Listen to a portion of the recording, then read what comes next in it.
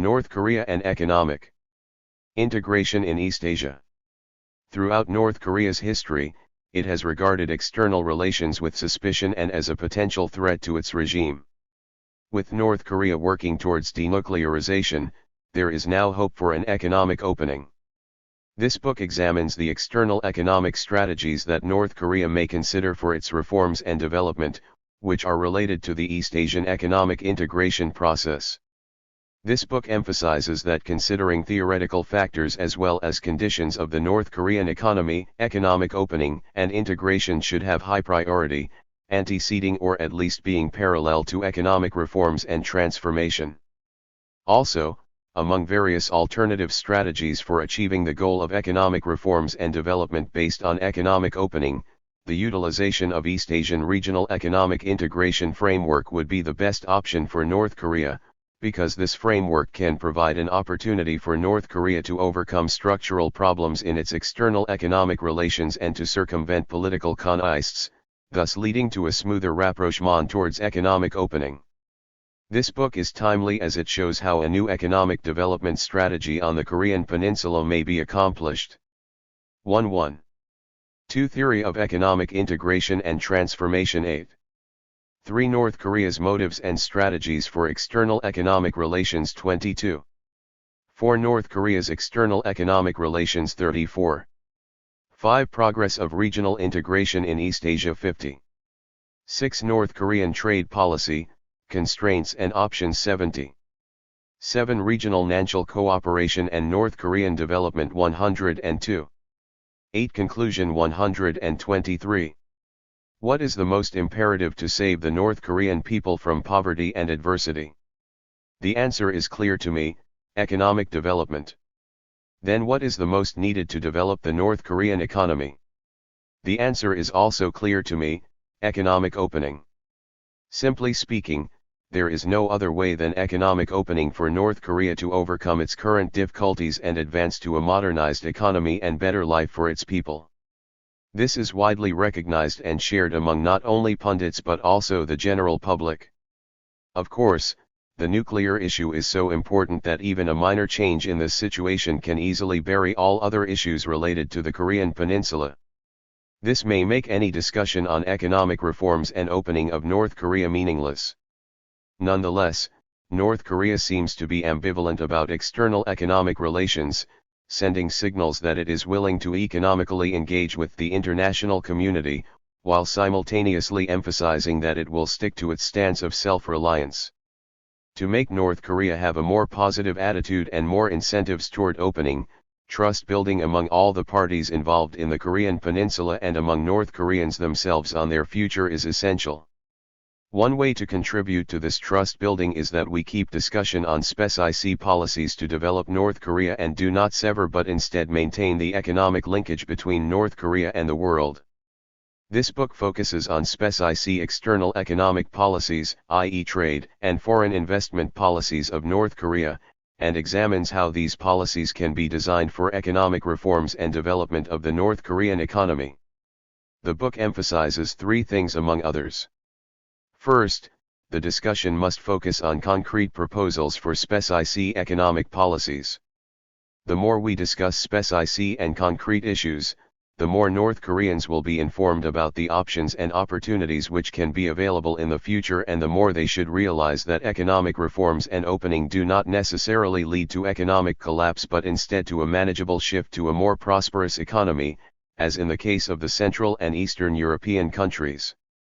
Second, among various alternatives to economic opening, participation in regional economic integration in East Asia is probably the best option for North Korea. East Asia can provide a large market for North. Preface. Preface 9. Korea's exports. In addition, it can be a major source of funding for North Korean infrastructure development. Also, participation in regional economic integration can reduce the political interference, and will lead to a smoother movement towards economic reforms and opening of North Korea to the international community.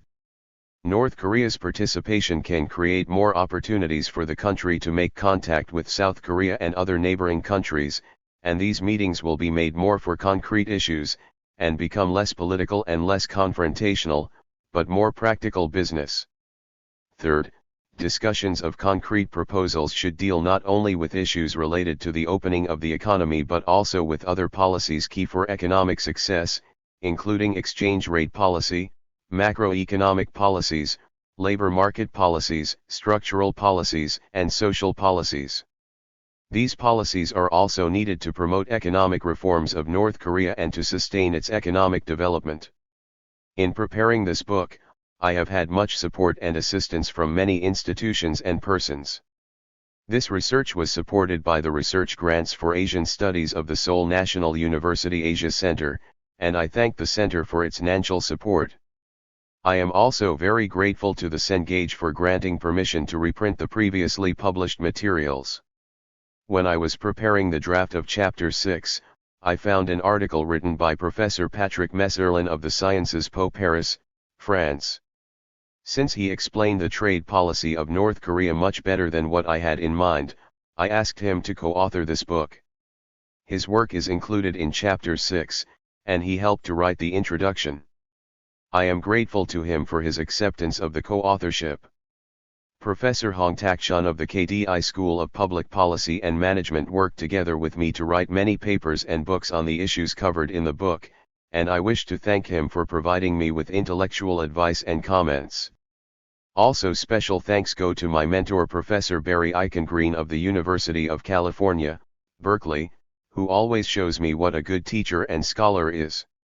Last, but not least, my deep gratitude goes to my family for providing continuous and warm relief. Yeongseop Rhee. 1. Background and purpose. 1. There is no doubt that denuclearization is the top priority for the area within the range of North Korea's missiles as well as for the entire world if North Korea is smuggling nuclear material to other chaotic countries. The problem is that this issue is so important that it tends to freeze all the parties involved in the Korean peninsula. Nobody is ready to move because the costs and risks generated by a violent collapse of the current North Korean regime are felt to be too high. As stated by Kim Jong-nam in his interview, I personally believe that economic reforms and openness are the best ways to make life better for the North Korean people. However, taking North Korea's unique position into account, there is a fear that economic reforms and openness will lead to the collapse of the present system. 2. This prevailing view of make no move now relies on arguments that can be briefly summarized in terms of the main four actors in North Korea. Members of the top nomenclatura are not ready to move because they fear that they will lose their current wealth and possibly their lives in a transition process that they perceive will be very fast at best, violent at worst, and in any case uncontrollable. Members of the lower ranks of the nomenclatura share the same view, though with variations, depending on the extent to which these officials are truly protected from food crises, on how much money they earn by oiling the system via corruption, and also on how much they care about the rest of the population among whom they live. 1. 2. North Koreans running officially blessed private businesses focus all their energy on consolidating what they have already achieved at such great pain, and may be afraid of expanding their businesses in a more market-oriented environment. The rest of the North Korean population is probably mostly consumed by the struggle to survive.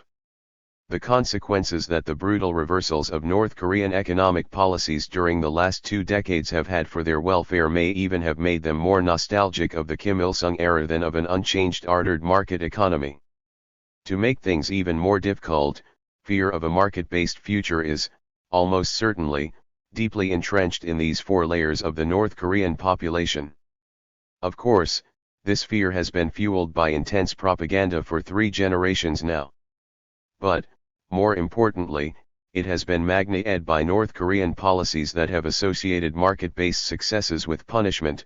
The 2009 currency change was a spoliation of all the savings made in the previous currency unit by North Koreans. It was magnified by devastating hyperinflation that has hurt every North Korean, and sheds a light on the profound lack of economic understanding in the top nomenclatura. 3. Last but not least, black markets that are not protected by the rule of the law are better than empty shelves, but they have surely created countless frustrations among North Korean consumers. These 4 ideas make a lot of sense. Indeed, they describe a population and its ruling group exhausted by 70 years of an increasingly inefficient economic regime and by one of the strictest single-party arrangements. That said, they do not eliminate the reverse arguments that should often cross the minds of North Koreans and would induce them to move forward. These ideas can be briefly summarized as follows. Members of the top nomenclatura can witness the reality that their peers in other communist countries have survived the transition process. Indeed, they have done well. Those who have lost the power they used to have are now very wealthy by North Korean standards and even often by the standards of their own countries under communist rule. Since the fall of the Berlin Wall, no one has lost his/her life in this process, in sharp contrast with the many violent deaths under communist regimes. The danger involved in belonging to the top nomenclatura is often underrated in democracies. While it is certainly very present in the minds of top North Koreans, life at the top of despotic regimes is full of fear, as amply documented by history from Han Woo-dae to Stalin. Market-based and democratic countries are the only ones where being at the top does not involve the risk of being violently overthrown. 3. Lower-ranking members of the nomenclatura should consider the experiences of their peers in other former communist countries, with some of them even running their own countries. Very few members of the lower ranks of the nomenclatura have paid a price for having been part of the communist system. The hunt for former East German Stasi or Romanian political prison staff or the members of the Polish Communist Party has not gone very far. The managers of officially blessed private businesses have not had the same role in other communist countries as in North Korea. According to some estimates, roughly half of North Korean food and basic consumer goods is produced and/or delivered by these managers. For despite the absence of evidence on the fate of these managers after the fall of communist regimes in other countries, it seems reasonable to assume that they have faced the usual fate of every business. The clever ones have adjusted to the changes and survived or prospered, while others have simply gone out of business. The rest of the North Korean population have some hint, when they can get some news about the rest of the world, that they have little to lose because there are very few countries in the world as poor as North Korea. Most North Koreans who have time to think about their future should be torn between these two sets of arguments. The number of these people may not be large, but it is probably large enough to trigger reforms and to support them if launched. What could be done to make the balance of arguments shift from those favorable for the status quo to those favorable for change? A good start seems to debate concrete proposals, the key word being concrete, about every economic policy to be implemented for economic reforms and development, what should and can be done, how fast, how wide, etc. The main goal of these debates would be to provide enough information and options to North Koreans for them to realize that the transition is not necessarily a fall into a chaotic and hellish world, but a reasoned and manageable shift to a more prosperous one via economic policy. Even crude, concrete proposals have some merit for conveying ideas about the future, while improving North Korean knowledge of economic issues. By contrast, keeping the debate on the economic future of the Korean peninsula to broad generalities cannot be conducive to the much-needed trust among North Koreans because it leaves too much room open to interpretation, fueling countless suspicions and leaving intact the existing fears. In short, the primary role of these debates on concrete proposals is to build trust among all the parties of the Korean drama, including building trust among the North Koreans themselves regarding their own ability to move onto a path to transition. Regarding reforms and economic development of North Korea, various proposals are floating around. Despite the wide range of proposals, it is clear that they agree on one thing: implementing economic reforms and modernization based on economic opening is the only option to prevent a further deterioration of the North Korean economy and a destabilization of its regime. North Korea should adopt economic opening and expansion of its external economic relations as a part of a grand development strategy, not just as an instrument to collect hard currency, so that economic opening can provide meaningful impetus to economic development. Participation in East Asian regional economic integration is probably the best option among alternative approaches to economic opening of North Korea. In particular, Utilization of a regional economic cooperation framework in East Asia will make it possible to overcome the structural problems in North Korea's external economic relations and to encourage and sustain its development projects. East Asia can provide a large market for North Korea's exports.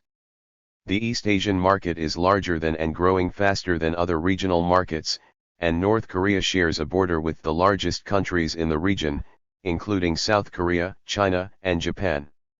Once North Korea is open for participation in regional economic integration, it can easily expand its trade with neighboring countries. The expansion of external economic relations through regional economic integration is not connected to trade, but also extended to foreign investment. In the world financial market, East Asia as a region is a net creditor. A huge amount of capital is readily available for investment in the region. In particular, large capital holders in the region are actively seeking new investment opportunities, because investments in their domestic markets are somewhat saturated and it is not easy to expect high returns.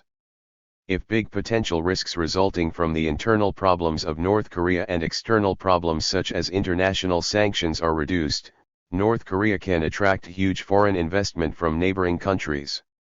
Also, participation in regional economic integration can lessen the political constraint, and will lead to a smoother movement towards economic reforms and opening of North Korea to the international community.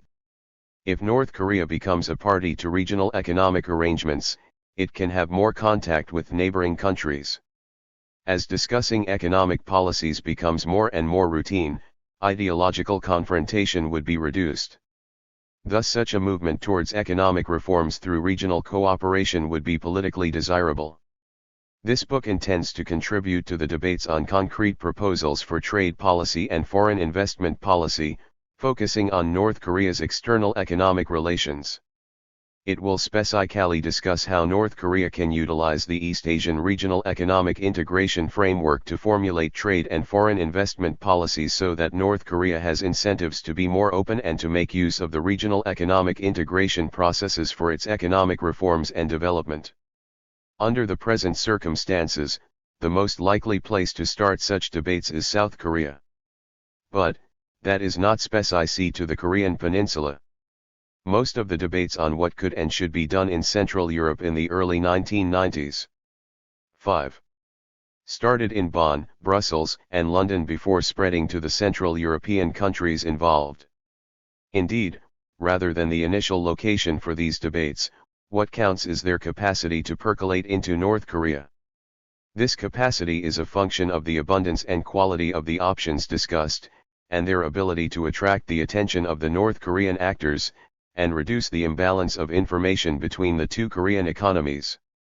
The fact that such debates should start in Seoul has a useful side. South Koreans are not immune to fears and suspicions on the future of the Korean Peninsula.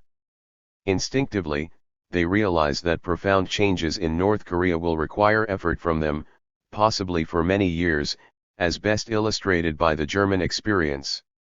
Still today, it is easy to end in Eastern Germany buildings as decayed as those existing in the early 1990s, despite the billions of euros spent by West Germans. As a result, South Koreans need to discuss the best possible concrete options from their own point of view among all those available.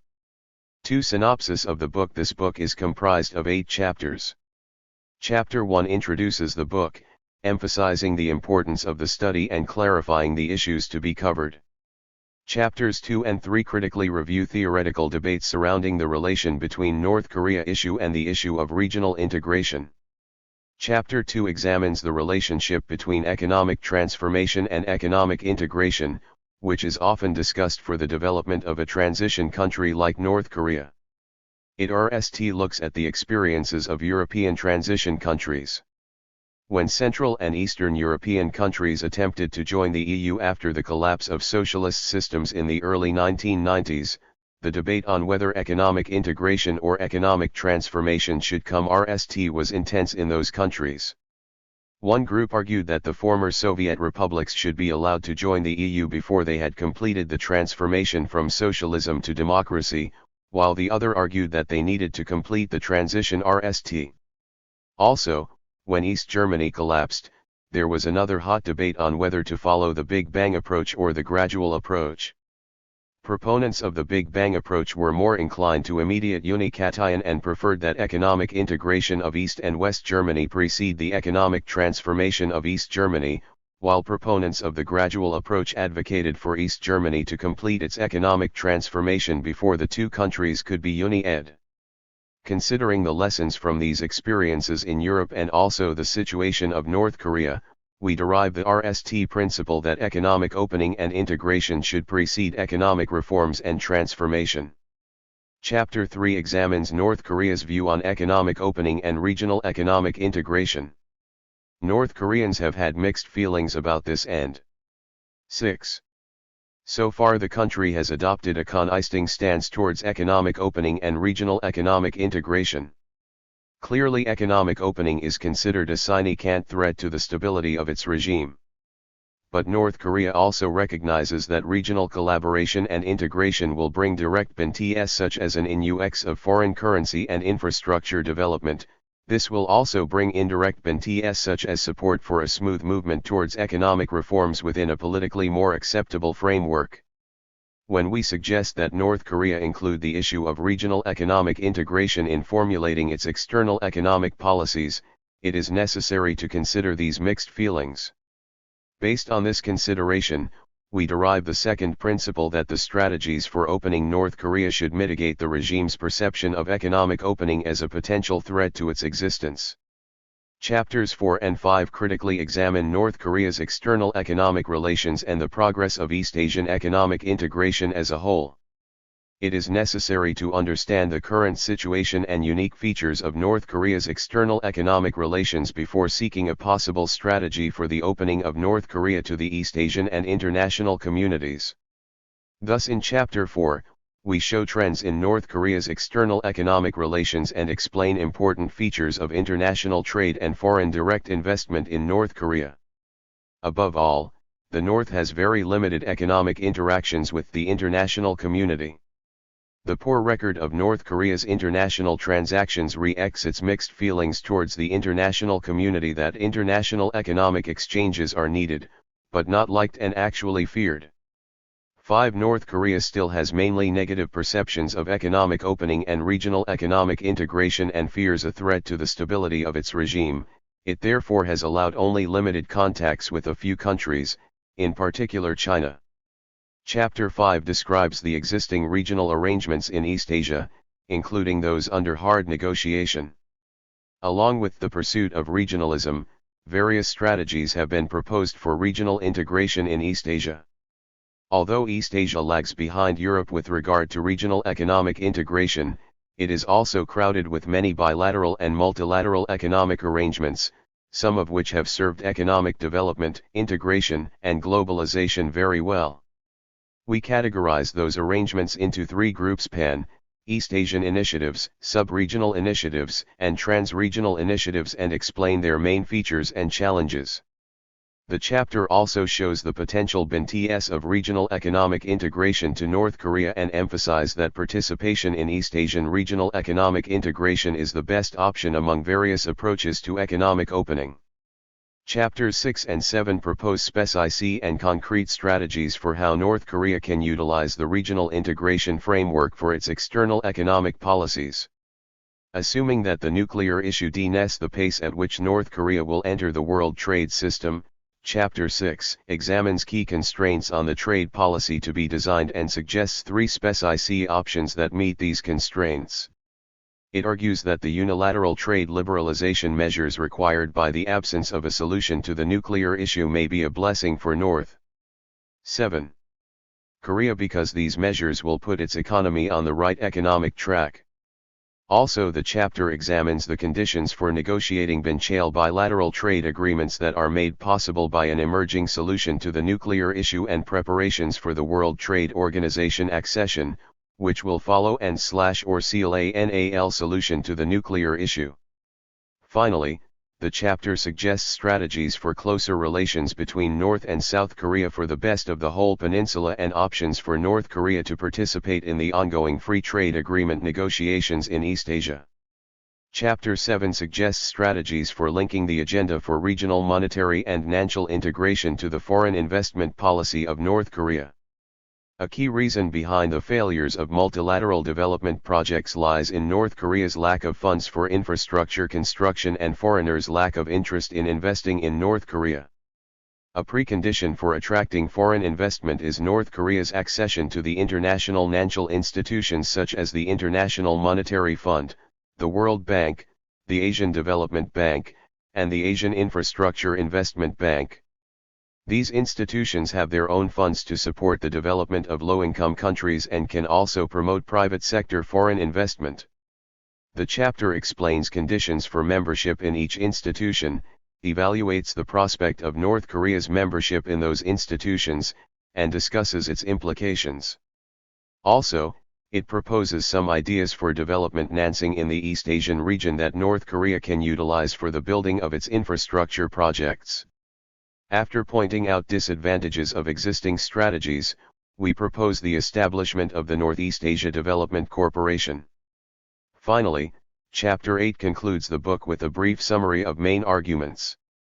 The chapter emphasizes a few strategies that South Korea and other neighboring countries should take to enhance the possibility of North Korea's participation in regional economic integration when the proposals suggested in the book are carried forward.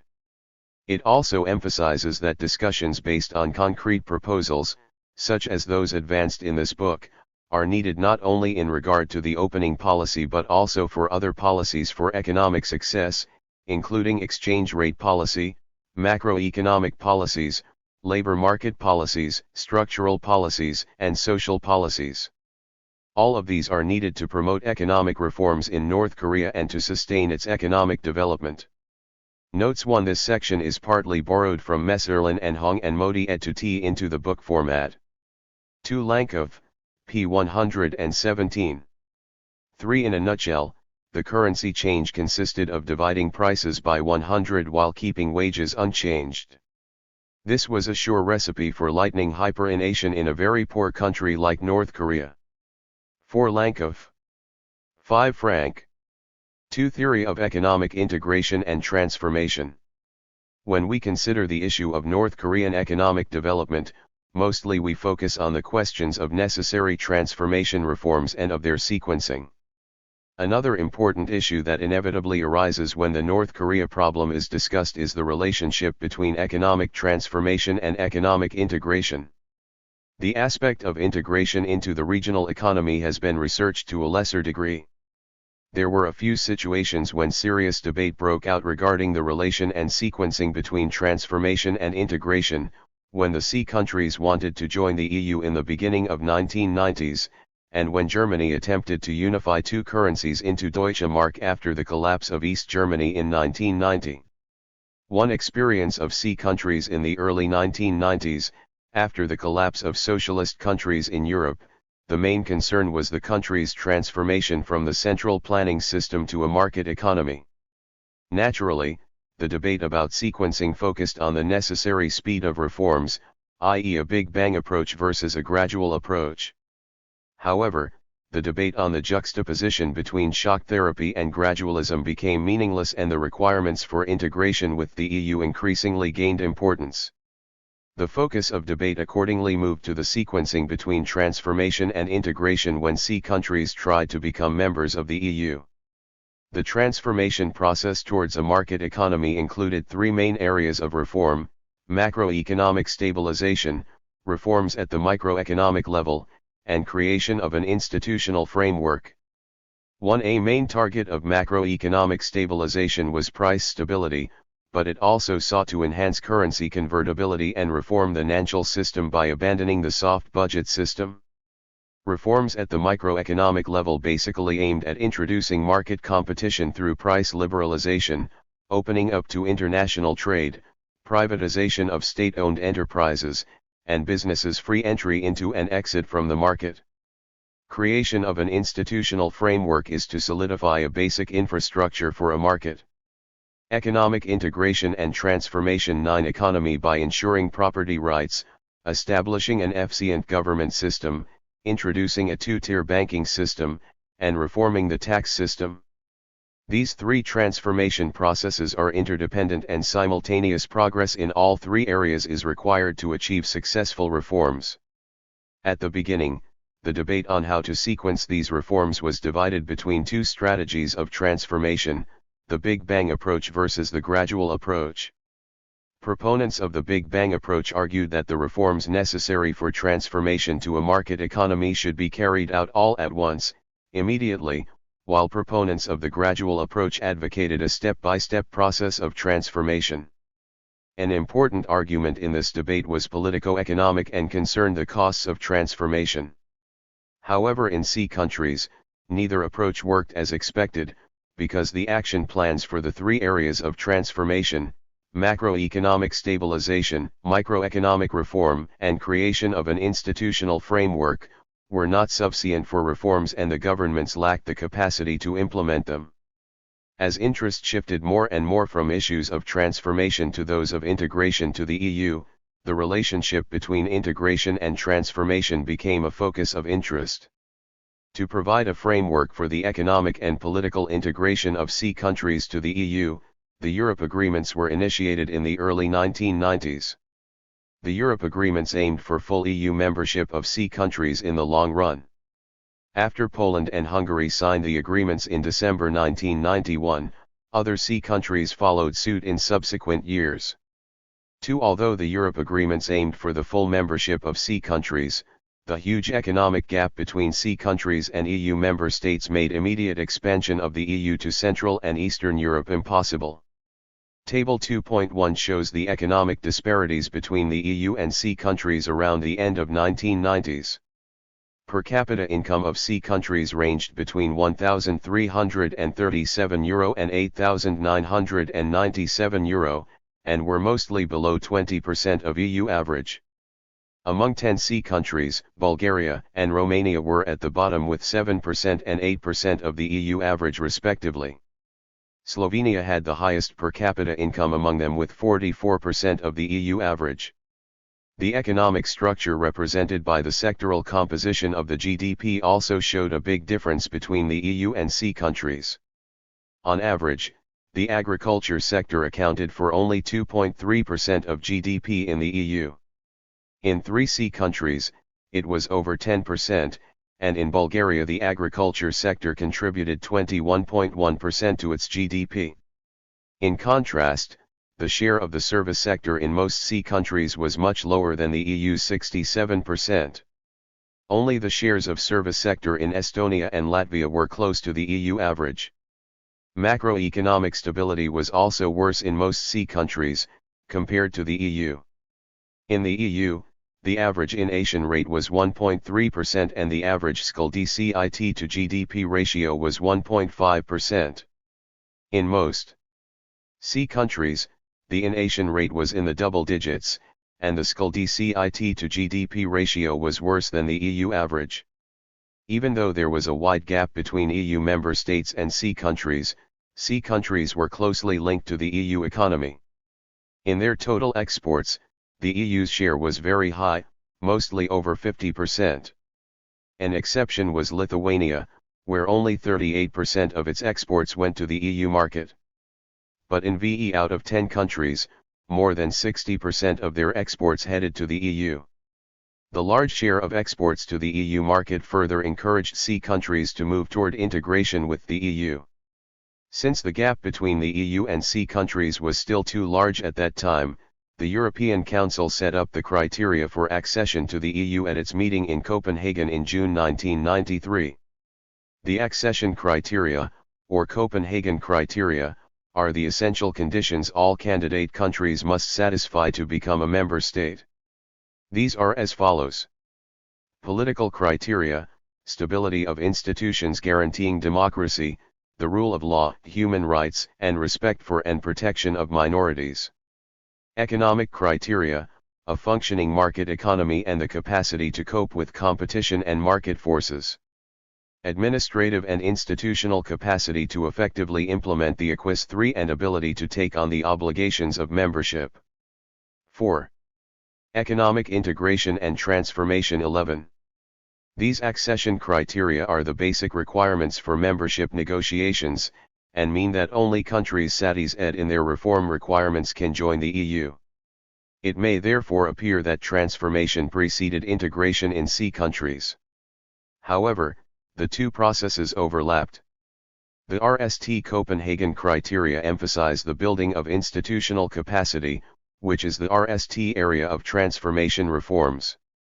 The second economic criteria for accession to the EU include accomplishing necessary reforms at microeconomic level, which is also a main component of the transformation process. The third Copenhagen criteria cover institutional capacity and macroeconomic stability, which are also targeted by transformation reform processes. Thus, there is considerable overlap between the requirements for transformation of C countries and those for the integration to the EU. 5. The order in which integration and transformation are accomplished is not predetermined. The Copenhagen criteria emphasize that full membership in an integration area is a result of successful transformation. However, it is not necessary. A C country could be allowed early integration with the EU in order to enhance its transformation process. Integration can be seen as a catalyst for economic transformation that could create competition in C countries. In 12. Economic integration and transformation fact, the anticipation of EU membership has helped C countries to progress with their reforms. Thus the integration and transformation processes are reinforcing each other. 2. Experience of German Unication. After the collapse of the Berlin Wall on November 9, 1989, West Germany and East Germany were faced with huge problems. The influx of immigrants from East Germany continued, which caused a lack of human capital and reduction of productivity in East Germany and also led to huge skill and social burdens in West Germany. Initially, there were strong demands for immediate responses to cope with uncertainty and to promote reforms in East Germany. As the economic and monetary integration of the two countries became a realistic option, hot debates emerged about the optimal strategies for integration. In particular, monetary integration attracted much attention because it symbolically meant the completion of German Unication. The RST Specic suggestion regarding monetary integration between East and West Germany was proposed by Mr. Wolfram Engels, a member of the European Council. He suggested the political Unication and introduction of the D-Mark as a way to improve the economic situation in East Germany. Beginning in 1990, political pressure for monetary integration increasingly intensified. One of main driving forces for this was the demands by East German people for freedom and equal chances in life. 6. Their strident demands were encapsulated in the slogan, "If D-Mark does not come to us, we will go to the D-Mark." The Social Democratic SPD politician Ms. Ingrid Matthäus-Maier considered monetary integration to be an option and proposed this policy on January 17, 1990 as a means to slow the exodus of East German residents to West Germany. 7. After that, various proposals were put forward on the formation of a monetary union, the sequencing of reforms in East Germany, and economic integration of the two countries. Broadly speaking, two options 8 for monetary integration were suggested, the gradual approach and the instant approach, and there were serious debates on the pros and cons of those options. 9. Proponents of a gradual approach argued that reforms necessary to transform the East German economy to a market economy must be promoted RST, and that monetary integration of the two countries should be introduced after these reforms. 10. This model may have several advantages. Since the East German mark was still in use, the exchange rate could be used as a policy to absorb initial shocks and maintain the competitiveness of East German RMS for a time. Another advantage is that during the transition period before integration, more information on the East German economy could be collected, which would enable better policy decisions. Also, throughout the period of adjustment for East Germany, a gradual approach.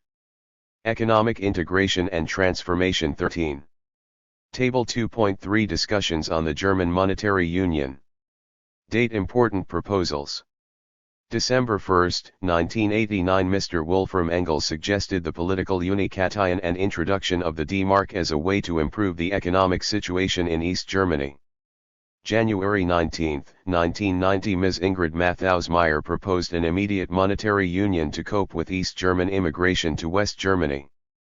January 19, 1990 The Finance Minister of West Germany, Mr. Theodor Weigel, warned that an artificial Unikation with the East German mark would be risky. January 24, 1990 The Modrow government of East Germany proposed that the East German mark be exchanged with the D-mark until 1992. January 24, 1990 The Bundesbank president, Mr. Hans-Dieter Mayer, demanded reforms in East Germany as requirements for monetary integration.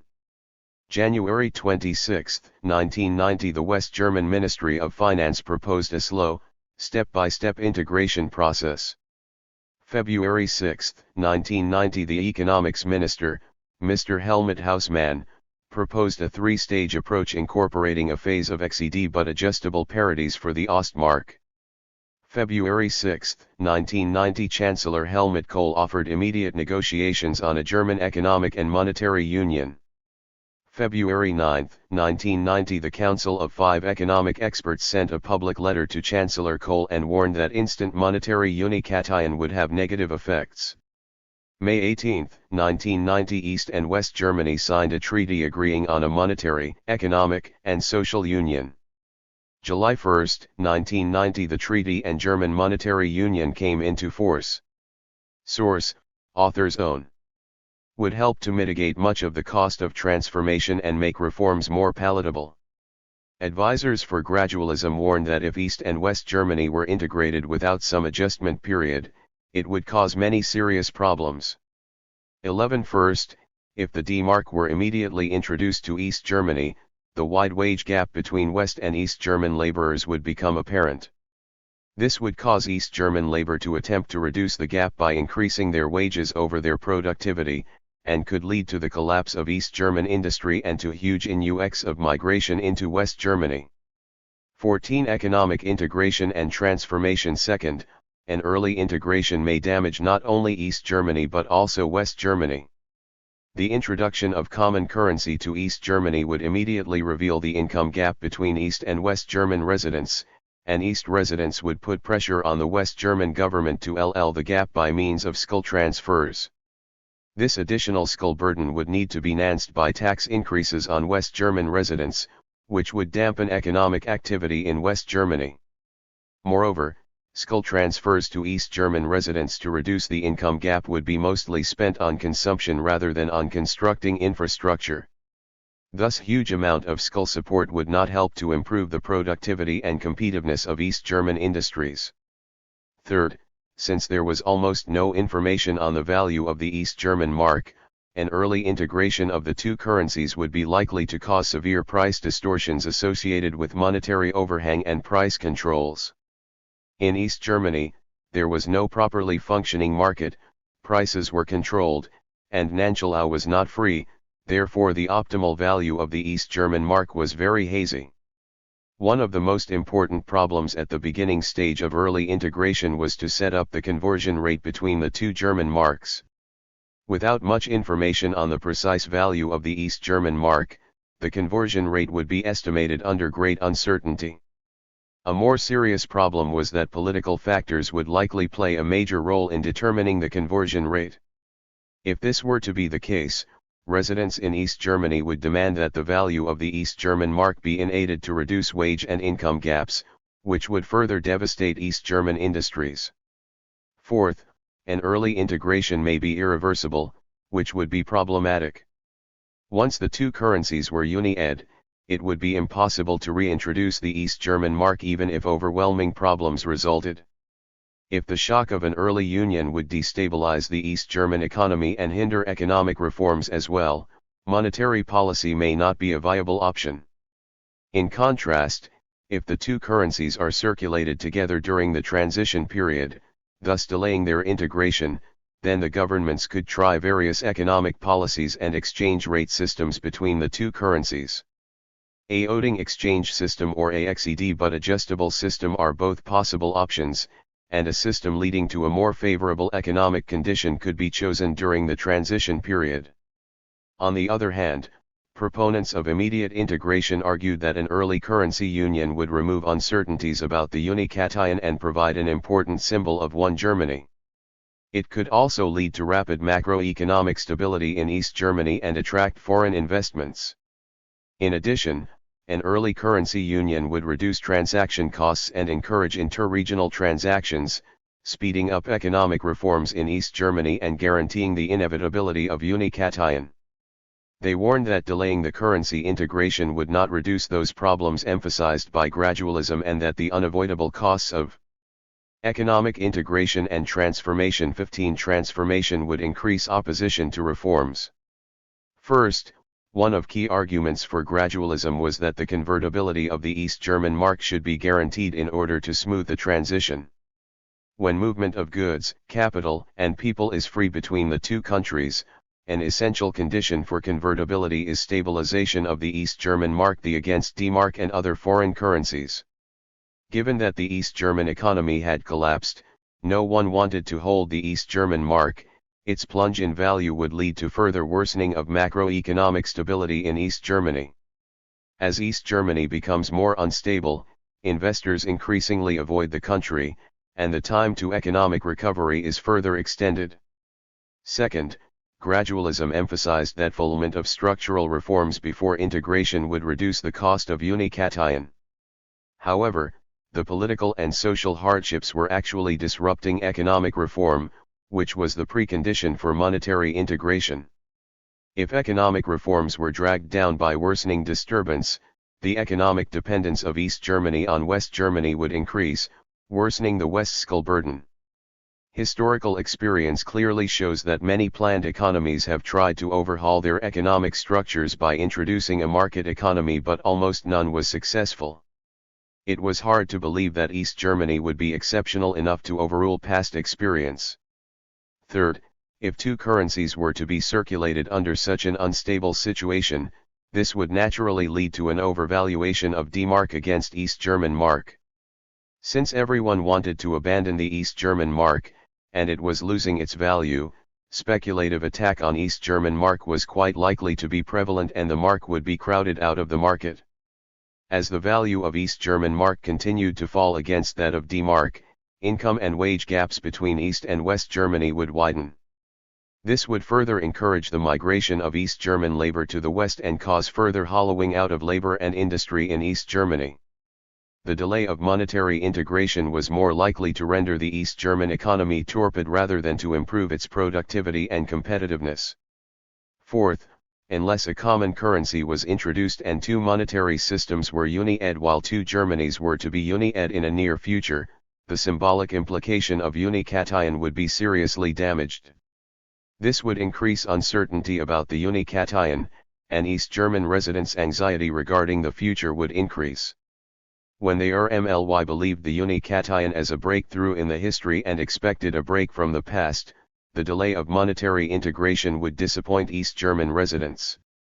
Consequently, political pressure such that if D-mark does not come to us, we will go to the D-mark would be more accumulated, which could further destabilize East Germany. The pros and cons of the two strategies are summarized in Table 2.4.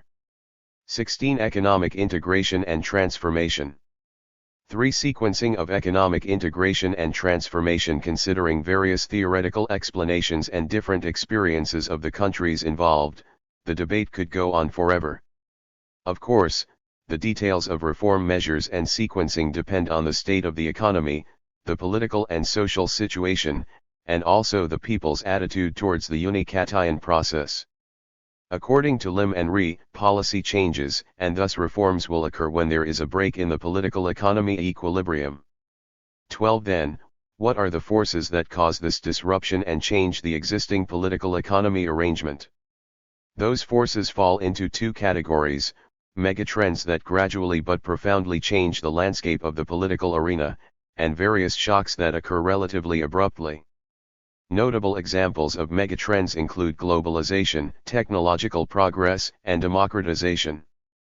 Globalization alters the existing equilibrium by adding new players, foreigners, and changing old players' incentives. As the world becomes more globalized and integrated, domestic residents have more opportunities to contact foreigners and gather more information on other countries. Also, as globalization intensifies competition among countries, socialist countries with inferior competitiveness feel under threat of losing competition. Thus pressure for change by the people will be intensified to utilize new opportunities and to overcome the threat. New products and new systems from technological innovation bring forth new lifestyles, and people will naturally demand new policies and reforms appropriate to the new technologies.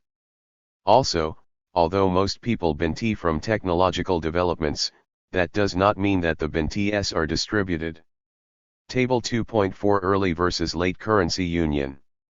Early Currency Union, Late Currency Union. Pros: speeding up economic reform. Cons of unication. Quick stability of East German currency. Reducing transaction cost. Attracting foreign capital. Absorbing initial shock. Collecting information and making better decision adjustment time for East German economy. Cons: loss of buffer policy instrument. Irreversibility of commitment. Inappropriate rate due to lack of information, instant huge budget burden. Lagging economic reform. Uncertainty of unication. Drain of East German quality labor to West Germany. Speculation on East German currency. Lingering support and budget burden. Source: modification of Table 10.7 in Rhee. Economic integration and transformation 17 evenly. Those at a comparative disadvantage have an incentive to push for new policies to protect them against the inequalities of the technological change. Democratization also affects existing arrangements. As in most socialist countries, the leader and allied politicians of an authoritarian regime tend to form an exclusive coalition with a small number of groups and ignore other societal groups. But as a country democratizes, pressures from various groups increase and it is difficult for the regime to ignore such pressures, especially when they are strong. 13. Democratization reduces the power of the privileged few who benefit from the previous policies, and induces economic reforms to reset a power shift, breaking the status quo. In addition to megatrends, abrupt shocks can shift the balance of power in a country and lead to policy changes and reforms. Abrupt shocks include the collapse of a regime, an economic crisis, a coup d'état, etc. These shocks can undermine the existing system and open possibilities for policy reforms. For example, a regime collapse or an economic crisis can create a consensus that the old system has failed and needs to be replaced with a new one. Thus, the existing balance of power will be eradicated, and those who were previously excluded will seek policies that allow them new opportunities. Since a regime collapse or an economic crisis disorganizes societal groups who benefit from the old arrangement and opposed reforms, the government feels pressure to change existing policies that are believed to have failed and caused the crisis. It is clear that the characteristics of reforms differ considerably from one country to another. Such differences may be caused by the differences between the driving forces across countries. When former socialist countries were stricken by the same shock of regime collapse, however, their responses were somewhat different from each other. This suggests that policy changes and reforms are conditioned by institutional structures and initial conditions of a country. Fisher and Gelb establishes that the sequencing and measures of reforms in C countries crucially depend on the following three conditions: the extent of their macroeconomic imbalances, both internal and external; the degree of the decentralization of their economic management and extent of the product markets prevailing before reform of the system begins; the extent of private sector activity prior to the reform. 14. To derive theoretical implications for the relation between transformation and integration, we need to much extend Fisher and Gelb, because they treated trade reform issues as an element of price reform. Considering the experiences of C countries, German monetary unication, and other developing countries 15 that have agonized over the sequencing of reforms and integration, we add two more conditions that affect reform measures and the sequencing of transformation and integration. 16. The size of a country's economy, and the industrial structure of a country. 18. Economic integration and transformation. Let's elaborate the above VE conditions. First, the extent of macroeconomic imbalances prevailing before transition has an important bearing on the speed and sequencing of the reform process. Internal imbalances, such as high inflation and monetary overhang, and external imbalances, such as a large deficit and huge foreign debt, are mainly caused by lack of market functioning. If high inflation is severe, stabilization measures are urgently needed. Also, to quickly resolve the internal gap between demand and supply, it would be more effective to import goods than to increase production capacity. Regarding external imbalances, opening up of international trade may worsen current deficits. Nonetheless, opening up to foreign trade and investment is desirable because it puts the right price signals in place and allows countries to benefit from larger markets and advanced foreign technologies. 17. The success of economic reforms in transition countries depends heavily on the extent to which they open their economies to foreign trade and investment. Second, according to historical institutionalism, an institution offers a particular set of opportunities and actors are expected to gravitate towards certain behaviors that take advantage of these opportunities. 18. A country's institutional legacy, such as the extent of centralization, the characteristics of system, the pattern of development, and its historical background, affect the reform process. If a country is very much centralized, the incentive of economic actors is divorced from market economies and relative prices do not well reflect market conditions. Even though the country needs to implement institutional reforms to transition to a market economy, the past will constrain the future. The more centralized a country, the more necessary it is to promote drastic reforms, and the harder this is to accomplish. Thus it would be desirable to utilize external influence by opening up to overcome the legacy of status quo in a centralized country. Third, the availability of resources also affects the speed and sequencing of the reform process. In many cases, resource-rich countries have ended up poorer than resource-poor countries.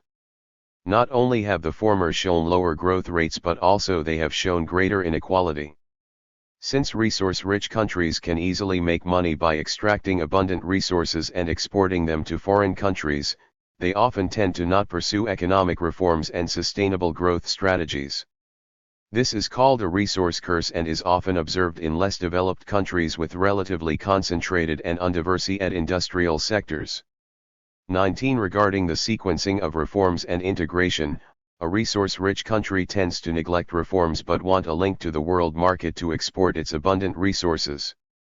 Fourth, a country's economic size also matters for the sequencing of reforms and integration. If a country is large enough, then it can be self-contained and considered as an independent market. Such a country can enjoy many benefits. There are economies of scale in the production of public goods. A larger country is less subject to foreign aggression. A large country can better internalize cross-regional externalities by centralizing the provision of public goods, and a large country is better able to provide insurance to regions affected by imperfectly. Economic integration and transformation. 19. Correlated shocks. Thus a large country tends to have less incentive to seek a foreign market to sell its products, compared to a small country. Fifth, a country's industrial structure also affects the sequencing of reforms and integration with the world market. When a socialist country that is skewed toward heavy industry begins to transition to a market economy, enormous collapse of heavy industries and increases in unemployment can follow. Unlike China, C countries were plagued by an inheritance of over-industrialization under socialism, and had therefore been subject to a sharp downturn in industrial production upon the outset of market reforms. 20. If they try to resolve the problem through internal reforms, the shock would be too large to be contained. Thus it would be better to defuse the shock by expanding production capacity and creating job opportunities through foreign investment. Opening up will be helpful for speedy rationalization of industrial structures of those countries. Considering these factors and the conditions of the North Korean economy, we suggest that economic opening and integration should have a high priority in North Korea, anteceding or at least being parallel to economic reforms and transformation, both on theoretical and empirical grounds. As in other socialist countries, one of most serious problems in North Korea will be repressed excess demand and lack of sufficient supply of goods. To avoid economic instability due to this internal imbalance, North Korea needs to import goods by opening trade with foreign countries, even though this may aggravate external imbalance. North Korea is probably the most centralized of the socialist countries, and the role of the private sector is severely limited. Thus it will be very difficult to empower the private sector and to expect it to play a role in leading economic reforms. Also, North Korea is relatively small compared to many developing countries, and it needs a larger foreign market to promote a sustainable economic development. Regarding industrial structure, North Korea is over-industrialized, like sea countries, and hence it is inevitable that there will be a sharp downturn in industrial production at the outset of market reforms. Thus North Korea needs to expand production capacity and create job opportunities by opening up investment to foreigners to absorb shocks following economic reforms. Various experiences of developing countries and sea countries also suggest that they have a high priority of economic opening and integration over economic reforms and transformation. At the beginning stage of economic development, developing countries have seriously considered two contrasting strategies: import substituting versus export oriented. There are many cases for or against those two strategies, and it would be a never-ending debate to determine which is better for economic development. However, historical experiences in developing countries clearly show that the export-oriented strategy has achieved much better performance than the import substituting one. In a recent meeting, 21 African researchers pointed to regional integration as a key driver of economic growth, saying that improved governance and structural transformation in Africa will naturally depend on the advancement of regional integration initiatives. The experience of sea countries also suggests that integration was very helpful to promote economic reforms. When sea countries began the 20 economic integration and transformation transition, the anticipation of EU membership was a big incentive for them to progress with the reforms. The prospect of uncertain EU accession may jeopardize the zeal for reform in the sea countries. Thus, to encourage the reform process within sea countries, it was very important to give them assurance of certain and early membership of the EU. North Korea is probably the country that we have the least information on, and it is largely unable to understand North Korea's reality and intention for external relations. Characterizations of the North Korean regime are diverse, ranging from a nutcase to a shrewd schemer.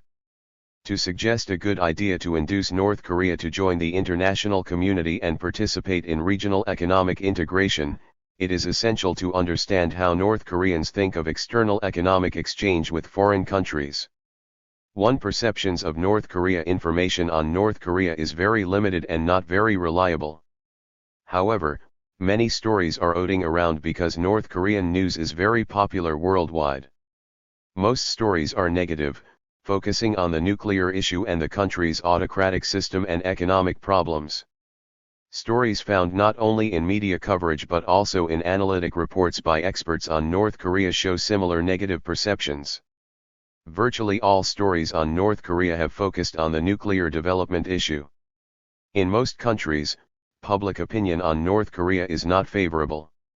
According to a recent survey by Fox News, 193% of Americans considered North Korea to be an enemy, while only 34% of them called China an enemy. Also, North Korea is ranked at the top of the greatest threats to the US, ranking even higher than ISIS among the American people. Gallup recently released a similar survey result, when respondents were asked what one country anywhere in the world do you consider to be the United States' greatest enemy today. 51% of Americans named North Korea, while Russia, China, and Iran were named only 19%, 11%, and 5% respectively. North Korea dwarfs all other countries in negative perception. Too many people think that the only interest of North Korea is to maintain the Kim dynasty, and that it RMLY believes possession of nuclear power is the best strategy for survival. A serious problem is that the North Korean regime is irrational and insane, and nuclear weapons in North Korean hands will be a big threat to the stability of not only the Korean peninsula but also the world, including the US. To develop nuclear weapons and maintain the regime, the North Korea's motives and strategies for external economic relations. 3. Strategies for external economic relations. 23 Story goes on, North Korea mobilizes all of its resources by repressing its citizens, leaving them near starvation. North Korea has had problems with chronic food shortages since the 1990s, and this has left an entire generation of North Koreans with stunted growth and a greater susceptibility to health problems. This line of story is particularly emphasized by non-governmental organizations, which are working to improve human rights in North Korea.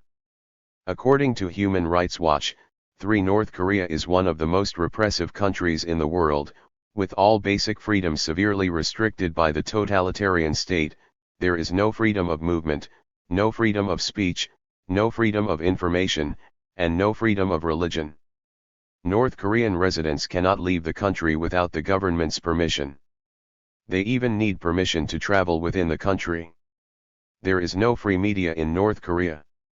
If you criticize the regime, not only you but also your entire family will be sent to a prison camp.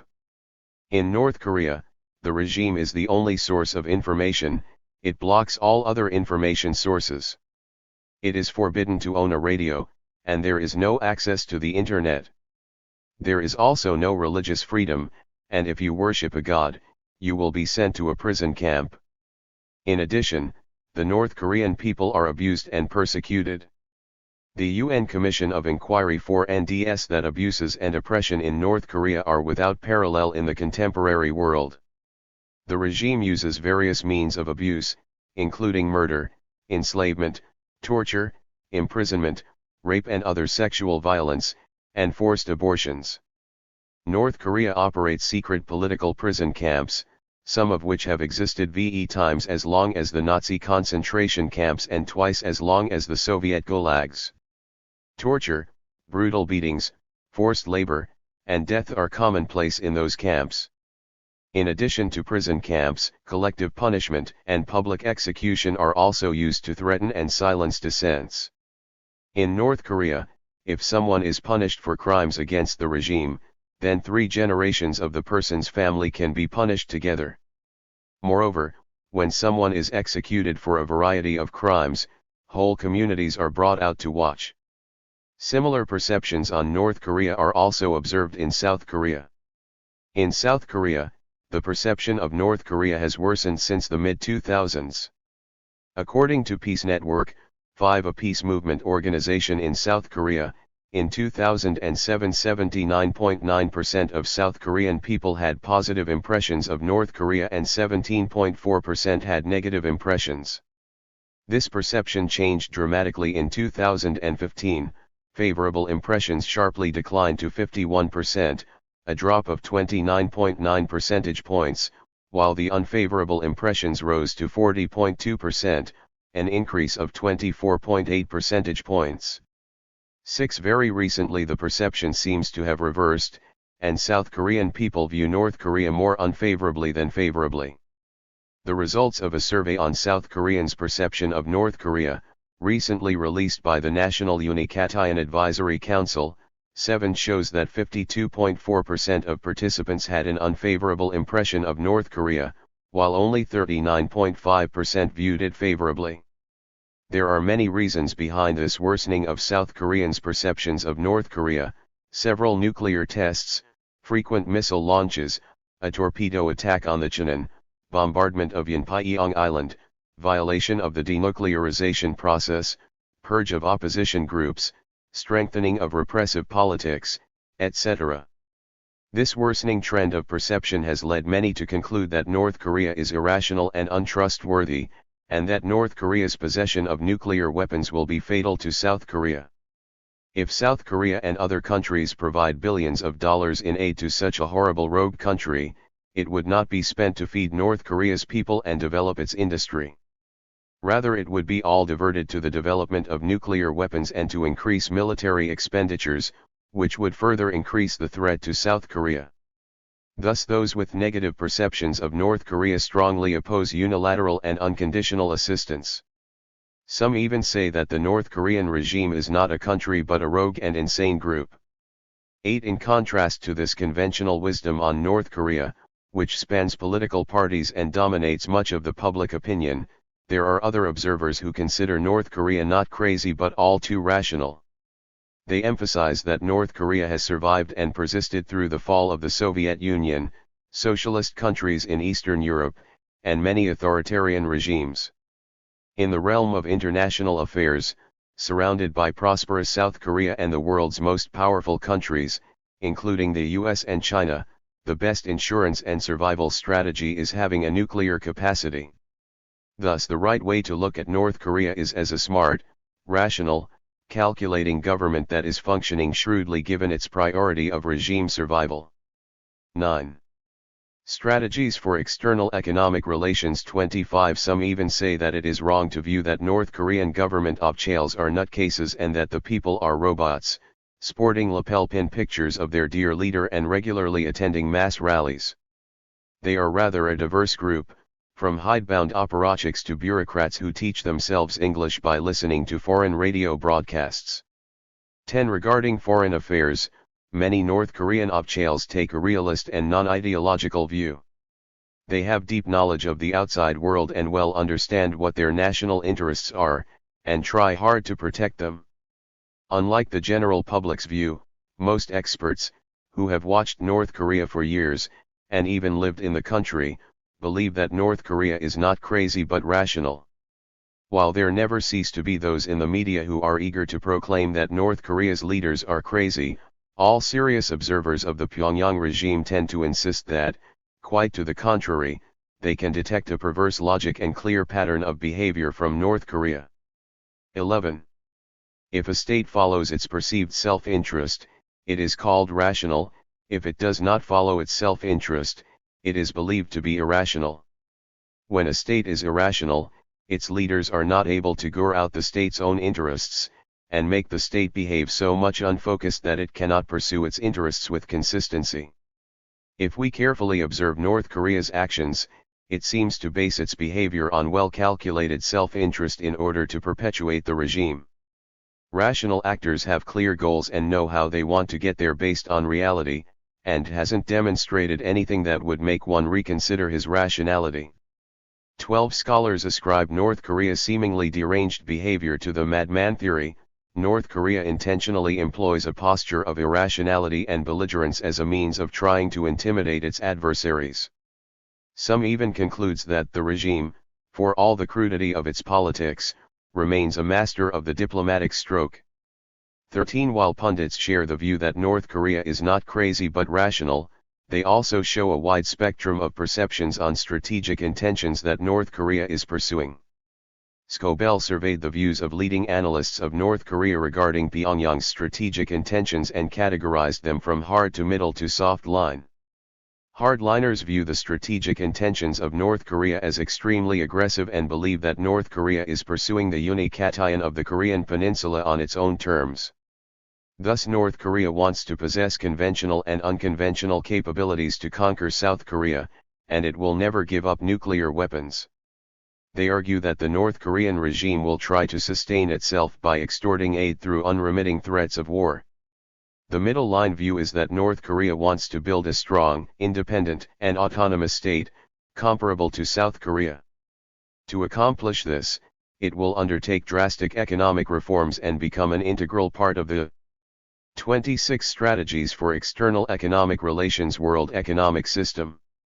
It will cautiously begin reducing its military capabilities and nuclear weapons, but it will not give up the whole nuclear program.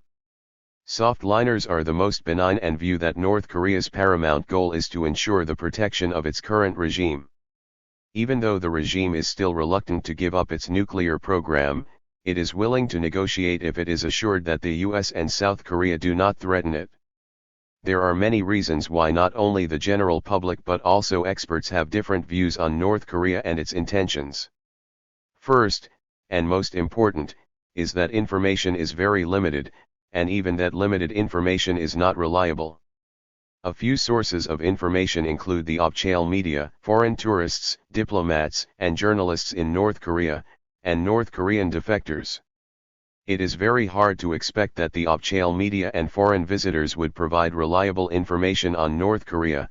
They are all tightly controlled in North Korea, and only a bit of information allowed by the North Korean government is spread to the residents and the outside world. Foreign visitors are always accompanied by surveillance, their contacting of local people is supervised, photography is heavily restricted, and the media coverage is tightly regulated. Thus, reporting on North Korea is analogous to the parable of the blind men and an elephant. The range of perceptions on its intention is so wide and various. The second and the third reasons are related to the bias problem. Second, the limited information that we have may be biased, and our own biases may affect the information that we select.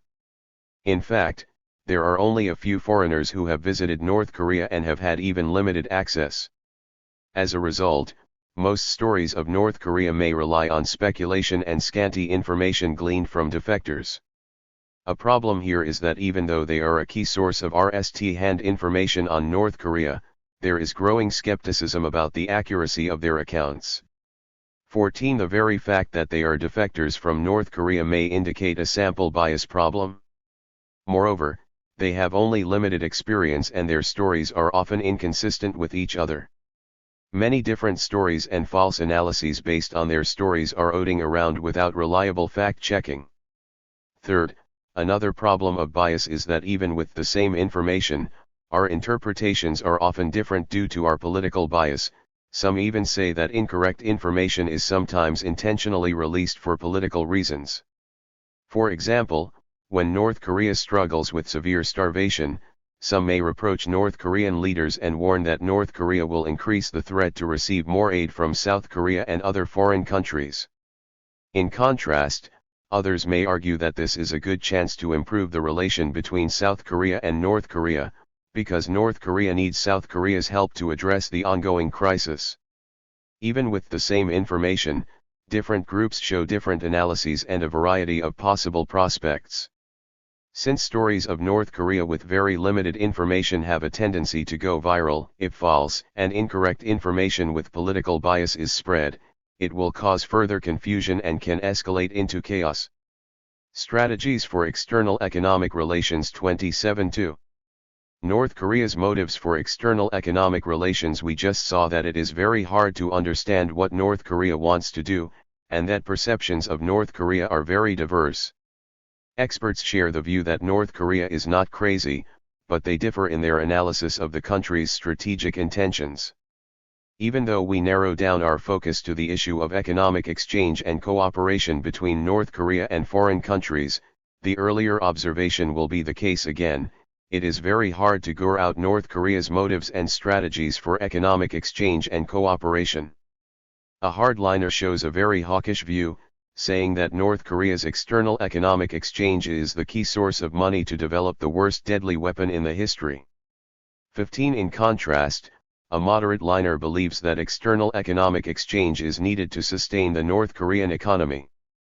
To purchase oil and key products for both production and consumption sectors, North Korea should export raw materials such as coal to earn hard foreign currency. Some even say that North Korea desperately needs external economic transactions to import key parts and components that are needed to transform and upgrade its economic structure and to improve its productivity.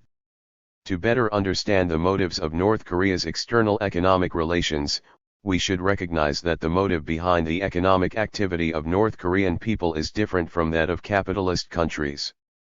What is common sense to those in capitalist countries may not be the case to people who have grown up under classical socialist governments. In capitalist countries, the private sectors are the main actors, and if economic activity is not profitable and sustainable, it eventually evaporates. In North Korea, the economic motive also exists both at the individual and the collective levels. Unlike capitalist countries, however, the economic motive is clearly subordinated to the political one, and even if economic activity is not profitable, it is nonetheless maintained. The same story applies to the motive of external economic relations in North Korea. The RMS that are involved in international transactions are owned by the state.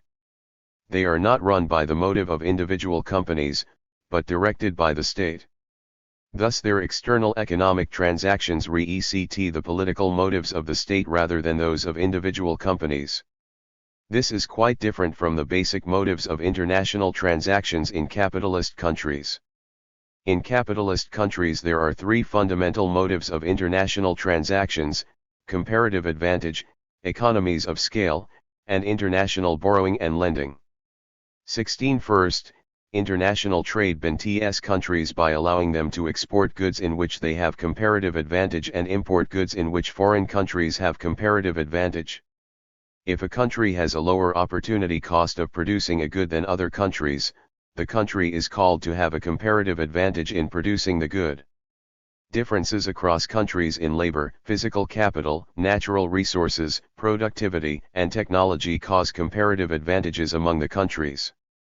Thus, 28 strategies for external economic relations. As long as countries are different from one another, they have comparative advantages in different sectors and have motives to trade with each other to enjoy the benefit gained from international trade. Second, international trade benefits countries due to the effect of economies of scale.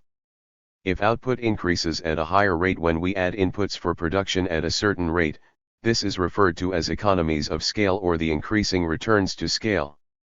If a RM or an industry has economies of scale, a larger scale leads to more efficient production because the cost per unit declines as we increase production. Without international trade, a country should produce a number of goods needed for its consumption using the given amount of available resources. This limits the amount of production for each good, and the country may not enjoy the effect of economies of scale. International trade permits the country to produce a smaller number of goods without sacrificing variety in consumption. The amount of production for each good is increased, which leads to the effect of economies of scale. Thus, with international trade, the country can take advantage of economies of scale, while it cannot if it produces everything for itself without international trade. Third, countries can also benefit from transactions of natural resources. Financial transactions help savers transport current surplus income into the future and borrowers access future earnings now so that both savers and borrowers can be better off.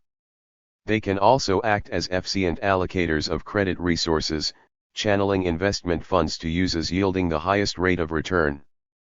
This will enhance efficiency and accelerate growth of an economy.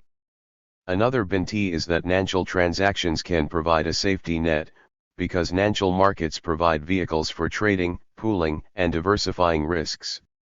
Thus through natural transactions, the sharpest ups and downs of our lives can be smoothed away, making an uncertain world more predictable. International natural transactions further expand the opportunity sets, which can bring further benefits. North Korea is not actively promoting external economic exchanges to enjoy the aforementioned benefits, because it has a different perception of international transactions. North Korea clearly recognizes that they are needed, but not liked and actually feared. 17. There are many reasons behind North Korea's perception of external economic exchanges. Socialist countries have a strong ideology that perceives the world as divided into antagonistic classes, the labor and the bourgeoisie, and that capitalists exploit the labor class. 18. According to this ideology, conducting economic exchanges with capitalist countries is equivalent to exploiting the labor class and should be avoided. A fear of ideological contamination adds to these reasons for North Korea's volatile and unexpected behavior. The most serious lesson of the collapse of socialism in several countries is that the corruption of socialism begins with ideological corruption, and that a breakdown on the ideological front results in the crumbling of all. Strategies for external economic relations. 29. Socialism's fronts and ends in the total ruin of socialism. Giving priority to ideological work is essential for accomplishing socialism. 19. When North Korea explained the demise of C countries, they emphasized three major reasons. 20. The RST and most important reason was the lack of spiritual preparedness to resist material temptations associated with decadent capitalist culture. The lack of military capacity to defend themselves and the failure of leadership succession were the other two reasons. In addition to this consideration of socialist countries, in North Korea the idea of nationalism is also an important reason behind its perception of international economic transactions. In order to understand the creation of nationalist ideology, we need to look at the history of North Korea. Kim Il-sung, the founder of North Korea, is revered by North Korean people as a nationalist hero who led the campaign against Japanese imperialism. This still resonates in its political propaganda that exhorts the North Korean people to stand resolute against U.S. imperialism. After World War II, North Korea received moral and material support from China for a long time. The Soviet Union also provided North Korea with economic and technical support, including military technology. This international support system made North Korea economically dependent and gave China and the Soviet Union political influence over North Korea. It is in this context that JICH, self-reliance, emerged as the guiding ideology. 21 Based on this ideology, North Korea has tried to establish a system of self-containment and to maintain its existence independent of the external environment. Given North Korea's ambivalent position on international transactions, the powerful capitalist encirclement, and the reality that North Korea is nearly absent of leverage that can be used to coerce the other side into accommodating its wishes in the case of bilateral negotiations, North Korea desperately needs a multilateral international strategy to make it strong in negotiations. The strategy should start with the recognition that North Korea is encircled by superpowers and the prosperous South Korea. If North Korea tries to build one-to-one bilateral relationships with one of countries, it is likely that North Korea will be in a weak position. Thus, when North Korea wants to have an external relationship, it will try to create another bilateral relationship so that the latter can be used to balance the powers surrounding it. Figure 3.2 shows such a strategy. Suppose there are two superpower countries, such as the US and China, surrounding North Korea. When North Korea tries to establish an external relationship with partner 1 only, there is a huge power gap between North Korea and partner 1, and North Korea may have little leverage in the bilateral relationship. If North Korea simultaneously tries another external relationship with partner 2, which drags North Korea in the opposite direction, those two powers can be offset with each other. Even though North Korea's power is small, if the powers of partner 1 and partner 2 are offset with each other, then North Korea may have enough leverage in those external relationships. Through involving and balancing those superpowers, North Korea can determine the actual direction of movement almost at its will. 30 Strategies for external economic relations. 3. North Korea's strategies for regional economic integration. It should be one of the most difficult things to understand North Korea. The information is very limited and it shows very volatile and seemingly inconsistent attitudes. Naturally, outsiders' observations of North Korea are quite different from one another. These wide-ranging perspectives on North Korea have in common the following observations. First, the North Korean regime is a totalitarian dictatorship governed by the sole leadership of Kim's family, who stand above the party and the state that the North Korean people are required to obey. North Korea may have a state-run planned economy in common with other socialist countries, but the Kim family's dynastic succession is unique. Second, the JICH ideology is prescribed as the main guiding principle of all policies. The JICH includes ideological autonomy, political independence, economic self-sustenance, and self-reliance in defense. 22. Kim Jong-il introduced Sungun as another guiding principle, but JICH is more fundamental and is unique to North Korea. The spirit of the JICH idea continues to live on today. Third, the socialist ideologies that had once helped sustain North Korea's society are gradually waning. The economic crisis of the 1990s had an especially big impact on North Korea, and there are growing signs that the social system now revolves more around the exchange of money and information. 23. Although North Korea has steadfastly maintained its regime under significant internal and external threats, it is certain that North Korea cannot overcome economic problems that confront it by depending on its socialist planned economy and self-reliance policies alone. Here North Korea is in a big dilemma. To ensure the regime's survival, North Korea must engage in reforms needed to reverse economic deterioration and improve the quality of life. However, the implementation of any such reform, including opening the economy, would endanger the leadership and bring the collapse of the regime itself. For fear of this risk, North Korea has not made any move towards change and has clung to its nuclear program. Considering the internal and external situations that have made North Korea hesitant to make reforms and open external transactions, experts share the view that North Korea is not crazy and exhibits remarkable skill for utilizing the surrounding international environment. From North Korea's strategies for external economic relations, 3 inferences can be drawn. 24 First, North Korea would prefer to have international transactions with a country of a big stake in the Kim regime's survival in terms of power. Even though a powerful country may have more potential to be a real threat, the survival of Kim's regime can be ensured only with the help of major powers. Second, North Korea would prefer multilateral relationships over bilateral ones. Once it emerges from isolation and starts participating in international transactions, North Korea will face many conflicting interests with other countries. Thus multilateral relationships would be better for North Korea so that it can have room for alliances, thus preventing direct confrontation in bilateral relationships when interests conflict.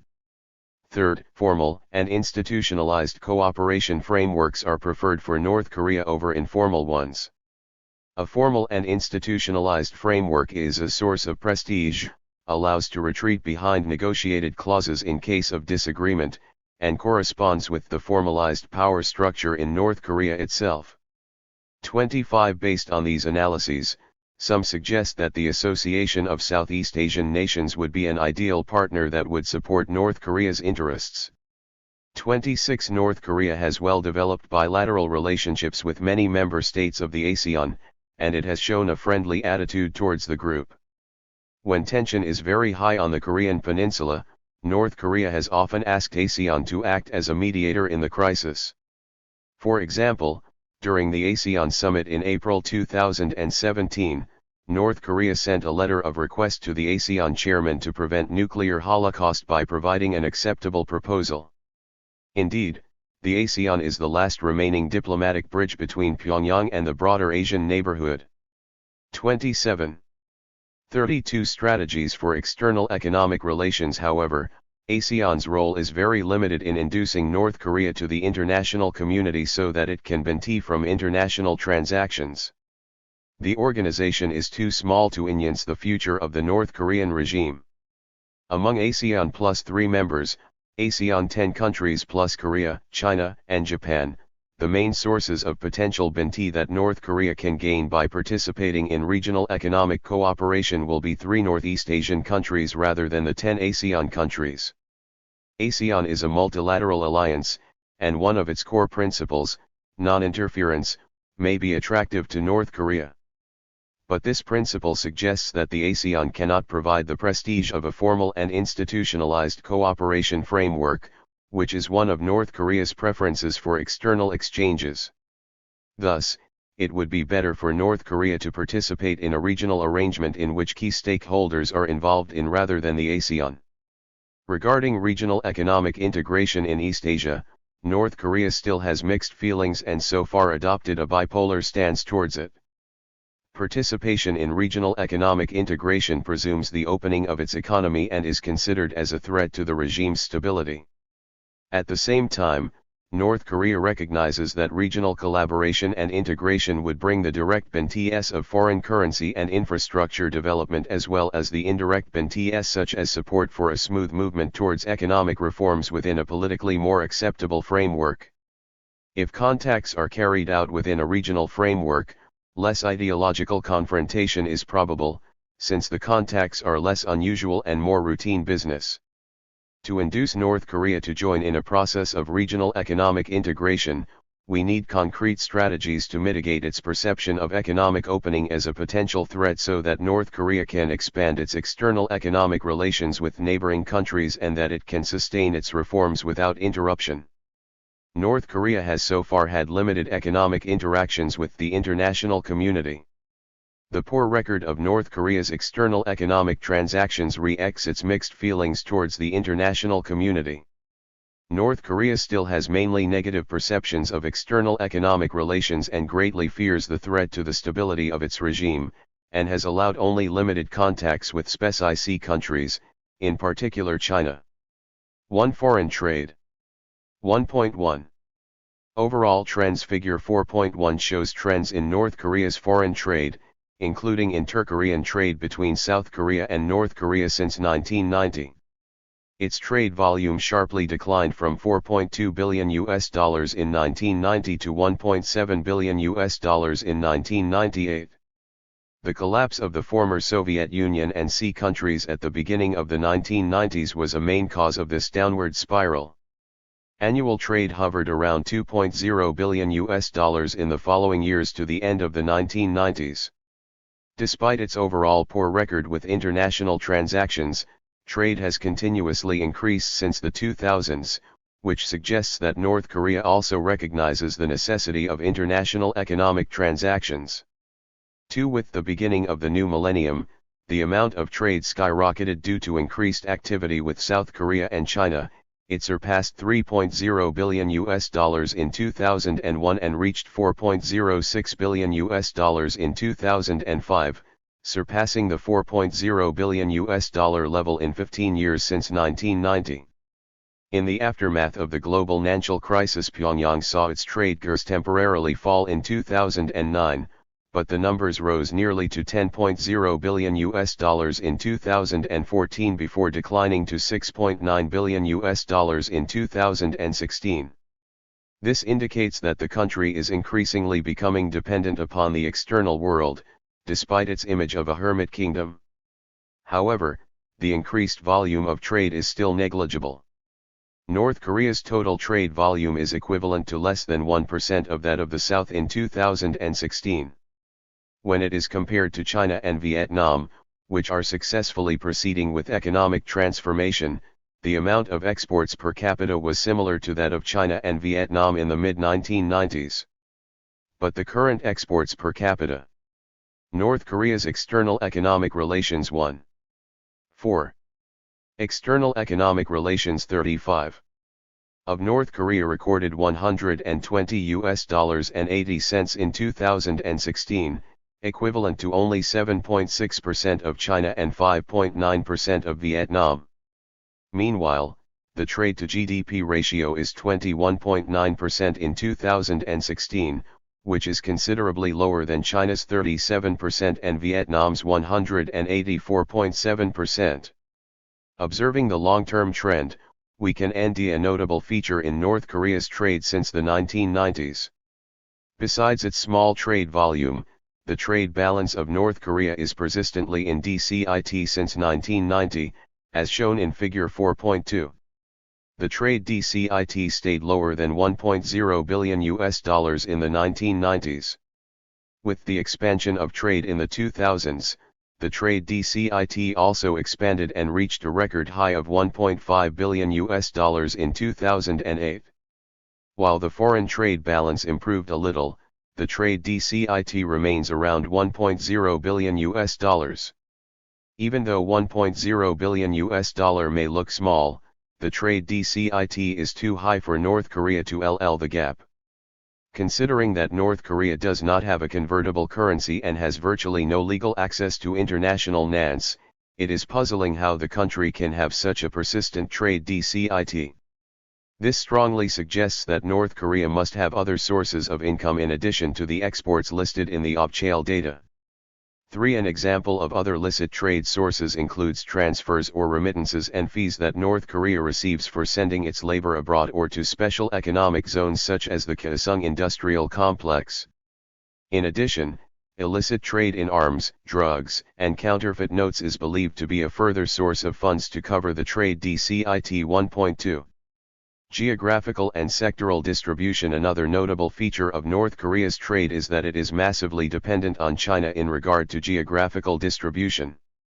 As shown in Table 4.1 and Figure 4.3, in the early 2000s, the shares of South Korea, China, and Japan in North Korea's total foreign trade were similar to each other, and their sum accounted for more than 60% of North Korea's total trade.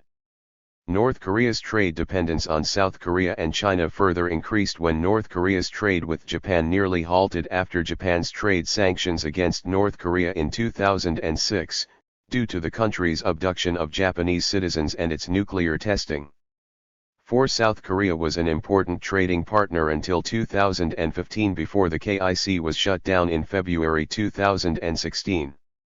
In North Korea's total trade, China and South Korea accounted for 63.7% and 30.3% respectively in 2015, but the numbers changed to 88.2% and 4.8% in 2016. Meanwhile, apart from trade through the KIC, inter-Korean trade has practically stopped since 2011 due to sanctions that followed North Korea's torpedo attack on the South Korean Navy's warship Cheonan and its shelling of Yeonpyeong Island. The total amount of inter-Korean trade reached $1.71 billion in 2011 and $1.97 billion in 2012, respectively. However, excluding KIC transactions, the amount of trade was only $3.9 million in 2011 and $0.8 million in 2012. While trade with China has steadily increased and North Korea's dependence on China has grown, its trade with other trading partners has significantly declined. In 2016, trade with China reached $6.06 billion, which accounted for 88.2% of North Korea's total foreign trade. Trade with all other partners other than China and South Korea was only $348.6 million in 2016, accounting for 7% of North Korean trade. Since 2016, after the shutdown of the KIC, inter-Korean trade has almost stopped, and it is not an exaggeration to say that China has become North Korea's sole trade partner since then. Regarding sectoral distribution, North Korea's trade is heavily concentrated on a few products on both the export and the import sides, and this concentration is ever intensifying. Over the past years, North Korea's exports have been dominated by mineral products, followed by apparel and clothing, non-ferrous metals, and sherry products. Underground resources consistently account for around 50% of total exports since 2000s, reaching 50.3% in 2016. This reflects the fact that China is the main market for North Korea's exports. Major export items to China are mostly composed of underground resources such as minerals, coal, and iron ore. As for the items heading for South Korea, the share of consumer goods made up 64.8% in 2005 when the KIC began its operation, and 82.9% in 2015 just before it was shut down. The high proportion taken up by consumer goods results from the nature of inter-Korean trade transactions. The general and processing trade that took place in the KIC was centered on light industry articles, including apparel. However, with inter-Korean trade activities practically suspended since 2011, North Korea's export dependence on China and the share of primary goods in its total exports to China have mushroomed. The fact that underground resources account for the largest share in the total exports demonstrates the underdeveloped structure of North Korea's export industry. On the import side, mineral oils such as crude oil have taken the largest share, followed by electric and electronics, machinery and metals, and chemical products. The sum of these still accounts for more than 30% of the total imports of North Korea. One thing to note is that in recent years imports of textile products have rapidly increased in trade with China. This also reflects the massive dependency of North Korea's trade on China. As North Korea's exports of textile products to China increase, imports of textile wares and fabric from China have also increased. This sector in particular began to grow after trade sanctions suspended inter-Korean trade, of which textiles were a large segment. 2. Foreign direct investment. Investment is much more sensitive to non-economic factors than foreign trade, and many development projects, including the UN Development Programme, the Korean Peninsula Energy Development Organization (CES) projects, and intercontinental cooperation projects, have been inconsistent, without many benchale results. Nevertheless, North Korea has developed many policies to induce foreign investment. In September 1984, the RST legislation to attract foreign capital, the Joint Venture Act, was enacted. In December 1991, the Foreigner Investment Act was established. Since 1991, North Korea has expanded its policies and has begun to set up CESs such as the Rajin, Sunbong Free Trade Zone and the KIC. As with other statistical data, North Korea does not release off-chale data on the inbound out of foreign capital. In addition, the credibility of estimates made public by international organizations such as the UN Conference on Trade and Development has been in question due to limited calculation methods. Since the mid-2000s, China's Ministry of Commerce, North Korea's largest investor, has released statistical data on its investments in the long-standing Ally 5. However, it is widely known that a large amount of investments by Chinese governmental agencies and state-owned companies are unoff-chale. Small-scale investments are said to be made without the approval of the Ministry of Commerce.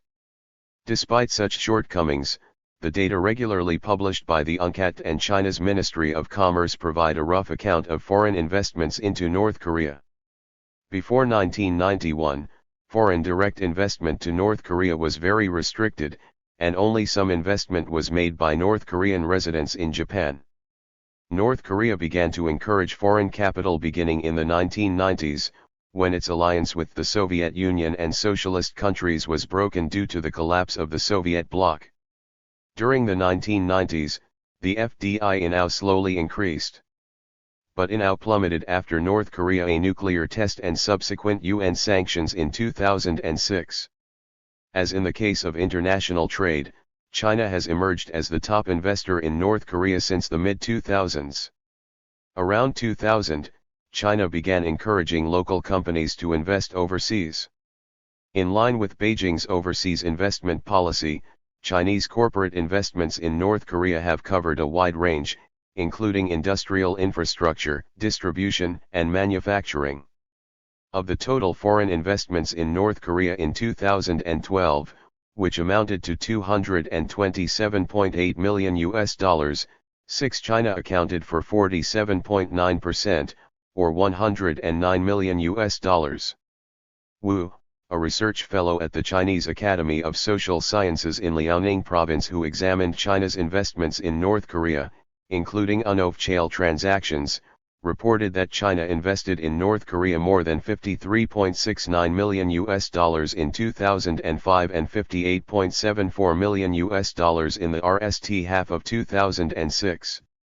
The figures amount to about VE times more than off-chale statistics. European countries are not fully absent, but their role is only marginal in foreign investment in North Korea. Although China's investments in North Korea are said to reach more than $100 million annually, the amount pales in comparison to foreign investments in other developing countries. For instance, while pushing ahead with economic reforms, Vietnam aggressively wooed foreign investors and attracted annual investments of $760 million between 1991 and 1995 and $1.773 billion between 1996 and 2000, respectively.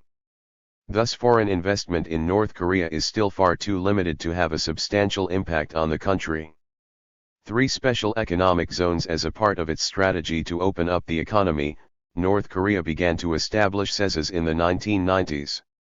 7 CESs are government-designated areas where investment by foreign countries is allowed, and there are 27 CESs in North Korea. Among the early economic cooperation projects in which North Korea was involved, 2 cases deserve attention from the perspective of Northeast Asian regional cooperation: the Tumen River Area Development Program and the related Rajin, Sunbong CES development. 44 External economic relations. The THIRD which is symbolic of the region's economic cooperation efforts, began in the early 1990s in the form of a multilateral collaboration involving the two Koreas, China, Russia, and Mongolia. It was regarded as a highly feasible project because all the parties involved were strongly motivated. North Korea needed to prop up its economy in the wake of the Soviet bloc's demise. China wanted to narrow the economic development gap between its coastal areas and northeastern provinces. Russia also wanted to develop the far eastern maritime province of Siberia and inland areas. All of the East Asian countries were searching for ways to escape economic doldrums. However, the THIRD failed to achieve any tangible progress. At the turn of the century, China and Russia announced separate, competitive investment plans, but without success. In 2005, the THIRD was converted into the Greater Tumen Initiative to expand the development area, but it failed to make any headway. The Rajin, Sunbong says, was established in 1992 to promote economic growth through foreign investment. It is similar to the CESAs set up in China, Vietnam, and elsewhere to pilot market economies in a designated controlled area. Chinese and Russian companies were the RST to invest in the economic zone, and Mongolia joined later. Before 1991, the CES was used by the Soviet Union as an alternative warm water port. China wanted to make investments in the port to improve its access to the East Sea. As in the case of the THIRD, both multilateral and independent efforts for the Rajin, Sunbong says, development project were also fruitless. The failure of the THIRD can be traced to an absence of specific means to raise necessary funds in the RST place, and the failure to attract inbound foreign investments. The same applies to the Rajin, Sunbong says, project. The latter project was also hobbled by North Korea's unfavorable political and economic environment for foreign investors and its excessive dependence on offshore investments for infrastructure construction. The conditions for encouraging investment were not satisfied. The exclusion of South Korean RMS that expressed great interest in the development of the area also served as a negative factor. The unsatisfactory outcomes of North Korea's economic cooperation at bilateral and multilateral levels, and its excessive dependence on China, were the result of North Korea's failure to attract much-needed foreign investments due to political issues such as the country's nuclear ambitions. Even if these political issues are addressed, however, there would still remain other obstacles such as a hostile investment environment and poor infrastructure, a prerequisite for the attraction of foreign investment. Therefore, there is a slim chance that North Korea will see foreign investment in ours other than those from China for some time to come. In addition, North Korea will likely prevent any South Korean companies from participation in the development of the North Korea-China borderland areas, as it did in the Rajin, Sunbong development project.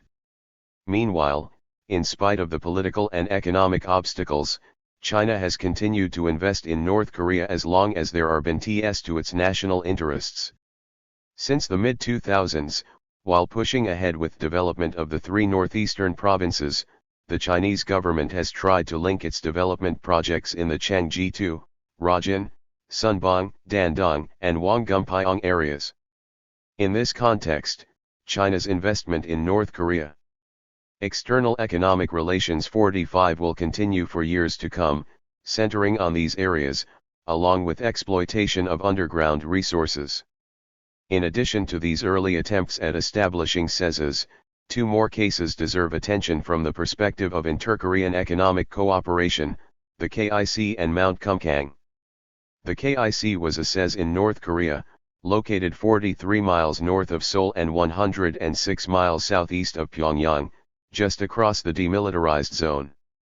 The purpose of the KIC was to develop an industrial park in which South Korean businesses, in particular small and medium companies, could manufacture products using cheap North Korean labor, help North Korea to reform its economy, and ease tensions between two Koreas.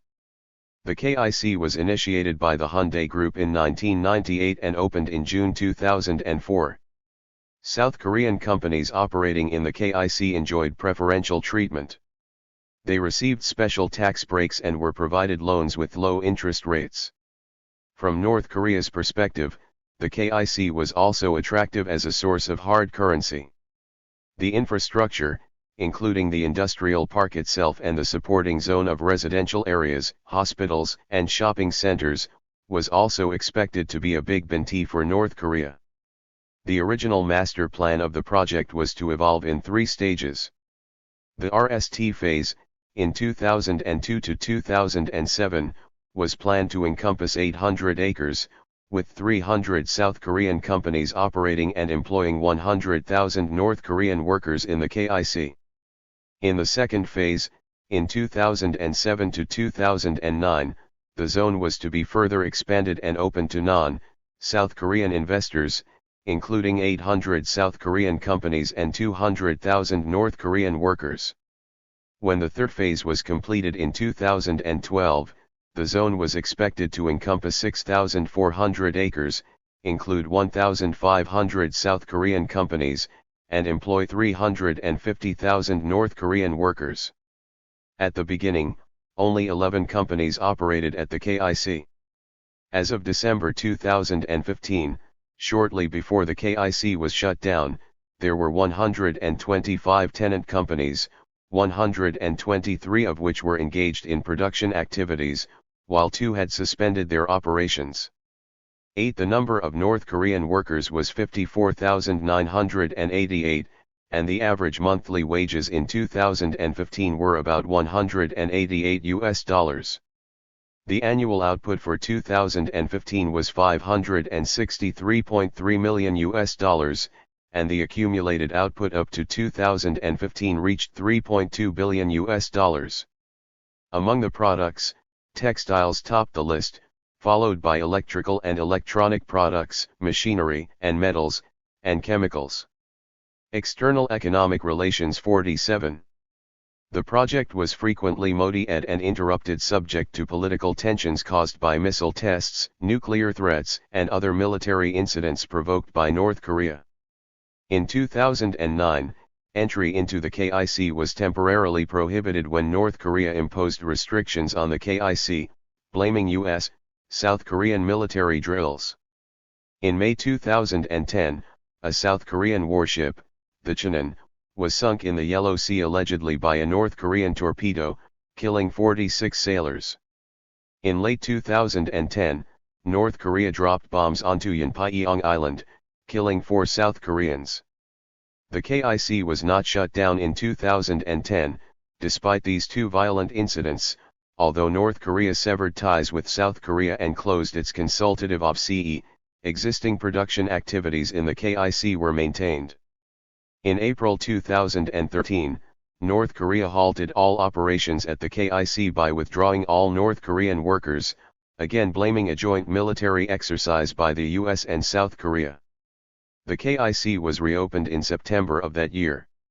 In February 2016, when South Korea announced that it would halt operations in the KIC in response to a rocket launch by North Korea expelled all South Korean workers and froze all South Korean assets and equipment in the KIC. In protest, the South Korean government announced it shut off the supply of electricity and water into Kaesong that supported the factory zone, and the KIC has been closed since then. Mount Kumgang International Tourist Park is a special administrative zone of North Korea, located on the eastern seacoast of Gangwon Province. The project came out of an agreement between Hyundai founder Mr. Chung Ju-young and Kim Il-sung to create a tourist resort for South Koreans inside North Korea. Beginning in 1998, South Koreans and other foreign tourists were allowed to visit Mount Kumgang. In 2002, North Korea established the area around the mountain as a special international tourist zone, separating it from Gangwon Province. Since 1998, more than 1 million South Koreans have visited the resort, and it was another big source of hard currency for North Korea. The project was reported to annually bring to North Korea $72 million in rent and $10 million in tourist spending. In July 2008, a South Korean tourist was shot and killed, and the South Korean government immediately suspended tours in the park. In August of that year, the North Korean government expelled South Korean workers from the resort, and the park has been closed since then. Four main features of North Korea's external economic relations. The previous observations of North Korea's external economic relations lead to the following conclusions. First, North Korea's economic transactions with foreign countries are still very limited. In terms of volume, its trade and FDI in OUS are minuscule. The current structure of North Korea's external economic relations is a byproduct of the Soviet bloc's collapse, which crippled its industrial foundations, and international sanctions over Pyongyang's nuclear program, which have stunted its access to foreign hard currency and to export. 48 External economic relations markets. In addition, North Korea's international credit rating dropped after its default on external debt in the 1980s. These limited external transactions may reduce the exposure of North Korea's economy to external influences, but the potential impact of trade and foreign investment on the economic development is also limited. Second, North Korea's external economic relations are heavily concentrated, geographically on China and sectorally on underground resources and light manufacture. Ironically, this polarization of trade and FDI in OUS makes North Korea more dependent on a specific foreign country. Under its self-reliance philosophy, North Korea tries to produce a little of everything that it needs and to make it more economically self-sufficient. As various sanctions prohibit its economic interactions with the outside world, the self-reliant economy as promoted by the ruling Kim family is being forced into heavy dependency on China. Two factors explain North Korea's failure to expand trade and draw foreign investment and its heavy dependency on China: an unfavorable economic and investment environment, including a backward industrial infrastructure, inadequate legal institutions, and a rigid bureaucratic system, and great investment risks resulting from sanctions imposed by the international community for its nuclear program. The North's heavy dependency on China for economic exchange and cooperation is undesirable not only for North Korea itself but also for South Korea, because the South needs to build far closer economic ties with the North to achieve the ultimate goal of unification in the future. Third, those limited external economic transactions are fluctuating, and this volatility is revealed in foreign investment in OUS. For example, when North Korea carried out a nuclear test in 2006, trade still continued while foreign investment suddenly stopped. The structure of North Korea's external economic transactions explains this volatility. North Korean exports mainly include low-end products including natural resources and manufacturing products at a primitive level, which tend to be very sensitive to business cycle. This is similar to the experience of Latin American countries after the global financial crisis. A more critical reason behind such volatility is that North Korea's external economic relations are dictated by political considerations. When the political mood turns sour, international transactions of North Korea are practically frozen. In the case of North Korea, external economic relations have not been instrumental for enhancing competitiveness, nor have they been part of a development strategy. Instead, they are just used to collect hard currency or to meet basic needs. North Korea needs a supportive international environment for economic reforms and modernization based on economic openness, which is the only option to prevent a further deterioration of the domestic economy and a destabilization of the regime. To achieve this goal, it is crucial for North Korea to overcome structural problems in its external economic relations. Above all, it needs to expand the magnitude of external economic transactions with more countries and include a greater variety of products. Only then can trade and foreign investment provide meaningful impetus and momentum to North Korea's economic development. External economic relations 49. This could also reduce its geographical and sectoral concentration and its high volatility of external economic relations. Essentially, North Korea must start over by nurturing its export industry, and it must create favorable economic and investment environments by improving its basic industrial infrastructure and legal institutions as well as reducing the investment risks that are related to international sanctions. In addition to adopting these policies, North Korea needs to resolve political issues such as addressing its nuclear program and promoting economic reforms. When solutions to political issues begin to emerge, Carrots such as Nansing for regional development projects should be extended to North Korea so that it can develop new export markets and invite foreign investment. 9. By taking advantage of the economic cooperation framework established by East Asian countries. By doing so, Pyongyang could be coaxed to join the regional economic integration process that is taking place in East Asia. In sum, to expand external transactions and boost the economy, what is most needed is to reduce North Korea's negative perception of external economic relations and its fear of the threat to the stability of its regime. If North Korea can change its attitude toward the international community from international economic exchanges are needed, but not liked and actually feared, to international economic exchanges are needed, and not feared, North Korea can easily expand international trade and attract foreigners' investment. By doing so, the structural problems in North Korea's external economic relations can be mostly overcome, and its development projects can be sustained without interruption. To end strategies for incorporating North Korea in East Asian regional economic integration, it is necessary to provide a description and an anatomy of existing regional arrangements in East Asia, including those under hard negotiation. Along with the progress of regionalism, various strategies have been proposed for regional integration in East Asia.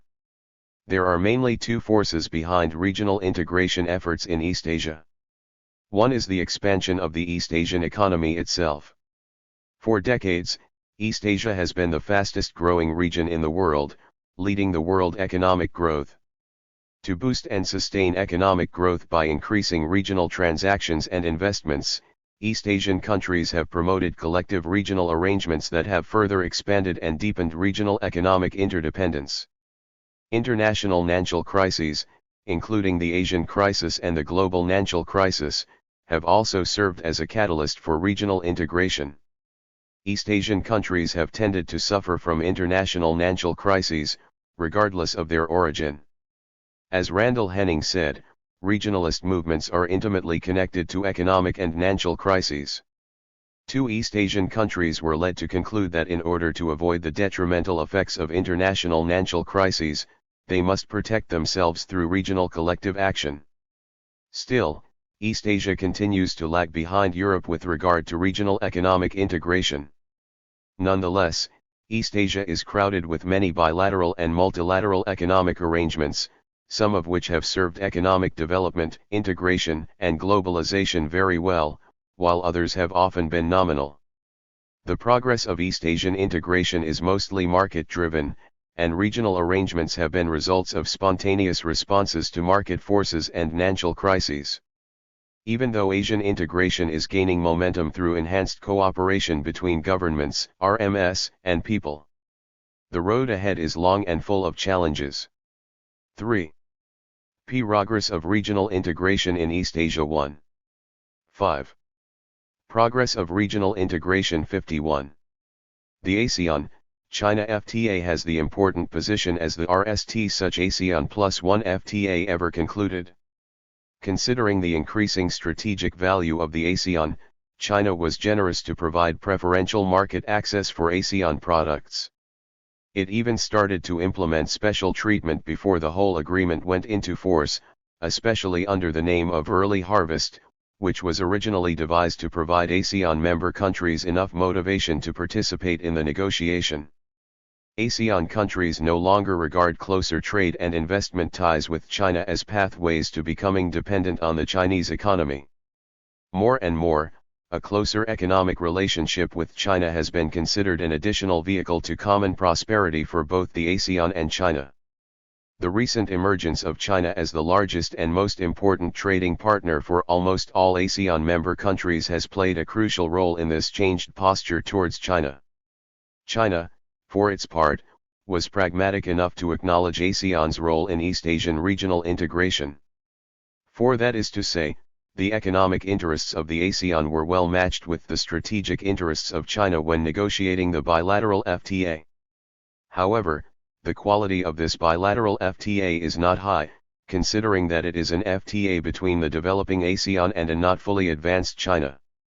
The relatively low quality of the agreement notwithstanding, the ASEAN-China FTA is expected to play an important role, considering the high economic and strategic stakes China has traditionally been possessing in the ASEAN.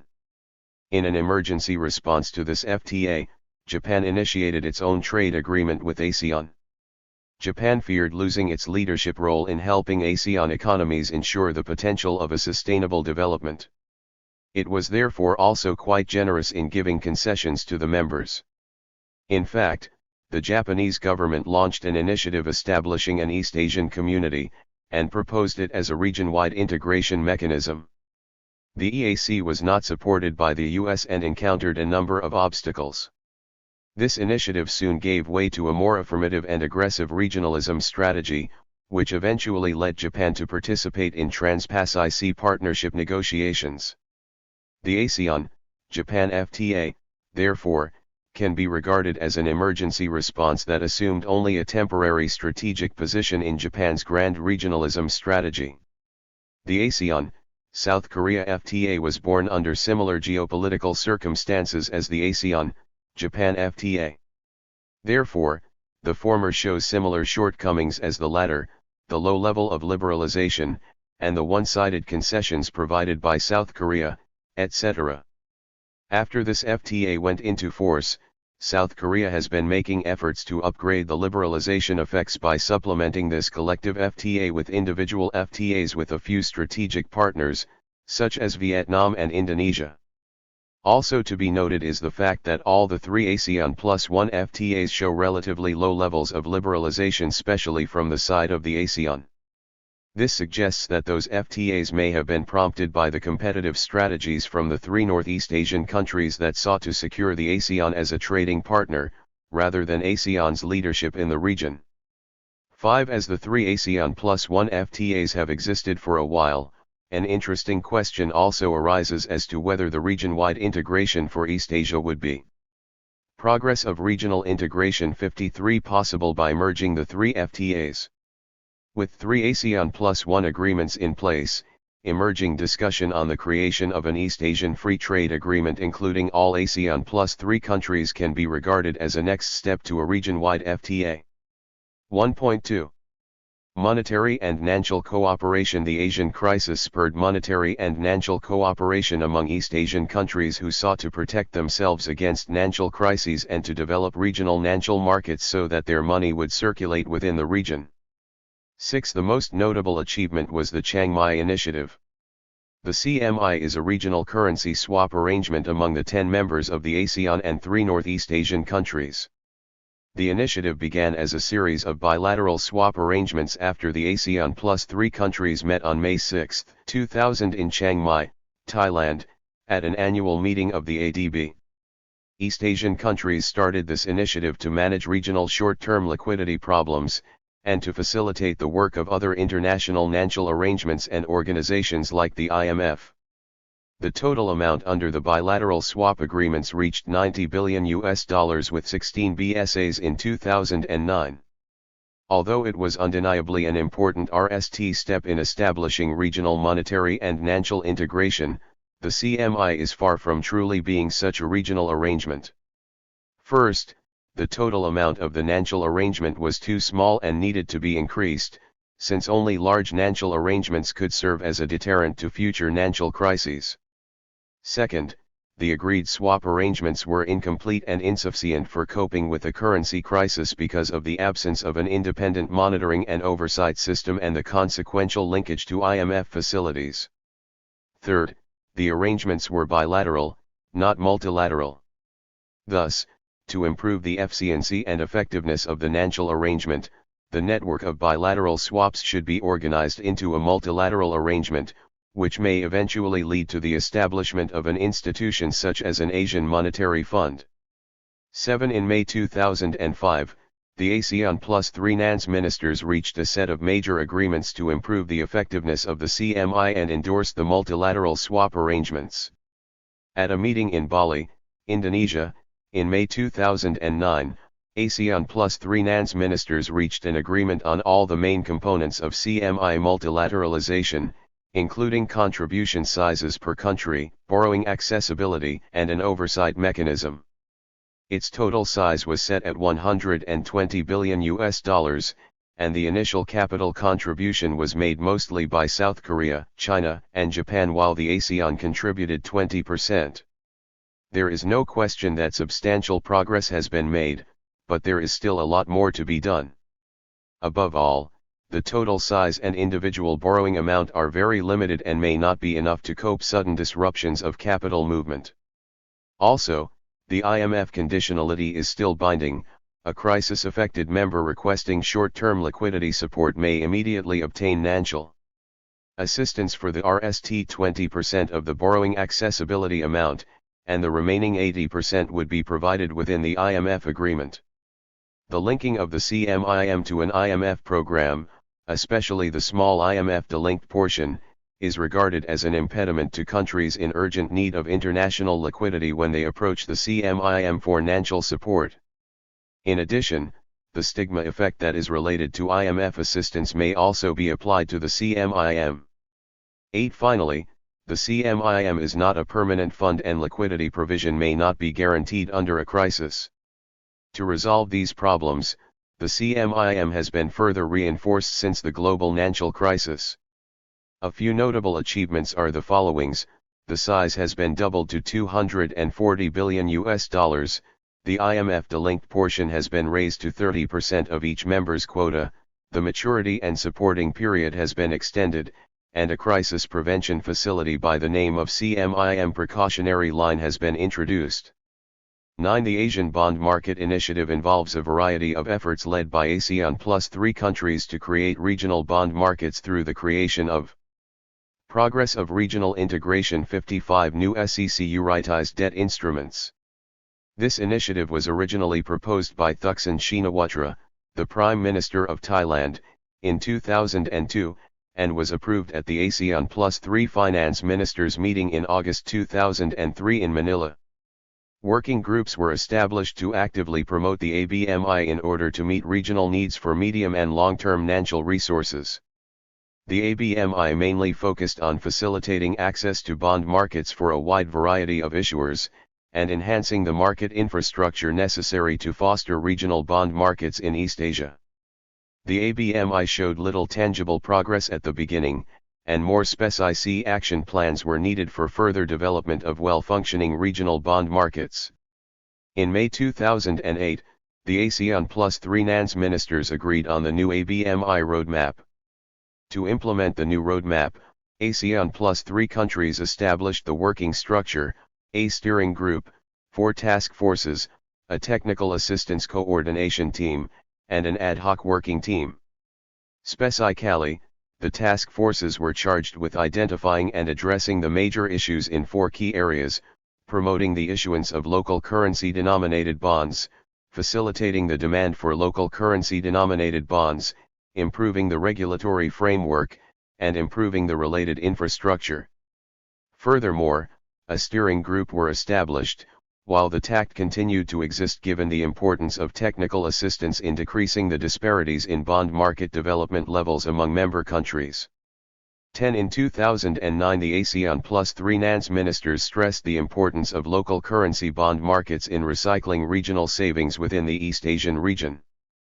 Following continual calls to establish the necessary infrastructure for regional bond markets, they agreed to create the Credit Guarantee and Investment Mechanism, which was later renamed the Credit Guarantee and Investment Facility.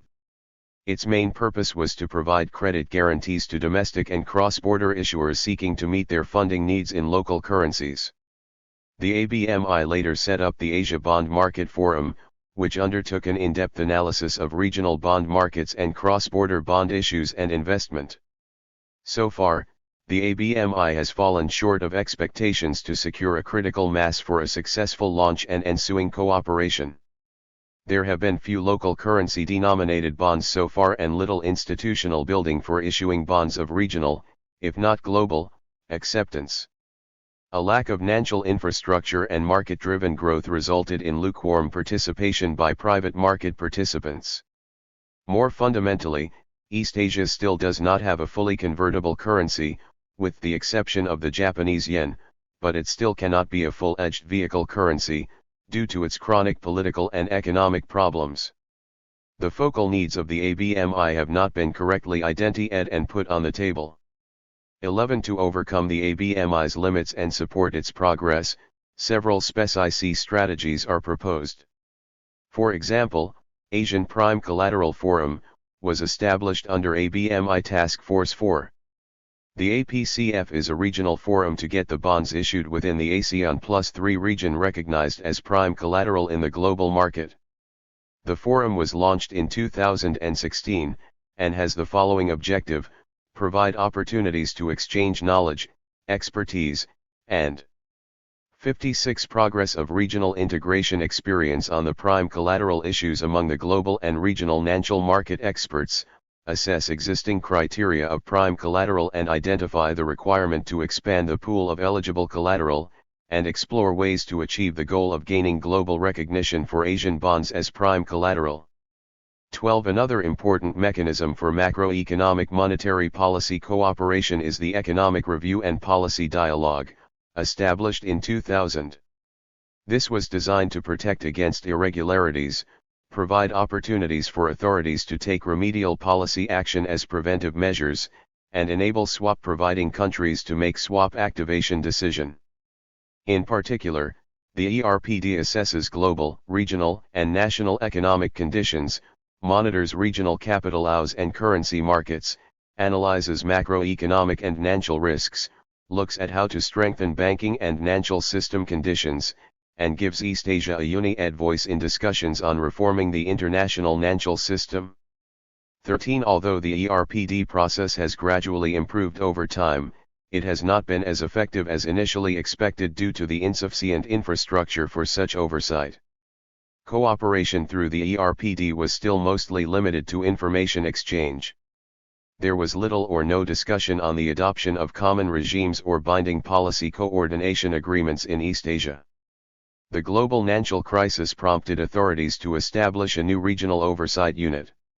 In May 2010, the ASEAN Plus 3 finance ministers agreed to establish the ASEAN Plus 3 Macroeconomic Research Office, with a small initial professional staff, to work with the ASEAN Secretariat and to monitor and analyze the regional economies and support the CMIM mechanism. The AMRO shares objectives similar to those of the ERPD and is expected to report on overall macroeconomic conditions and financial assessment of the ASEAN Plus 3 countries. The AMRO's establishment was a watershed event in ASEAN Plus 3 oversight and the operation of the CMIM. As agreed in the Bali meeting, the AMRO was established in Singapore as a private corporation to monitor and analyze regional economies and to contribute to early detection of risks, ensure the swift implementation of remedial actions and assist in the effective decision-making of the CMIM. 14. The AMRO agreement came into effect in February 2016, and it has become a legal entity as an international organization and a permanent institution in the ASEAN Plus 3 region. Figure 5.2 shows a brief chronology of various initiatives for East Asia's financial integration. A proposal for further development of the ABMI and AMRO was to make better use of a regional currency unit. The Asian currency unit was proposed to comprise a basket of Asian currencies, similar to the European currency unit, and was suggested to stabilize and develop the regional financial market. The discussion started in Japan, where in 2000 the Kobe project made some progress circulating the proposal. The ACU exchange rate was announced in November 2005. The ASEAN Plus 3 research group began a full-scale study on the composition of a regional currency unit, oversight mechanism, and possible applications of the ACU. The ACU can be used as a divergence indicator for macro cooperation and monitoring of an individual East Asian currency vis-a-vis other regional. Chang. My. Initiative. ASEAN. Capital. Markets. Forum. CMI. Replaced by CMI. Multilateralization. Cross-border. Settlement. Infrastructure. Forum. AMRO. Becomes an international organization. ABMI. Credit. Guarantee. Investment. Facility. Asian. Bond market. Forum. Asian Bonds online website. Launched. Asian Bond Fund. 2 ASEAN. Financial Integration Framework.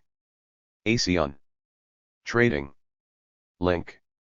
ASEAN Framework for cross-border offering of collective investment schemes. ASEAN +3 multi-currency bond issuance framework implementation of ASEAN banking integration framework. ASEAN exchanges website. Launched AMRO. Established economic review and policy dialogue. Asian Bond Fund 1. Asian Bond Market Initiative. ASEAN Surveillance Process. New ABMI Roadmap. Signed. ASEAN +3 Finance Ministers Process. ASEAN +3 Research Working Group.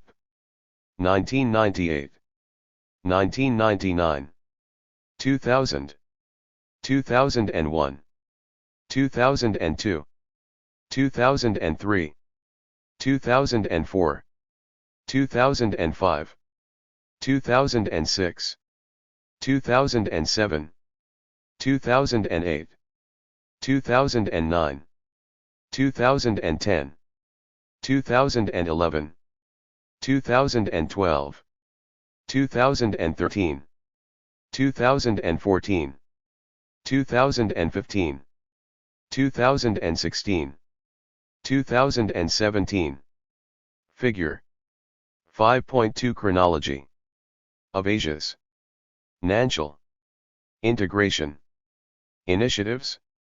Source ADB p. 128.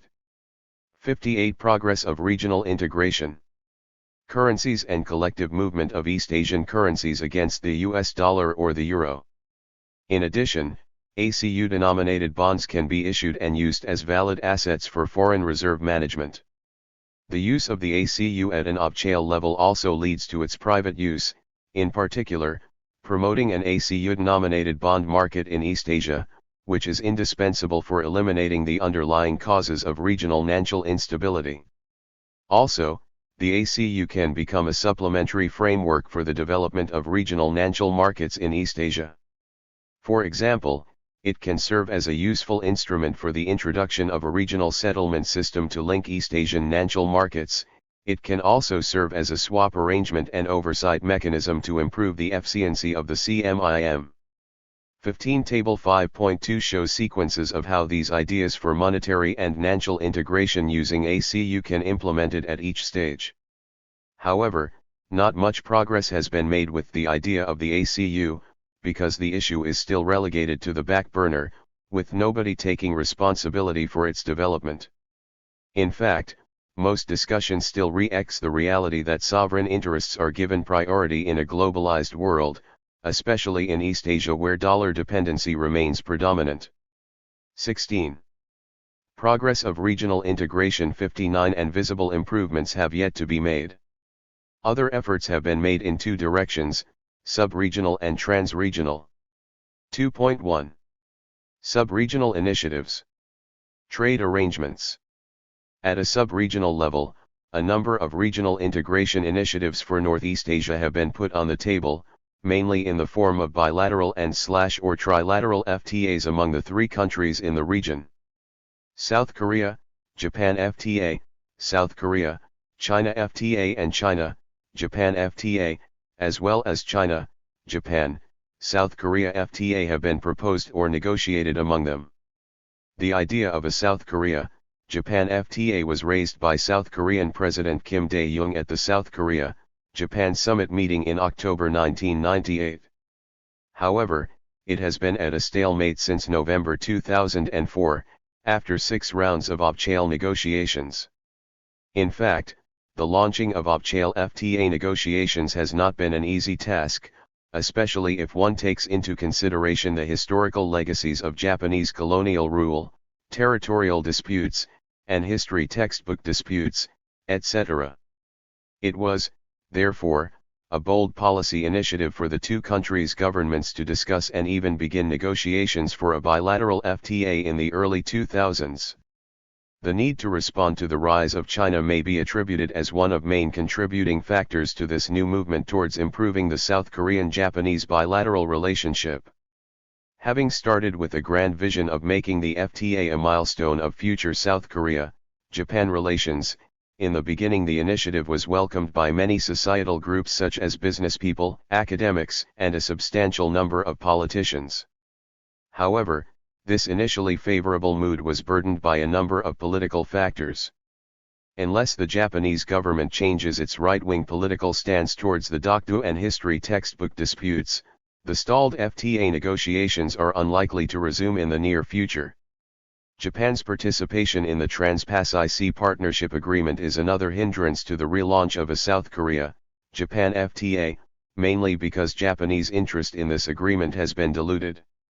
The idea of the South Korea-China FTA came from a joint declaration by South Korean President Roh Moo-hyun and Chinese President Hu Jintao in November 2004. Negotiations for an FTA between two countries began much later, in May 2012. In contrast to the South Korea-Japan FTA, the negotiations on the South Korea-China FTA proceeded quite well.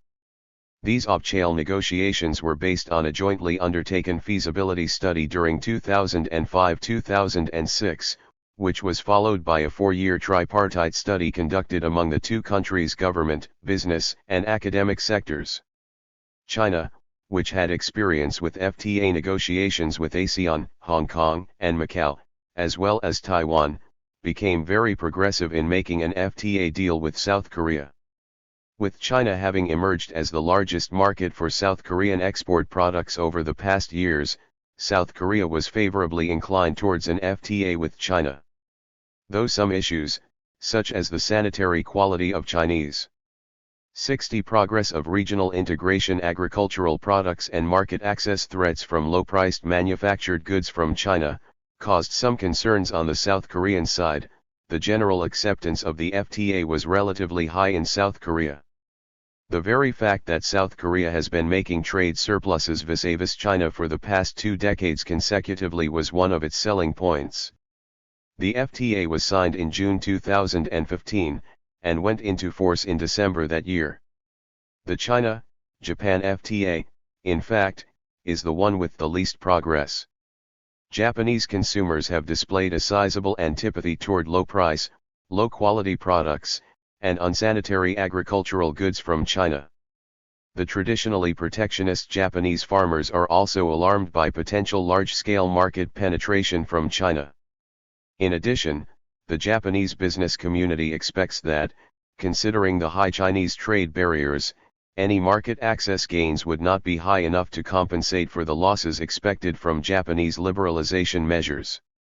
In addition to these economic concerns, the leadership rivalry between the two countries has been one of main obstacles to the launch of FTA negotiations, as well.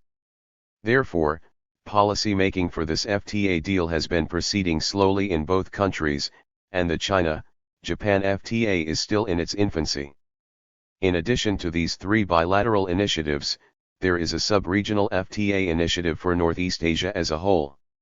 In fact, this trilateral FTA initiative among Korea, China, and Japan had been feasibility studied by the 3 countries' think tanks throughout 2003 to 2009, and had been under a joint study involving the government, business, and academic sectors in the period of 2010 to 2013. The OPCHAL decision to begin negotiations was made at the end of 2012. Since the beginning of 2013, the 3 countries involved have been undertaking OPCHAL negotiations. Currently, there are both positive and negative signals for the Northeast Asian FTA negotiations. The optional participation of Japan in the TPP negotiation could have a negative impact on the progress of the negotiation of the Northeast Asian FTA, because the Japanese interest may be diluted. Continuing political tensions in the region due to the territorial and history textbook disputes are another hindrance to a successful completion of the negotiation.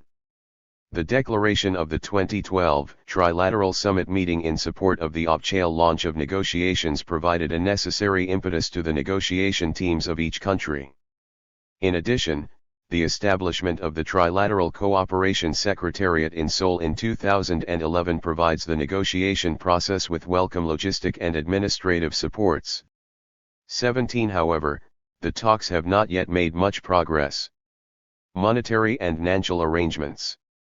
The idea of an A3 initiative extends not only to the trilateral FTA but also to monetary and financial arrangements. 18 From an A3 country's perspective, the current model of regional integration based on ASEAN Plus 3 fundamentally lacks an incentive mechanism.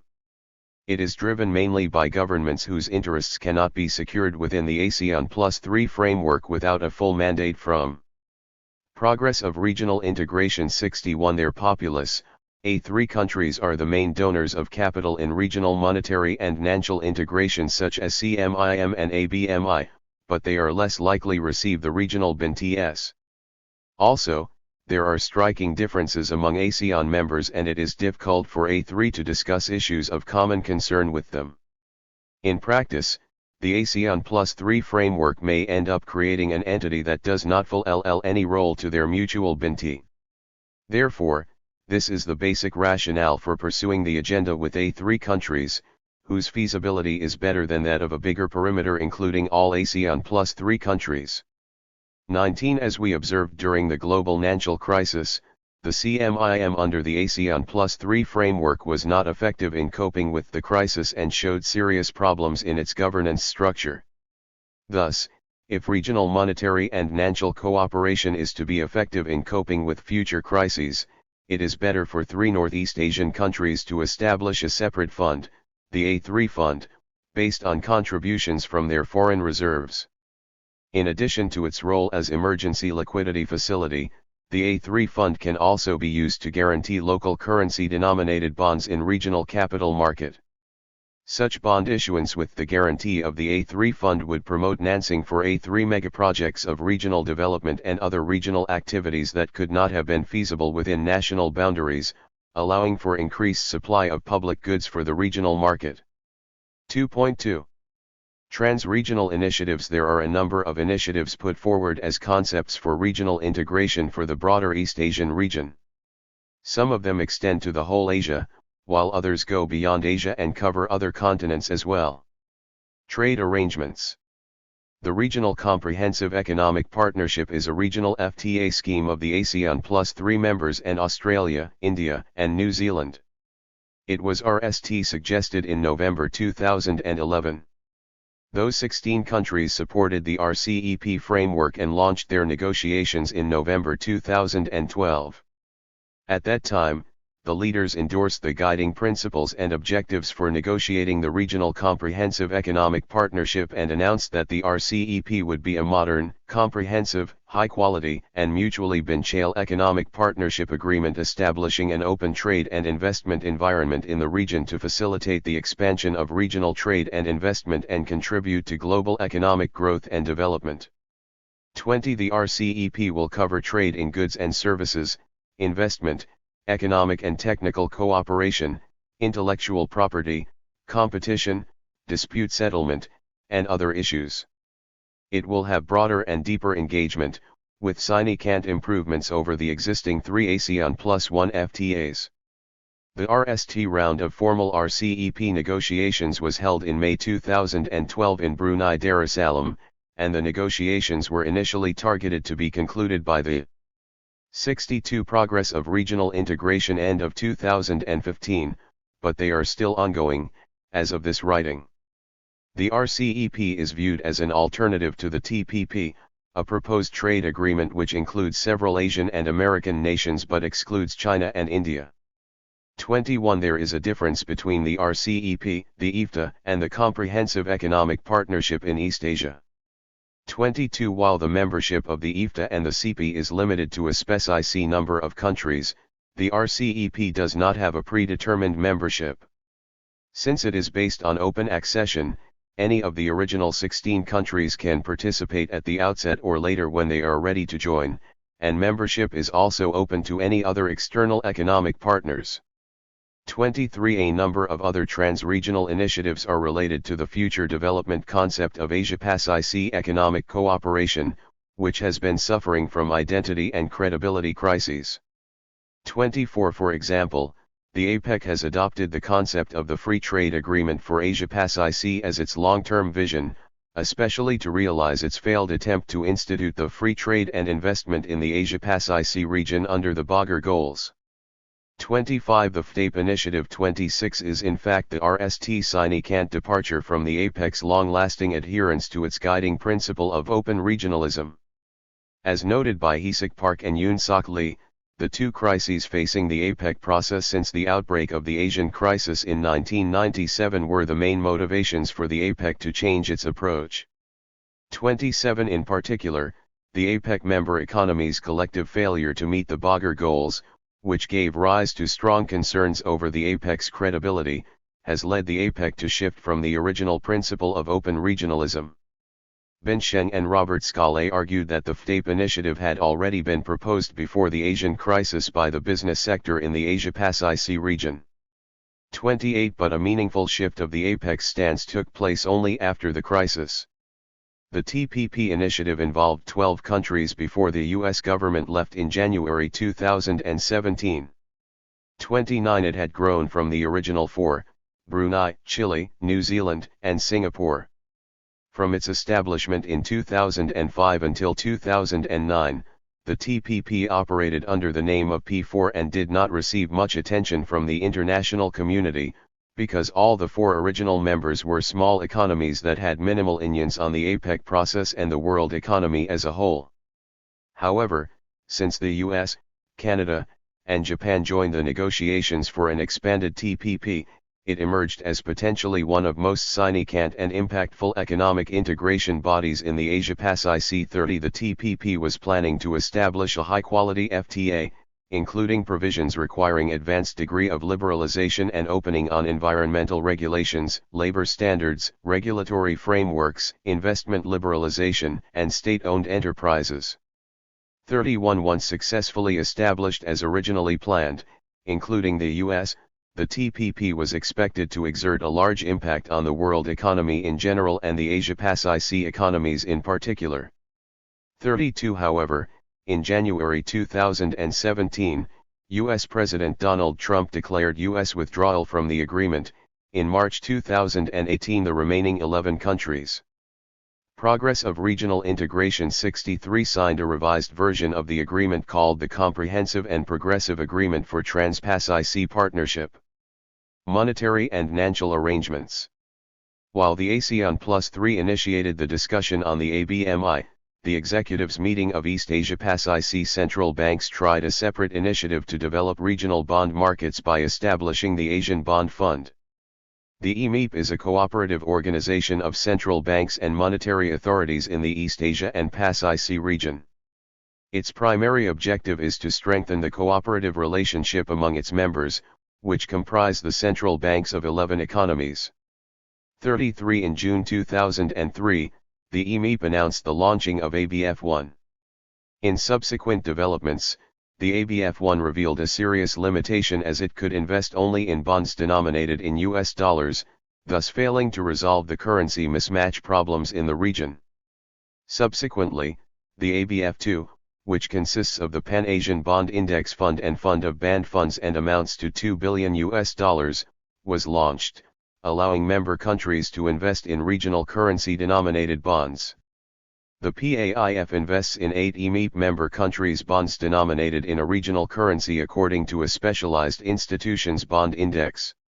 The FOBF is a 2-layered structure with a parent fund investing in 8 sub-funds, each of which will invest in sovereign and quasi-sovereign domestic currency-denominated bonds issued in the respective markets of the 8 EMEP economies.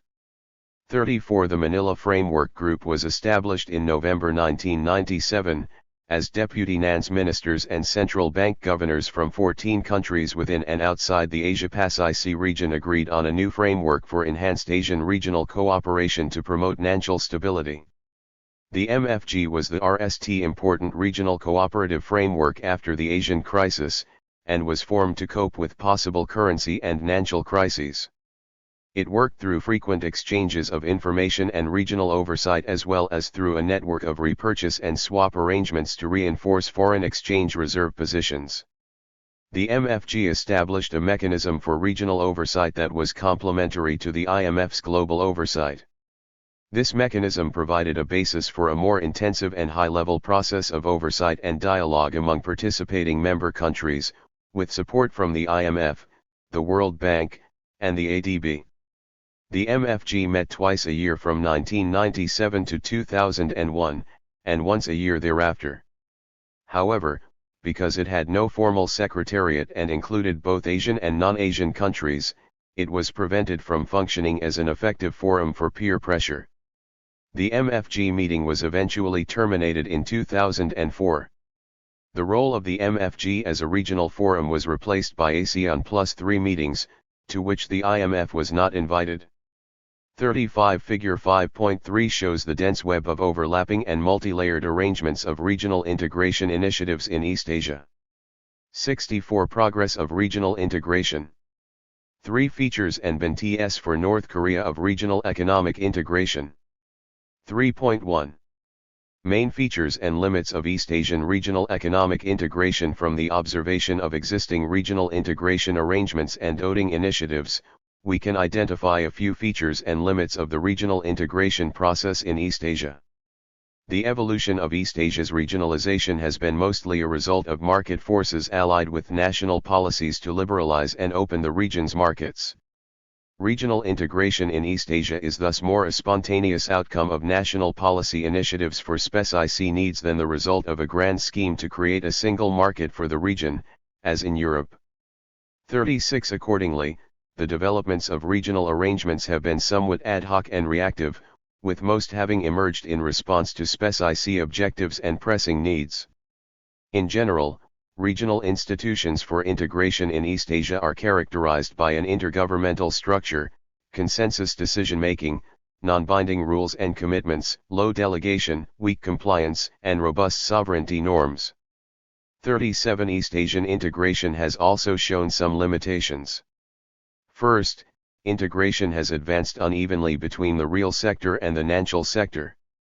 While the real sector is highly regionalized, the monetary and financial sector is more globalized than regionalized.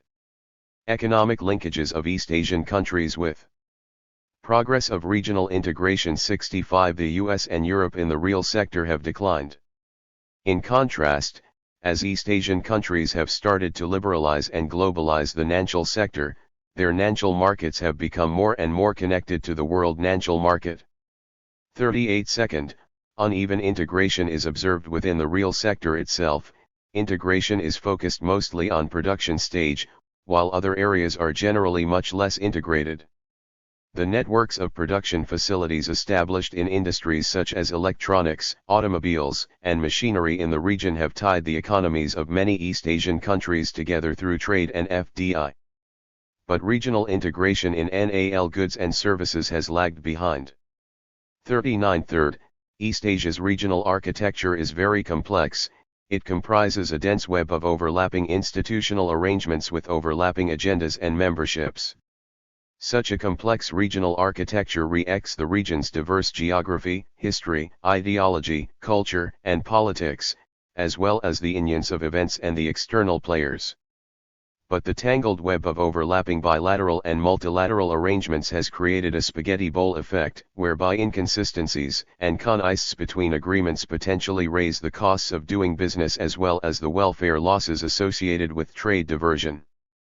44th, a serious obstacle to regional economic integration is that, compared to Europe, political leadership in East Asia is weak and fragmented. 41 Furthermore, the political geometry of East Asia is more complicated, because of the continuous involvement of the US in East Asian affairs and the power rivalry between Japan and China and between the US and China. 42. Another important barrier to the successful progress of East Asian regional integration is that East Asian countries do not have a common regional identity. In fact, unlike in Europe where traditional ideological warfare no longer exists, significant ideological and other barriers to regional integration remain in East Asia. The legacies of colonialism and the Cold War are prevalent and have a strong negative impact on regional identity. For example, there are still significant tensions remaining as a legacy of other aspects of 20th century history, especially in relation to Japan's record of colonialism and warfare. Thus East Asian countries tend to hold to their national sovereignty and are reluctant to delegate matters to supranational institutions. In this context it is difficult for East Asia to form a regional identity. 43. 3.2. Benefits of regional economic integration for North Korea. Despite the problems inherent in East Asia, participation in regional economic integration is probably the best option among various alternative strategies for North Korea to achieve the goal of economic reforms and modernization based on economic openness. In particular, utilization of a regional economic cooperation framework in East Asia will provide a good opportunity for North Korea to overcome the structural problems in its external economic relations and to encourage and sustain its development projects. 66. Progress of regional integration. First, if external economic exchanges are to provide meaningful impetus and momentum to economic development, international trade and foreign investment in North Korea need to grow much more than now. East Asia can provide the largest market for North Korea's exports. According to the gravity model, two key variables that affect international trade are the size of the participating economies and the distance between trading partners. The trade between any two countries increases with the size of their GDPs and diminishes with the distance between them. 44. The East Asian market is larger and growing faster than other regional markets. Also, the neighboring countries with largest markets in the region, including Korea, China, and Japan, share a border with North Korea. Thus, once North Korea is opened and joins regional economic integration, it can easily expand its trade with neighboring countries of large markets and close proximity. The expansion of external economic relations is not connected to trade, but also extended to foreign investment. In the world financial market, the East Asian region as a whole is a net creditor and capital exporter, and a huge amount of capital is readily available for investment in the region. In particular, big regional investor countries including Korea, China, and Japan are actively seeking new investment opportunities, because investments in their domestic markets are somewhat saturated and it is not reasonable to expect high returns. If big potential risks resulting from North Korea's internal problems and external problems such as international sanctions are removed, North Korea can attract huge foreign investment for its economic development from these neighboring countries. Second, participation in regional economic integration not only expands the size of North Korea's international transactions but also mitigates the country's dependency on a specific country and a specific sector. In East Asia, there are many countries with different development levels and with different economic structures. For example, per capita income in Japan and Singapore is more than 30 times higher than in less developed countries in the region. If North Korea begins to trade with countries in the region, its comparative advantage will vary in different industries and its trade structure will be much more diversified than its current structure. Also, in East Asia, the regional/global value chain is expanding. If North Korea participates in the regional/global value chain, its opportunity to increase trade with more diverse regional countries will increase. As a country's trade structure changes through expansion of external transactions and participation in a regional/global value chain, foreign investments can also be diversified from a specific industry to a variety of dynamic industries. The industrial transformation of a country definitely requires big investments in new industries. As a country's industrial structure is transformed, its comparative advantage will also change dynamically. 45 Therefore foreign investment in North Korea will also be diversified from a very primitive area to more advanced areas.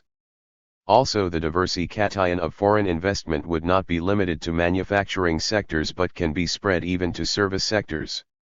According to recent studies of premature deindustrialization, 46 many developing countries are progress of regional integration 67 becoming service economies without having had a proper experience of industrialization. If North Korea follows this new trend, the service industry may become a main engine of growth earlier than expected, which will attract foreign investment in service sectors. Third, expansion and diversification of trade partners and foreign investments in East Asia is likely to stabilize external economic relations of North Korea. It is expected that the regional market as a whole will continuously grow in the long run, even though individual countries may show some fluctuation in the business cycle. As its industrial and trade structure is upgraded through transactions with regional countries, North Korea will increase exports of high-end products, which are less sensitive than low-end products to price changes and business cycle. Also through participation in regional economic integration, North Korea can more easily contact and talk more casual business issues with neighboring countries, which will lead to a smoother movement towards economic reforms and opening of North Korea. Such a movement towards reform of the economy through regional cooperation would be politically more acceptable. To realize this possibility, it is necessary not only for North Korea to recognize the benefit that regional economic integration would bring, but also for neighboring countries to recognize that there are many positive potential roles for North Korea in the integration process. For example, North Korea can deepen and expand the regional production network, which has been a key factor in East Asian regionalization. The cross-border production and trade networks explain the rapid increase of both trade and FDIs among East Asian countries. This shift of FDI in East Asia from Japan, to the new industrialized economies, to new emerging markets, and to China is significant for the regional division of labor. There is a change in the Yong's pattern of development that had characterized the international division of labor in East Asia with the stagnation of Japan and Nice and the rise of China. North Korea can act as a prolonged workbench in the regional production network as other developing countries have done in the past, i.e. it could take advantage of its comparative advantage of low labor cost and good quality to specialize its production. This would both deepen and expand the regional production network, and further encourage intra-regional trade and investment. Also, North Korea can provide its neighbors with new and increased opportunities in infrastructure construction, resource development, and investment. Currently, there are two bottlenecks in economic growth that neighboring developed countries are confronted with: lack of new investment opportunities and lack of supply to meet excessive demand for resources and energies. Once North Korea opens up external economic relations with regional countries, it could provide many new investment opportunities for infrastructure development. Also, North Korea is known for rich natural resources. Its development could meet the demand for energy and natural resources in the region. Thus North Korea could boost regional economic growth and integration. 68 Progress of regional integration. Furthermore, North Korea's geopolitical features could help it contribute to further intra-regional integration. Geographically, North Korea is located at the center of the Northeast Asian region. Various pilot projects to realize regional integration are possible only with North Korea's cooperation.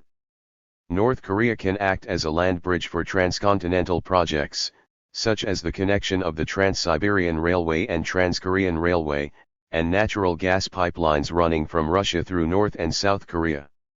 These strategies could greatly boost regional economic integration. They will increase regional investment to develop infrastructure such as railway or pipeline, and encourage intra-regional trade by reducing transportation and energy costs for regional industries. North Korea can play an important role as a link between South Korea and Japan on one side and China, Russia, and even the European countries on the other side. Despite its population of 25 million inhabitants, the North Korean economy is tiny. In 2016, its GDP is estimated to be only 2 to 4.5% of South Korean GDP. 2. This is equivalent to the GDP of one South Korean upper middle-sized town such as Suwon or Daegu. As these estimates include very large military-driven activities, 3. North Korean civil economy is much smaller. Trade policy will thus be a crucial pillar of the North Korean growth and development strategy. Such a tiny economy deeply needs foreign markets where it can sell its products at better prices than at home, and where it can import goods and services at lower prices than those available at home. That said, the past 60 years deliver a clear warning message to trade policies which seek to open closed economies.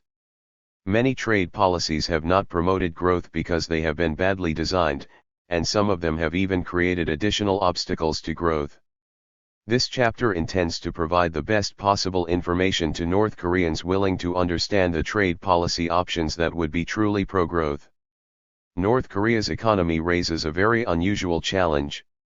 It is so distorted by a chaotic mix of central planning and private initiatives that there is no such thing as a North Korean single market, that is, a well-integrated set of local markets covering the whole territory. Rather, a multitude of poorly interconnected local markets coexist. In such a context, North Korean trade policy has in fact two goals.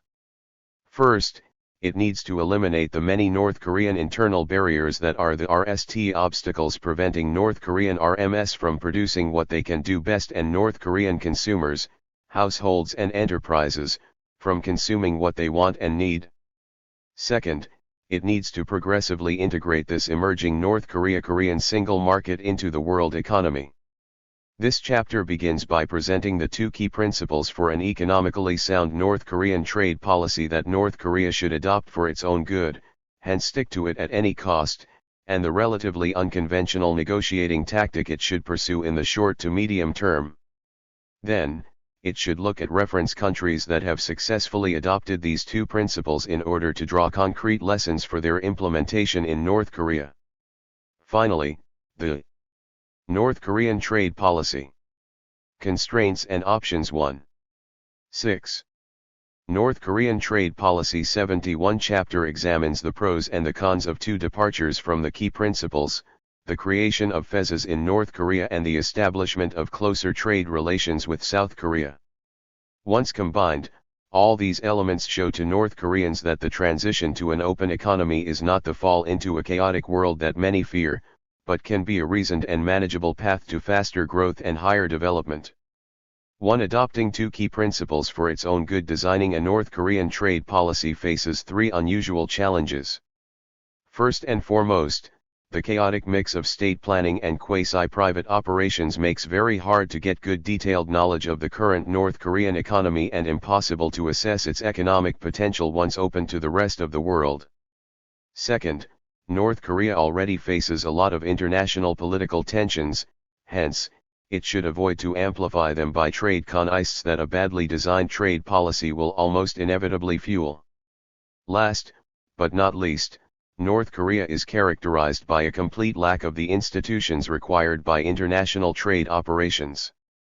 These challenges can be handled by adopting two principles that North Korea should follow at any cost because it is for its own good. Imposing the same barrier on all imported goods, the uniform tariff principle, is the best response to the ignorance of present and future North Korean economic capacities. Not discriminating among trading partners, the most favored nation principle, is the best response to the existing high international tensions in the region. Finally, dealing with missing institutions can be achieved by a systematic search of efficient and relatively cost-free substitutes. 1.1. The uniform tariff, the best response to ignorance of the North Korean economy. There is no trustworthy and detailed information on the North Korean economy that would allow us to forecast or even guess its economic strengths and weaknesses in the world economy, that is, its comparative advantages, what North Korea could produce efficiently and export successfully. This profound ignorance oozes from the fact that the current transactions inside North Korea and those between North Korea and the rest of the world are distorted by a host of constraints. Focusing on the North Korean economy itself, it could be best described as loosely and randomly related individual transactions, some imposed by central planning, other driven by private initiatives, rather than as continuous ows among well-connected markets. In a nutshell, there is no North Korean single market. Pyongyang is largely isolated from the rest of the North Korean territory. The regions close to the Chinese border are to some extent connected to the Chinese economy, and the rest of 72 North Korean trade policy. The territory suffers from a terrible lack of transport infrastructure. Prices and availability of goods vary enormously depending upon time, location, and, crucially, operators, who are often in the position to grab unjust and massive economic rents from these dysfunctional situations. Turning to the trade with the rest of the world, North Korean traders are often in a systemically unfavorable negotiating position when making deals with foreigners. Many of these distortions are created by political considerations that pay little, if any, attention to economic factors and can be quickly reversed. Not surprisingly, in such circumstances, the basis on which we could forecast the future trade pattern is incredibly narrow. Estimates of North Korean exports and imports in 2016 were very small. They amounted to $2.80 and $3.7 billion, respectively, hence a total trade to GDP ratio of roughly 22% of the North Korean GDP. This is only roughly 30% of the trade to GDP ratio of the poorest countries with comparable population sizes and GDP per capita. The current product composition of North Korean trade is not more useful for estimating North Korea's strengths and weaknesses. Table 6.1 suggests that exports are dominated by mineral fuels, ores, apparel, and SH products, while imports are much more diverse, including mineral fuels, machinery, and food products. However, these data are both incomplete and distorted. They are incomplete because they miss the large ows of smuggled goods generated by the chaotic North Korean economy, for they are distorted because the traded quantities re-ect the prices used by North Korea's state-owned monopolies and private operators with foreign partners. 5 such prices have often very little to do with those that would exist in a well-functioning North Korean market economy. For instance, it is reported 6 that North Korean ores have been sold at discount rates to Chinese intermediaries. Such discount prices in 8 mechanically exported quantities, making difficult to estimate what could have been the undistort trade ows for this possibly important export item. The situation in Chile, examined in section 3.2, gives a sense of how huge such distortions can be. Which is the basic principle that North Korean trade policy should adopt if it seeks to reveal true North Korean comparative advantages. The uniform tariff imposes the same level of protection on all importable goods. Imposing the same tariff rate on goods A and B makes both products more expensive than the corresponding domestic goods. It protects the domestic production of both goods. However, it does not distort the demand of good A relative to the demand of good B. Imports of good A will be larger than those of good B if North Koreans desire good A more than good B. By contrast, imposing a 50% tariff on good A and a 5% tariff on good B discriminates heavily against the demand for good A. In other words, the same tariff rate on all the importable goods keeps intact the demand pattern that all the North Korean consumers, households and RMS, desire. This feature is a critical condition for healthy and undistort growth of the North Korean economy in the long run. 7. Implementing such an approach requires 2 concrete decisions. North Korea should use only tariffs for protecting its domestic economy, and it should impose the same tariff rate on every product. These 2 components characterize the so-called uniform tariff principle. Why? First, tariffs are the only trade barriers that are fully transparent, hence easily predictable by every domestic producer or consumer. 8. A 10% tariff raises the price of the imported good in North Korea by 10%, whether the good in question is a car or a t-shirt, and whether the quantities imported before the imposition of the tariff are large or small. By contrast, other instruments of protection have an impact that is much less visible, hence easier to be captured by domestic and/or foreign vested interests. For instance, the impact of limiting the quantity of goods to be imported is hard to assess. A quota of 10 cars or t-shirts generates price increases that will depend, among other factors, on the quantities imported before the imposition of the quota and from the strategies of the RMS involved. Only well-established operators in the market in question, foreign sellers or North Korean importers, could guess these price increases and draw from their insider knowledge unjustified economic rents to the detriment to the whole North Korean economy. Second, imposing the same tariff rate on all imported products is crucial for attracting investment, the other key source of North Korean growth in 74 North Korean trade policy addition to international trade. It will prevent investors, large and small, foreign and domestic, from investing in a North Korean sector simply because the sector is more protected than the others.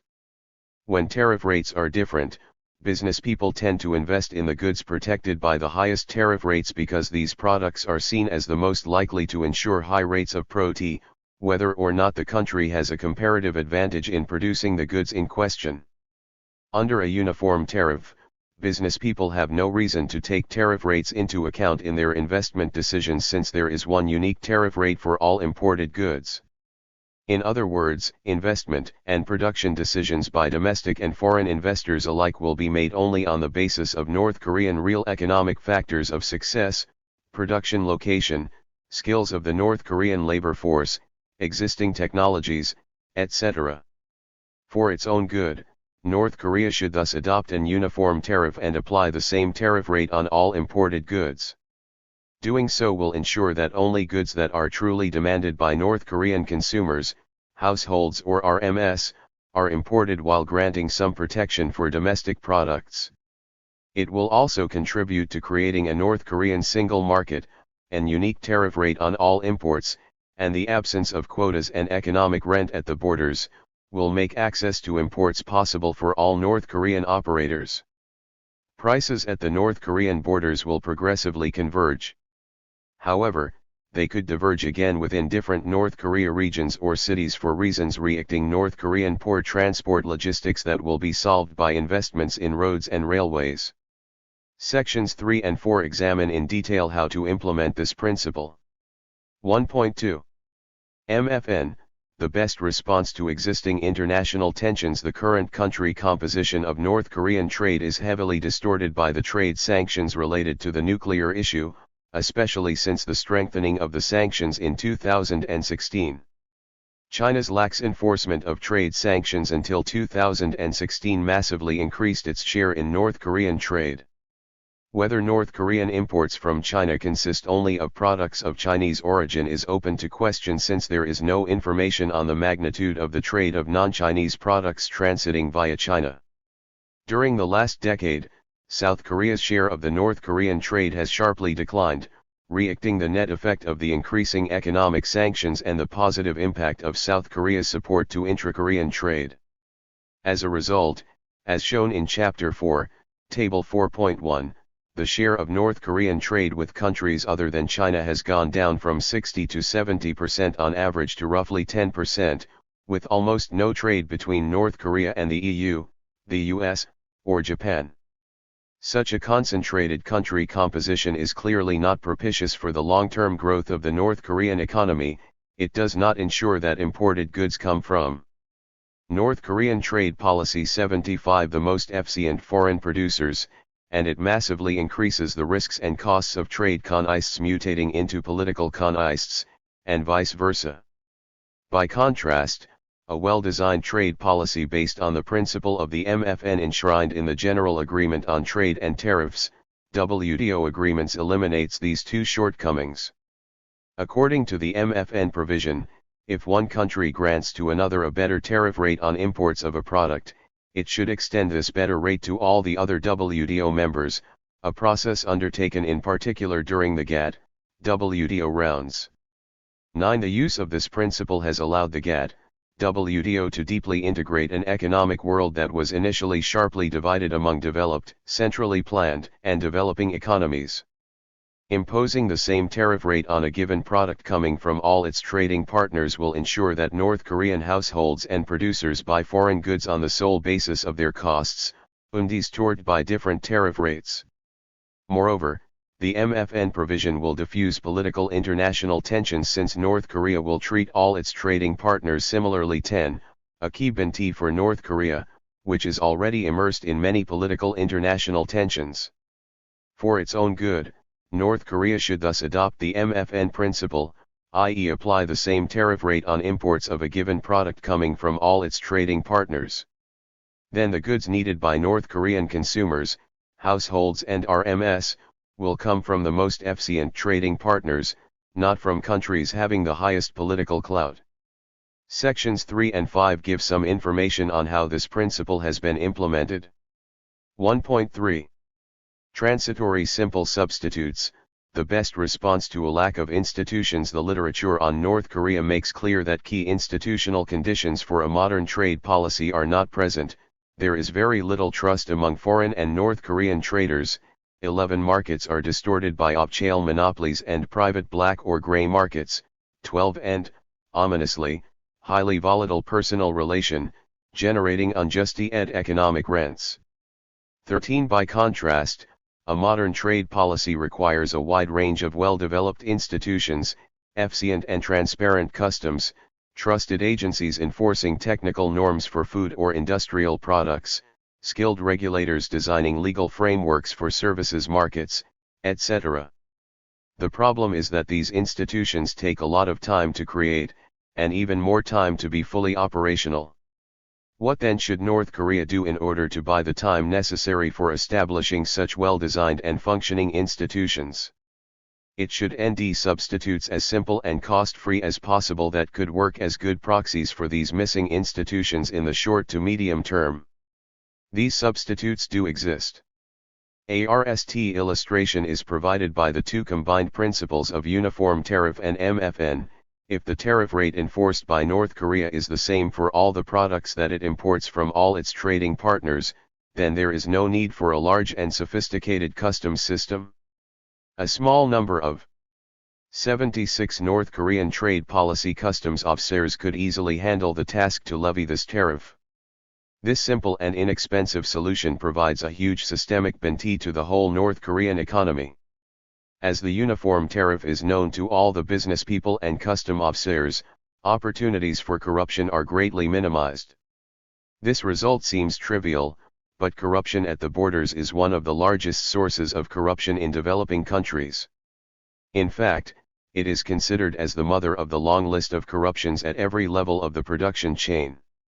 Other substitutes for missing institutions, such as an appropriate use of free trade zones or a reliance on foreign institutions, are presented in sections 4 and 5. 2. Pursuing an unconventional negotiating tactic. This section explores how to combine these principles to address the most pressing problem of today's North Korean exports, the fact that they face the statutory tariff rates of North Korea's trading partners. These tariff rates were adopted by national laws decades ago and often unchanged since then.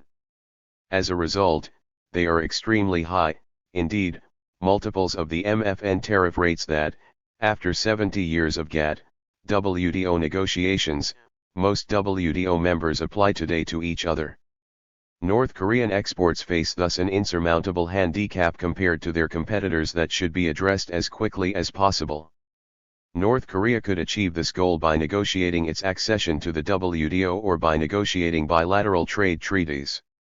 Most studies present WTO accession as the prime solution. 14. This view ignores a hard political constraint, a satisfactory solution to the denuclearization issue. This constraint is much more severe in the case of the WTO membership than in the case of bilateral trade agreements. 2.1. WTO membership, the denuclearization snag. As long as the denuclearization issue is not resolved in a manner that is satisfactory to all the WTO members, there will always be members ready to oppose North Korea's accession. 15. Some WTO members will be driven by political convictions, others by sheer economic interests, not to let in a new potential competitor that will benefit from WTO advantages, in particular from MFN tariff rates that are several times smaller than statutory tariff rates. One could argue that, legally speaking, North Korea's accession to the WTO could be put on vote. However, such a procedure is highly unlikely because a deeply entrenched WTO tradition requires a consensus for accepting a new member. This deadlock raises two questions from the North Korean perspective. How much will North Korea lose by not acceding quickly to the WTO? How can it manage the transitory period? These questions have international and domestic dimensions, the domestic dimension being the most important for North Korea's growth and development. The international dimension is linked to the WTO itself.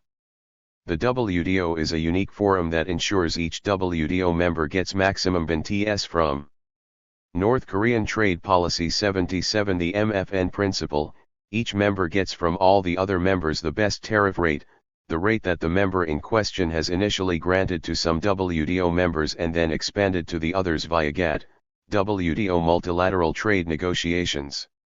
In other words, the WTO gives to the MFN principle two dimensions. It ensures that a country does not discriminate against some trading partners when it imports, and it ensures that trading partners do not discriminate against the country in question when it exports. When North Korea adopts the uniform tariff principle, it meets the import dimension. It does not discriminate against trading partners, and it does so because this is the best solution for its own growth, as stressed in Section 1. However, the adoption of a uniform tariff by North Korea does not guarantee that all the other countries would not discriminate against North Korean exports. In the absence of WTO membership, North Korean exports are thus likely to face statutory tariff rates when entering some foreign markets. How big is North Korea's loss? Not as big as it seems at first glance, at least in the short to medium term, for three reasons.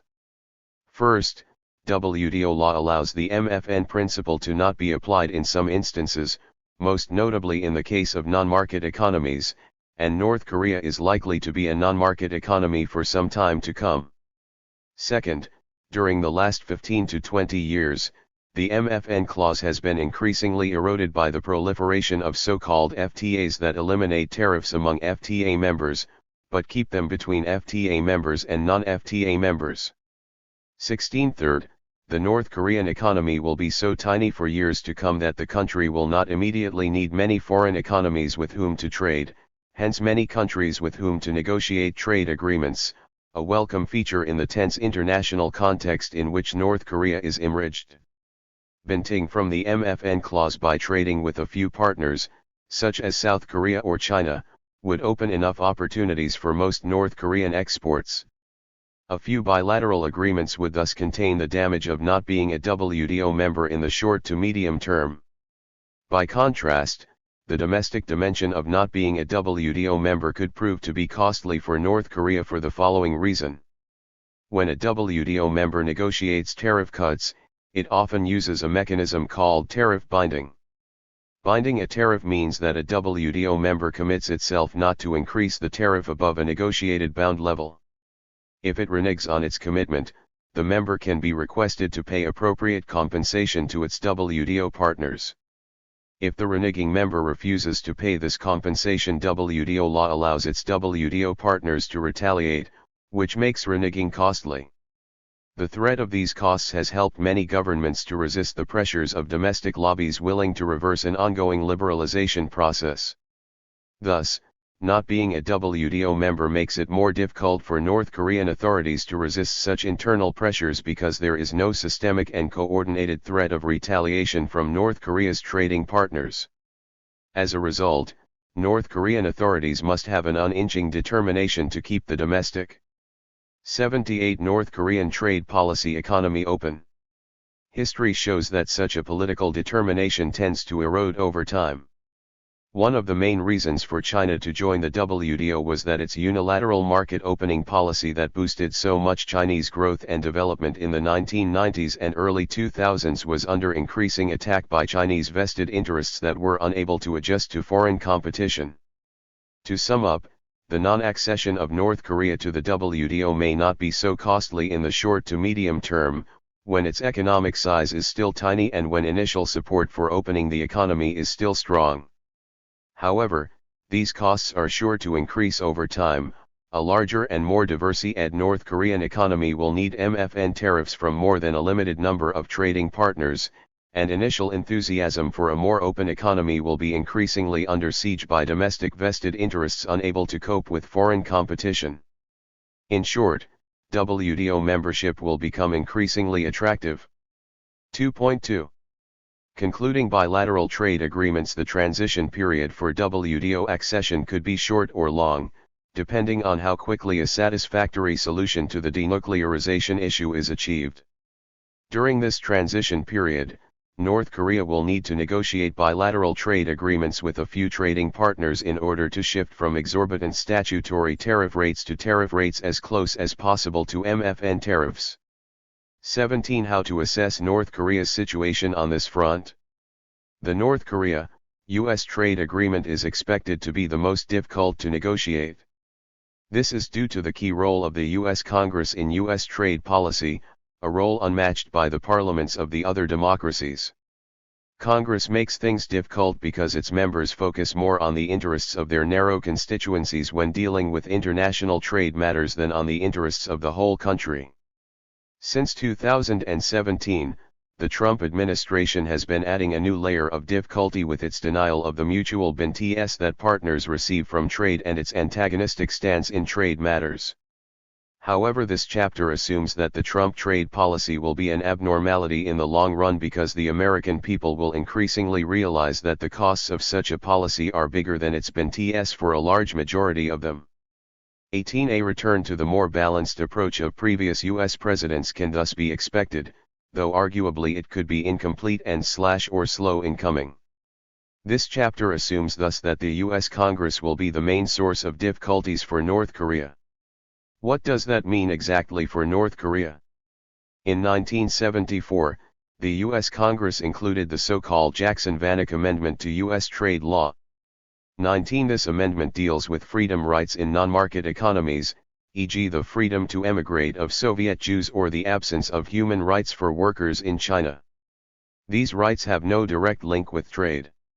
However, this amendment uses U.S. trade measures against a country as the stick to get these freedom rights enforced. More precisely, it allows the U.S. government to deny the benefit of MFN tariffs to any non-market economy, BA. North Korean Trade Policy 79. WTO member or not, as long as Congress perceives the partner in question is perceived as denying its citizens these essential rights. This is broad and vague enough to give de facto powerful leverage to U.S. negotiators dealing with trade issues with non-market economies. This amendment is almost certain to be invoked in the case of North Korea, the only uncertainty is the freedom right that could be invoked by Congress. Hence, it is essential for North Korea to assess the leverage that the amendment gives to U.S. negotiators in the North Korea-U.S. trade negotiations. Denying North Korea the benefit of MFN tariffs means that its exports will continue to face U.S. statutory tariffs as long as the freedom right that Congress denies for North Korea is not met. It is only when Congress decides that this right is met by North Korea that the U.S. will grant the status of permanent normal trade relations to North Korea and the MFN tariffs that go with PNTR. The Jackson-Vanik Amendment also includes a carrot. It allows the U.S. President to ask Congress for an annual waiver of the denial of the PNTR status if the President is convinced that such a waiver would encourage a positive evolution of the non-market economy in question. This positive evolution has generally been interpreted by U.S. negotiators as the partner opening its economy more widely to U.S. goods, services, and investment. When the exporters in the non-market economy benefit from such an annual waiver, they realize the massive benefits generated by being subjected to U.S. MFN tariffs as compared to statutory tariffs. Hence, they become strong advocates of the positive evolution of their country. The bilateral trade negotiations between the U.S. and Vietnam offer a good illustration of the U.S. negotiating leverage. Table 6.2 shows a clear synchronization between the use of the Jackson-Vanik Amendment and trade deals between the U.S. and Vietnam. The March 1988 RST annual presidential waiver follows the April 1987 Agreement on Intellectual Property Rights in the Entertainment Sector. The renewable 3-year bilateral trade agreement enacted in July 2000 and the July 2004 Agreement on Garments and Textiles precede the May 2006 U.S. Agreement on Vietnam's WTO accession. The May 2007 bilateral agreement on maritime issues and the June 2007 trade and investment framework closely follow the congressional action granting PNTR to Vietnam and Vietnam's accession as the 150th WTO member on January 11, 2007. What could be the effect of the Jackson-Vanik Amendment in the case of North Korea? As the amendment's potential impact depends upon the size of the non-market economy relative to the U.S., it is a powerful tool in the hands of U.S. negotiators in the North Korea-U.S. bilateral agreement. Not granting PNTR is a double-edged sword. If the U.S. denies MFN status to a trading partner, this trading partner denies such status to the U.S. However, the smaller the trading partner's economy, the more negligible the costs for the U.S., and the higher the Jackson-Vanik leverage in favor of the U.S. 80 North Korean Trade Policy Table 6.2 Milestones in Vietnam, U.S. Trade Relations. 1989 to 2007.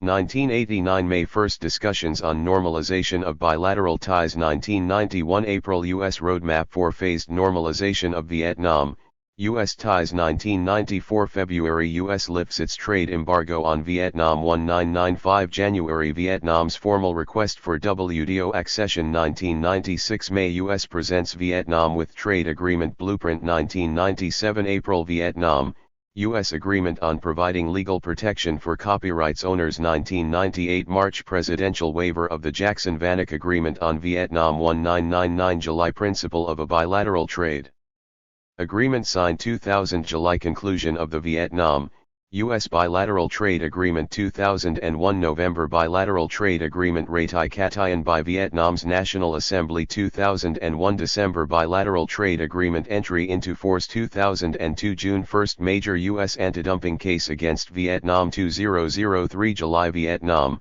U.S. Garment and Textile Agreement signed. 2004 January 2 major U.S. anti-dumping case against Vietnam. 2004 December bilateral trade agreement renewed by the U.S. 2006 May Vietnam, U.S. agreement on Vietnam's WTO accession.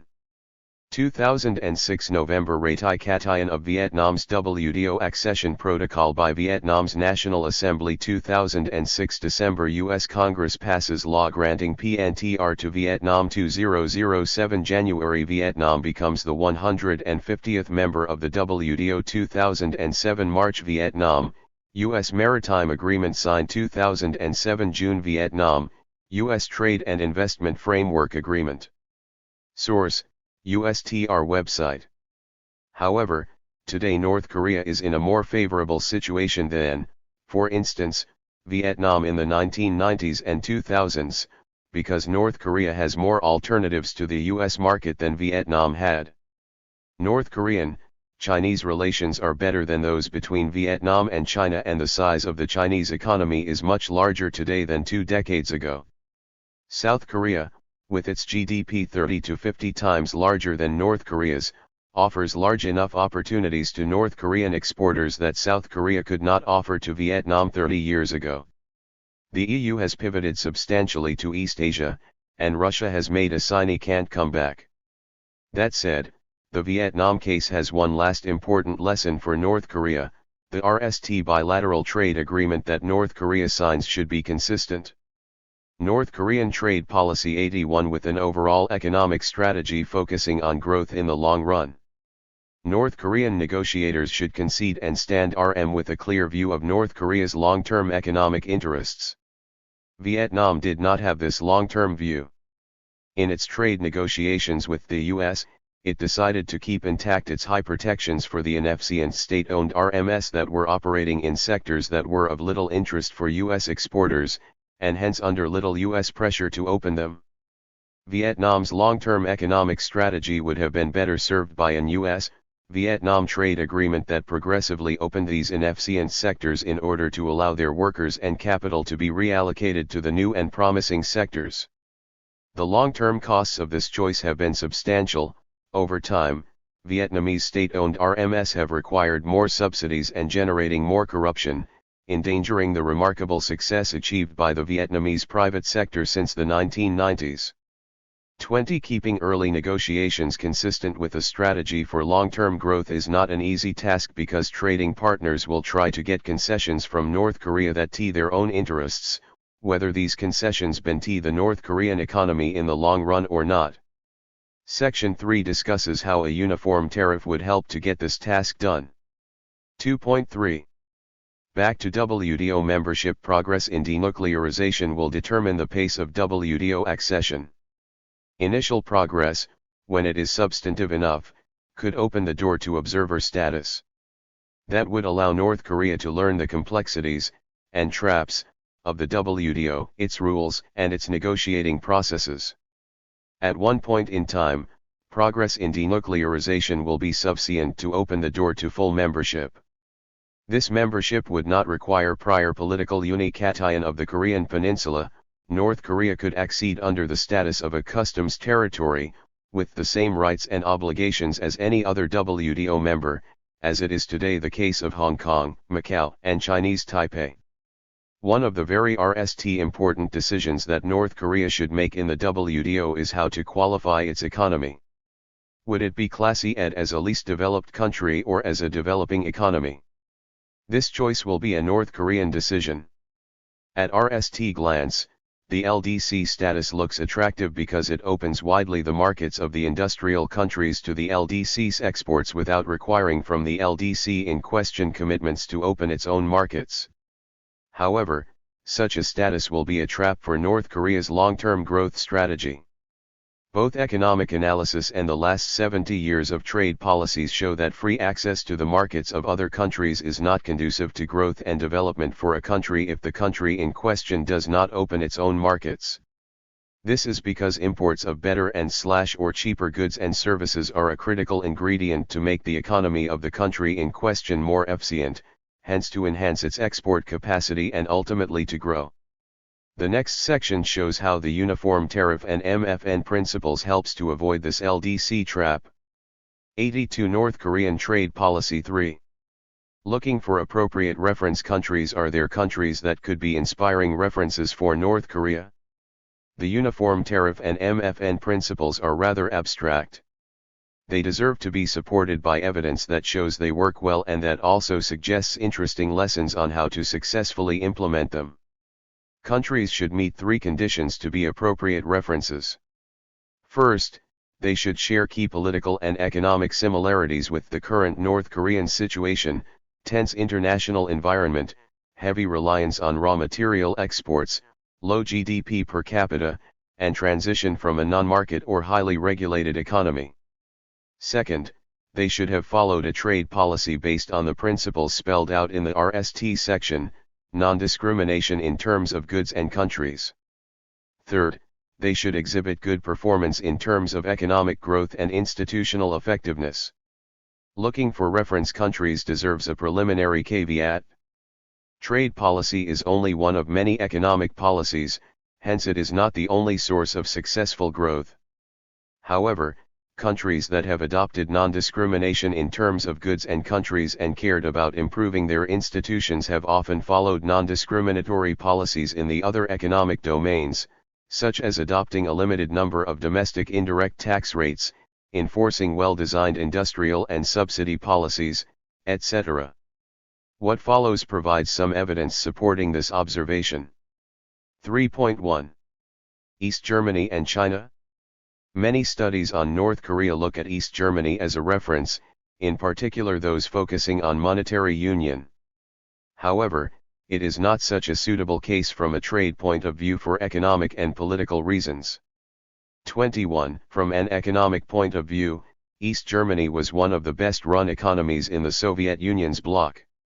In 1991, its GDP per capita amounted to 43% of West Germany's GDP per capita, 10 times more than the proportion of North Korean to South Korean GDP per capita. The East German economy relied on an infrastructure that was operational, even if it was aging rapidly due to a lack of investment. If corruption was high, as in any centrally planned economy, it remained within acceptable limits. East Germany is not a good reference from a political point of view either. West Germany and East Germany did not get a civil war. In the 1990s, the US international alliance was at its peak while it became rapidly clear that the Soviet Union would not interfere with German reunification because it was absorbed by its own difficult transition problems and had not enough financial resources to intervene. Today, the balance between the US and China is very different. That said, one crucial lesson should be drawn from German reunification: the catching up process takes decades, and it is painful.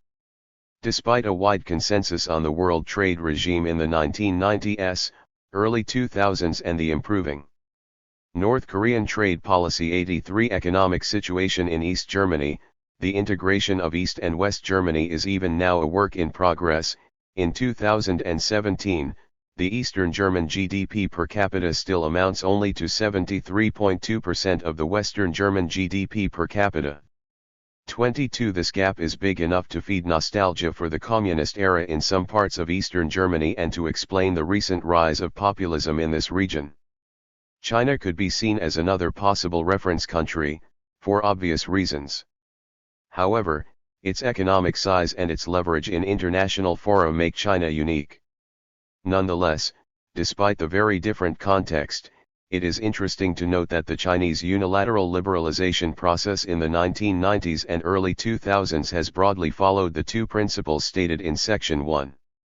First, roughly 80% of Chinese quotas on imports were eliminated between 1992 and 1999 in a strong shift to tariffs as the main means of protection.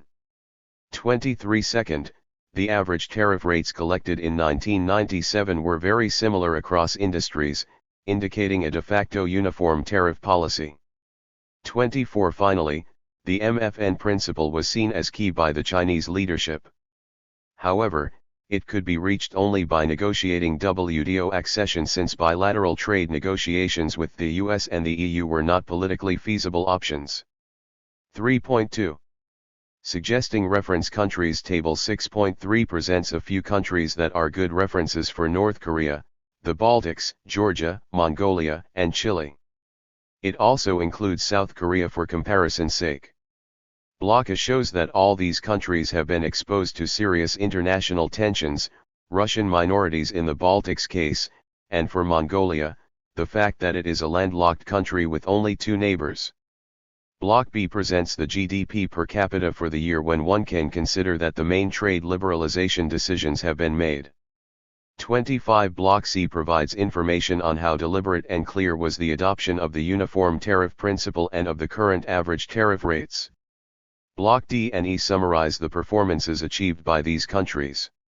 Block D shows that the growth rate of these countries has been substantially higher than the world average rate and sustained during the 15 years following the introduction of the uniform tariff.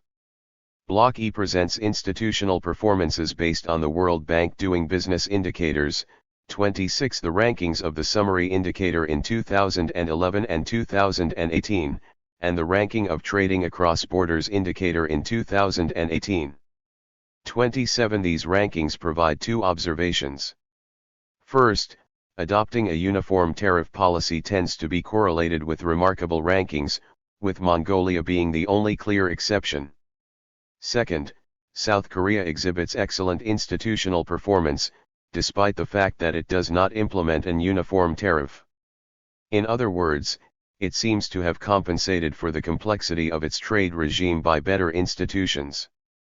As a result, North Korea would be well inspired to use South Korean customs services. Chile is a particularly interesting case for North Korea because it was the RST country in the world to enforce a MFN uniform tariff, hence to confront two key problems. At which level should its uniform tariff rate be set? And at which pace should it be implemented?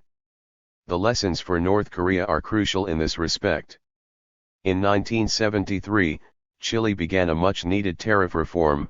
Its average tariff rate was 105%, with many peaks as high as 750%, combined with many quotas and a multiple exchange rate system. However, as shown in Figure 6.1, the average tariff rate in 1975 was still 57%. The Chilean government decided to introduce an uniform tariff. The initial plan was to impose a 10% tariff within a very short period. This Big Bang strategy failed. Domestic and foreign investors did not have time needed to realize the main benefit of a uniform tariff, which is to provide a healthy framework for investment decisions. As a result, investors lobbied vigorously against this liberalization. The macroeconomic crisis of 1982 to 1984 forced the Chilean government to backtrack and to double the tariff rate.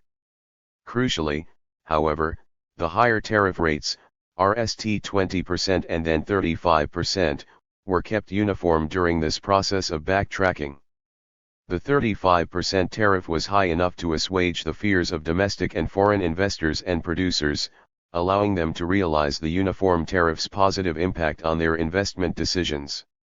As a result, and despite a major political change, there was no reversal of the tariff policy and no opposition to subsequent tariff cuts.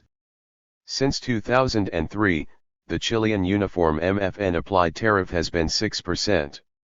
As illustrated in Figure 6.2, these changes were driven by booming Chilean exports combined with a fast and strong diversification in Chile's production and export structure, from overly dominant exports of copper in the late 1970s to the current diverse export pattern, which includes farm and food products and services. This deep structural change illustrates what could happen in North Korea if it uses the same trade policy. Aside from these positive results, the most important lesson from Chile is on how to introduce the uniform tariff policy in a politically acceptable manner. An uniform tariff that is initially too low runs the risk of being misunderstood by domestic and foreign businesses who feel endangered to the point that they do not realize the benefit of the uniform tariff, hence resulting in the political failure of the liberalization policy. Announcing a fast implementation schedule compounds these risks. In short, what counts is not hastiness, but progressivity and perseverance. It seems thus politically wise to open the North Korean economy by initially imposing a relatively high uniform tariff rate. North Korean Trade Policy 87. An additional reason for a cautious start is that North Korea is likely to still have a number of powerful state-owned enterprises when it starts its trade liberalization process. As of November 2018, there is no off-scale plan to privatize these enterprises. In such a context, the lower the initial uniform tariff rate, the stronger the pressures from state-owned enterprises for getting exceptions to this tariff. If granted, these exceptions would be very difficult to remove. A distorted economy would then emerge in North Korea, with a highly protected and increasingly inefficient sector of state-owned enterprises endangering the growth of the rest of the economy, as in Vietnam. This cautious scenario raises the question, how high is high? Technically, collecting good information on these gray prices and comparing them with world prices could provide a sense of the average tariff protection of the North Korean economy before the trade reform. However, this method is time-consuming and sensitive to the quality of the information collected. Non-market economies are notorious for their poor capacity to provide accurate information on their functioning. In fact, most operators have a strong interest to hide the economic rents they extort from the system.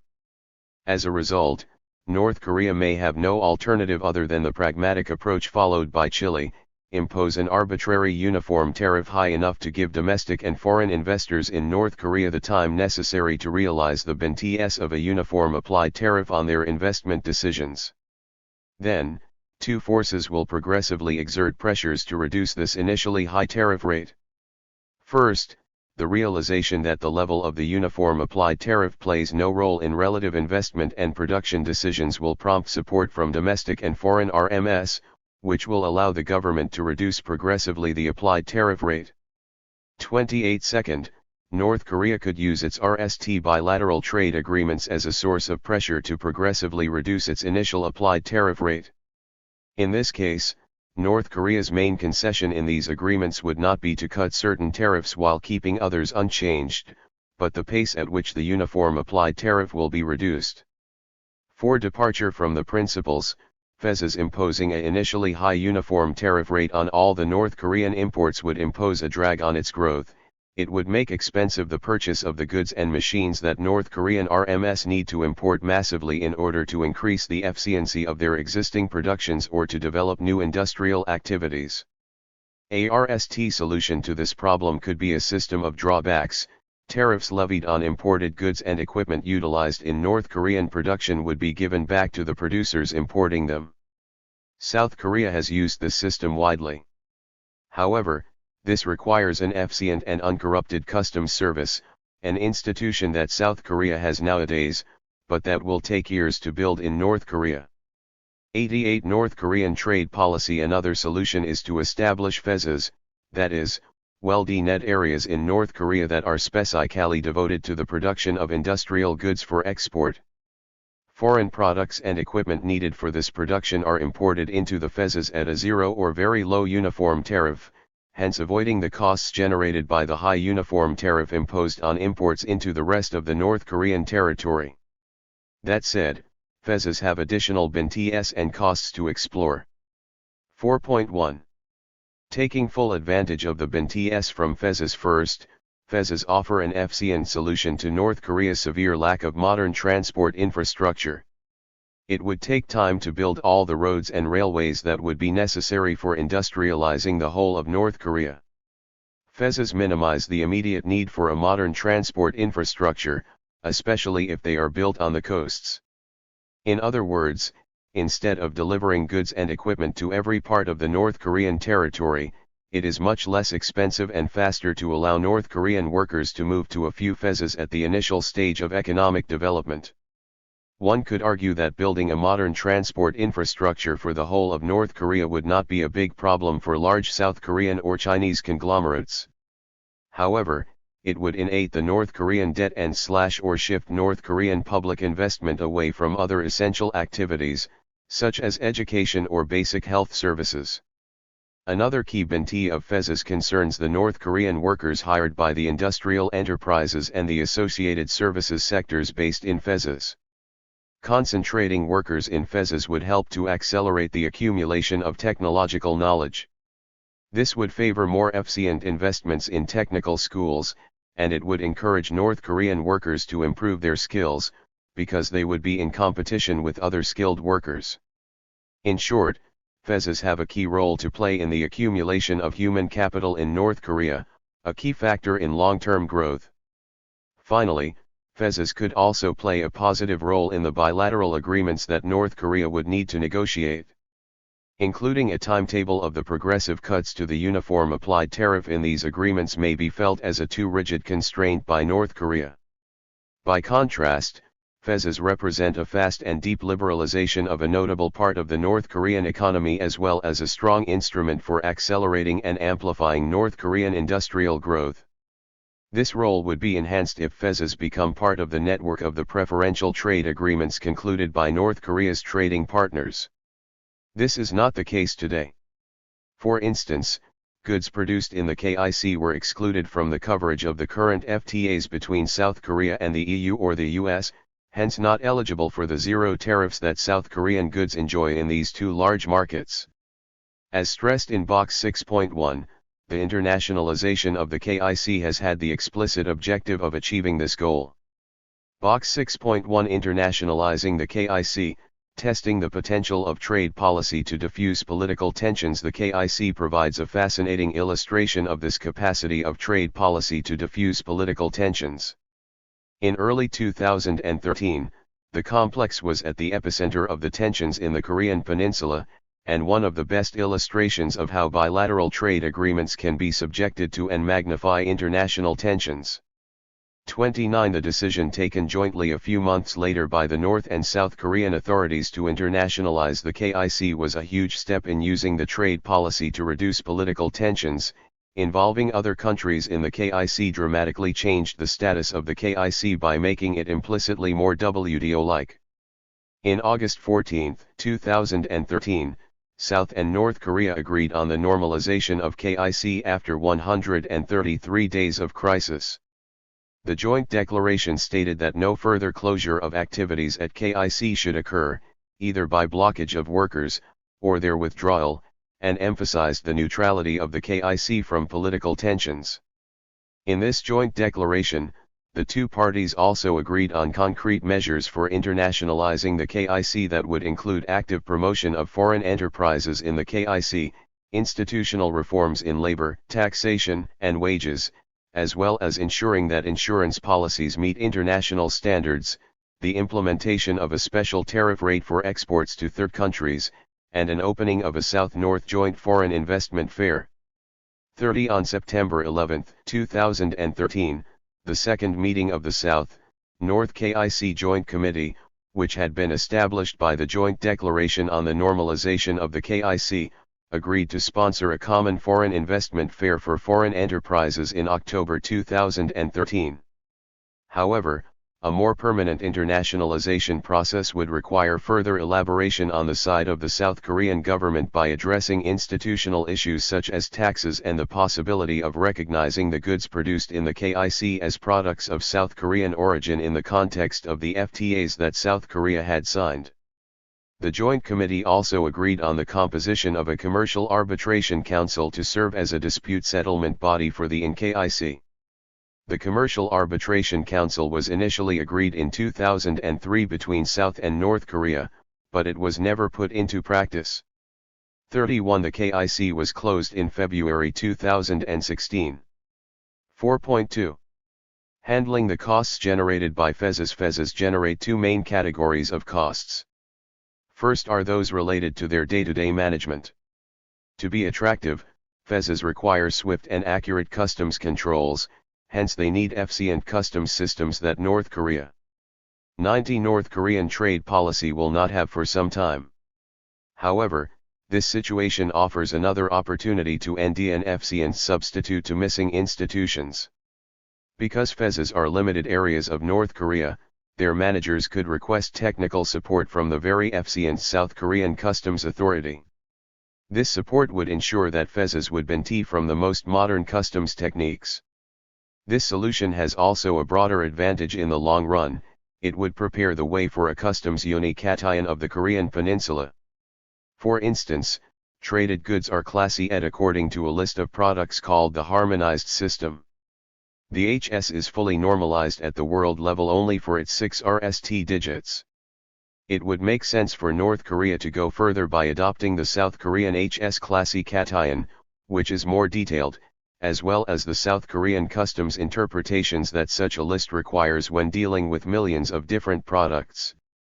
Following the South Korean customs rule book would save a lot of time and allow North Korean authorities to avoid many mistakes. It would also simplify the establishment of closer relations with South Korea that are examined in the next section. The second cost is due to the coexistence of a low or zero tariff for the FEZs and a higher uniform applied tariff for the rest of North Korea. This situation creates strong incentives to smuggle goods imported in the FEZs into the rest of North Korea. The higher the uniform tariff rate imposed on imports entering the rest of North Korea, and the lower the tariff rate imposed on imports entering into FEZs, the higher the likelihood of smuggling, and the greater its magnitude. This is not only a matter of losing skill revenues. Above all, it is a diversion of the resources imported for being efficiently used in FEZs into the much more inefficient rest of the North Korean economy. An efficient customs system in the FEZs could contribute to the solution of this problem in the short to medium term, with its elaborate means of tracing goods. However, the true solution in the long run is to make smuggling less and less profitable. This can be done only by progressively reducing the initially high uniform applied tariff adopted for the rest of the North Korean territory. In other words, FEZs would be a useful source of pressures to reduce this tariff rate. By the same token, they contribute to reducing the fragmentation of the North Korean domestic economy and to creating a North Korean single market for goods and services. 4.3. A key condition for successful FEZs on balance. Creating well-managed FEZs in North Korea seems to be a positive departure from the two basic principles set in Section 1. FEZs do not endanger the uniform tariff principle adopted for the non-FEZ North Korean territory while they exert pressures to reduce this tariff over time. They offer an opportunity to grant valuable concessions to the partners with which North Korea would like to sign bilateral agreements. They support North Korea's long-term economic strategy because they accelerate industrial growth and the accumulation of modern technical skills by North Korean workers. They contribute to North Korean Trade Policy 91. The progressive creation of a North Korean single market as well as to its integration into the world economy. That said, there is one key condition for a successful FEZ scenario. There should be very few FEZs, probably 2 to 3 at most. The North Korean economy is so tiny that more industrial FEZs would mean that each FEZ will not draw the attention of foreign and domestic investors. They will attract small foreign capital and few North Korean workers, not enough to fuel a successful large-scale North Korean industrialization and service cation. It is important to stress that this condition is not met, since there are currently more than 25 FEZs. 5. Departure from the principles. Closer trade relations with South Korea. Most studies of the North Korean trade policy focus on the establishment of closer trade relations between North Korea and South Korea. 32. Such a focus has deep roots in a long political debate in South Korea, from President Kim Dae-jung's visit to North Korea to the South, North Joint Declaration on June 15, 2000 to President Roh Moo-hyun in the South, North Korea Summit in May 2007. This perspective was renewed with President Park Geun-hye stressing Korean uni-cation as a jackpot for the whole East Asian region at the 2014 Davos Forum, and with President Moon Jae-in in the April 2018 South, North Korea Summit. This section examines these closer trade relations within the much broader and more complete framework developed in the previous sections. This perspective allows a more detailed assessment of what needs to be done by both parties for a successful trade integration of the Korean Peninsula. That said, what follows has a precise goal. It presents the pros and the cons of a FTA and a customs union, the two main options for establishing closer trade relations between South and North Korea. It does not seek to make recommendations because that would clearly involve political considerations and constitutional issues that are much beyond the scope of this modest study. 5.1.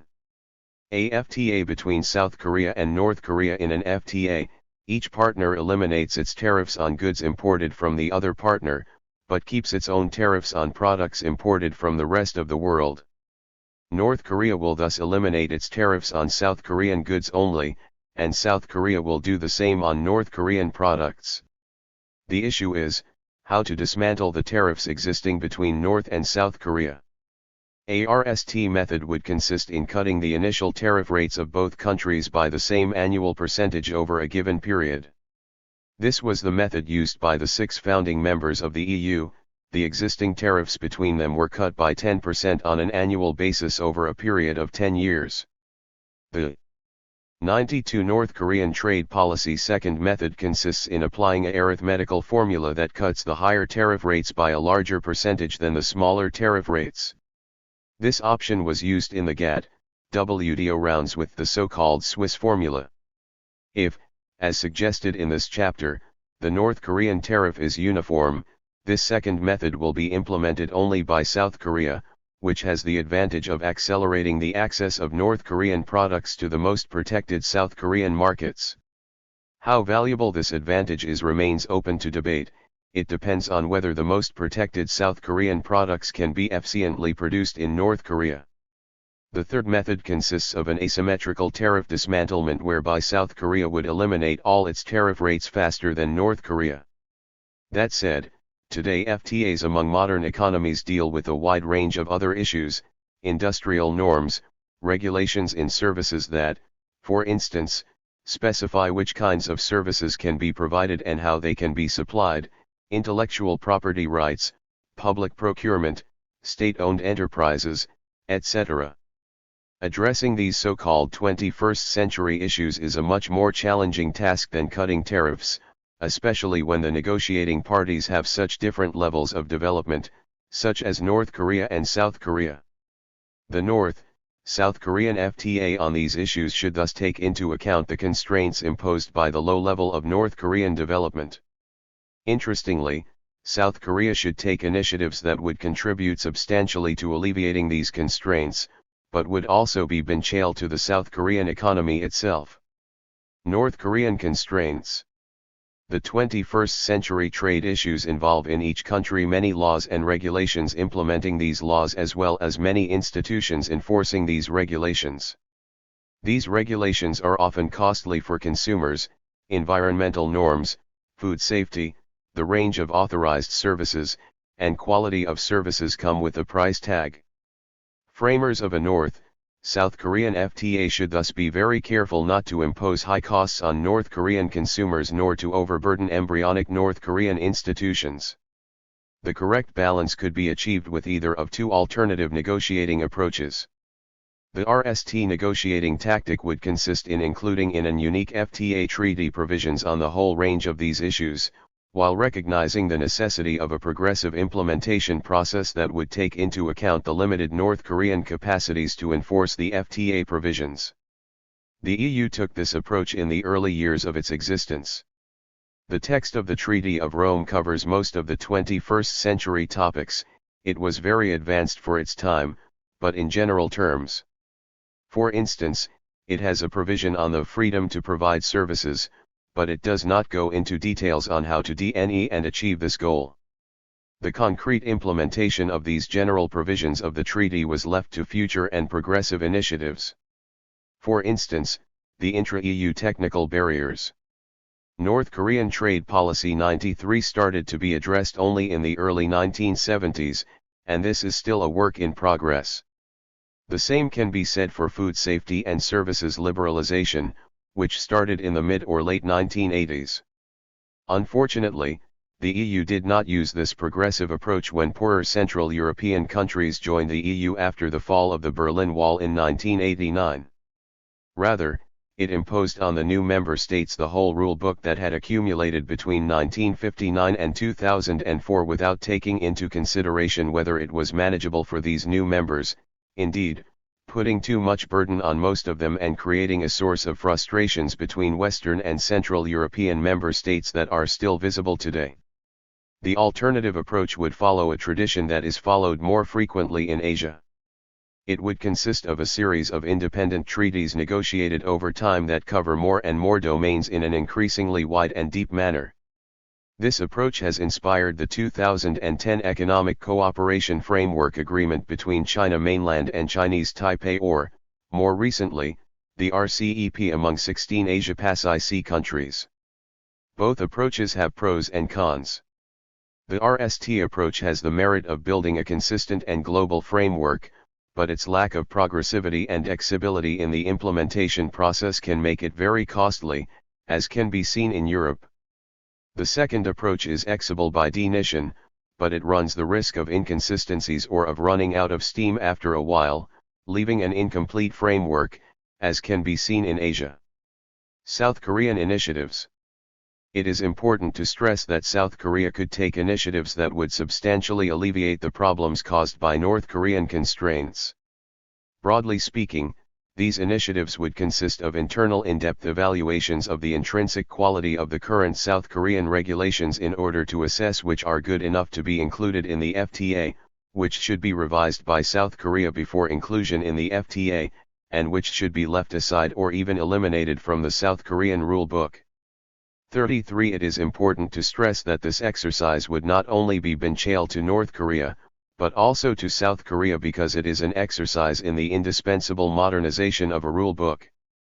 Indeed, it is a great pity that such a fully-edged regulatory assessment was not done in the early 1990s by the then 15 EU member states before the enlargement process to the Central European countries, leaving the EU 15 member states with outdated and/or poorly designed regulations with consequences that are visible today in the EU's unsatisfactory economic performance.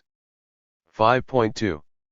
A customs union between North Korea and South Korea. In a customs union, each partner eliminates its tariffs on the goods imported from the other partners, and all the customs union's members implement the same tariff rates on the goods imported from the rest of the 94 North Korean trade policy world. Compared to an FTA, this option raises two additional issues that are challenging for both Koreas. First, a customs union requires that North Korea and South Korea will DNE for each product the common tariff they will impose on the rest of the world. This is not a simple matter. In the EU case, the original 6 member states adopted the simple average of the initial 4 tariff rates. This simple average method has had the great merit not to give too much weight to the tariff rate of one member state. This will not be the case in a South, North Korean customs union because it has only two members. If, as suggested, the North Korean tariff is uniform, the simple average of the North and South Korean tariff rates will be heavily influenced by the existing South Korean tariff rates, particularly when they are high or low. As illustrated in Table 6.4, South Korea often has higher average and peak applied MFN tariffs than, for instance, the EU. 34. It has also a wider range of MFN tariffs and much larger differences between applied and bound tariffs than the EU. 35. These differences suggest that goods for which North Korea is unlikely to have comparative advantages would be protected by high South Korean tariff rates, while goods for which North Korea could have comparative advantages would be protected by low South Korean tariff rates. Such a common tariff structure would thus be at odds with North Korean comparative advantages. It would tend to shift North Korean resources into sectors in which the economy is inefficient. In other words, North Korea would largely lose the benefit of its uniform tariff, which is so crucial for its RST steps of its development. One could argue that the PTAs signed by South Korea with other countries mean that South Korean applied tariff rates are de facto much lower than those shown in Table 6.4. However, South Korea has no PTAs with countries that could be important export markets for North Korean goods, such as China, Japan, or Russia, or with countries that produce the cheap products needed by the relatively poor North Korean consumers, households and enterprises. Once again, a substantial part of the solution can come from a South Korean initiative. More precisely, South Korea should undergo a unilateral reform of its tariff rates before establishing a customs union with North Korea. It should unilaterally reduce sharply its highest tariff rates, preparing by the same token a more uniform common tariff for the North, South Korean customs union. Again, such an initiative would not only help North Korea to better realize where its comparative advantages lie, but it would also benefit South Korea by making its economy more open. The second additional issue created by a customs union has to do with households. The current South Korean tariff structure raises the following question: to which extent does it protect cheap goods more than luxury goods? If it taxes cheap goods more heavily, the common tariff schedule of the customs union would have the same structure.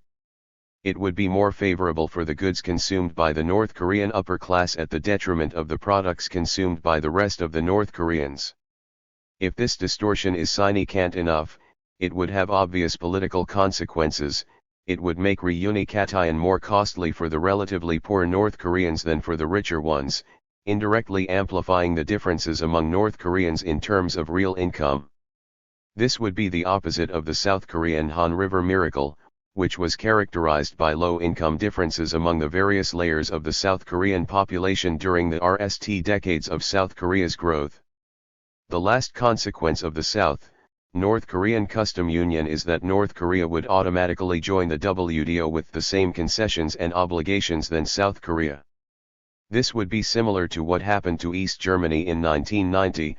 By becoming part of the Federal Republic of Germany, East Germany was immediately subjected to all the WTO concessions and obligations of the EU, from tariffs to industrial norms to sanitary and photosanitary measures to intellectual property rights, to public procurement, etc.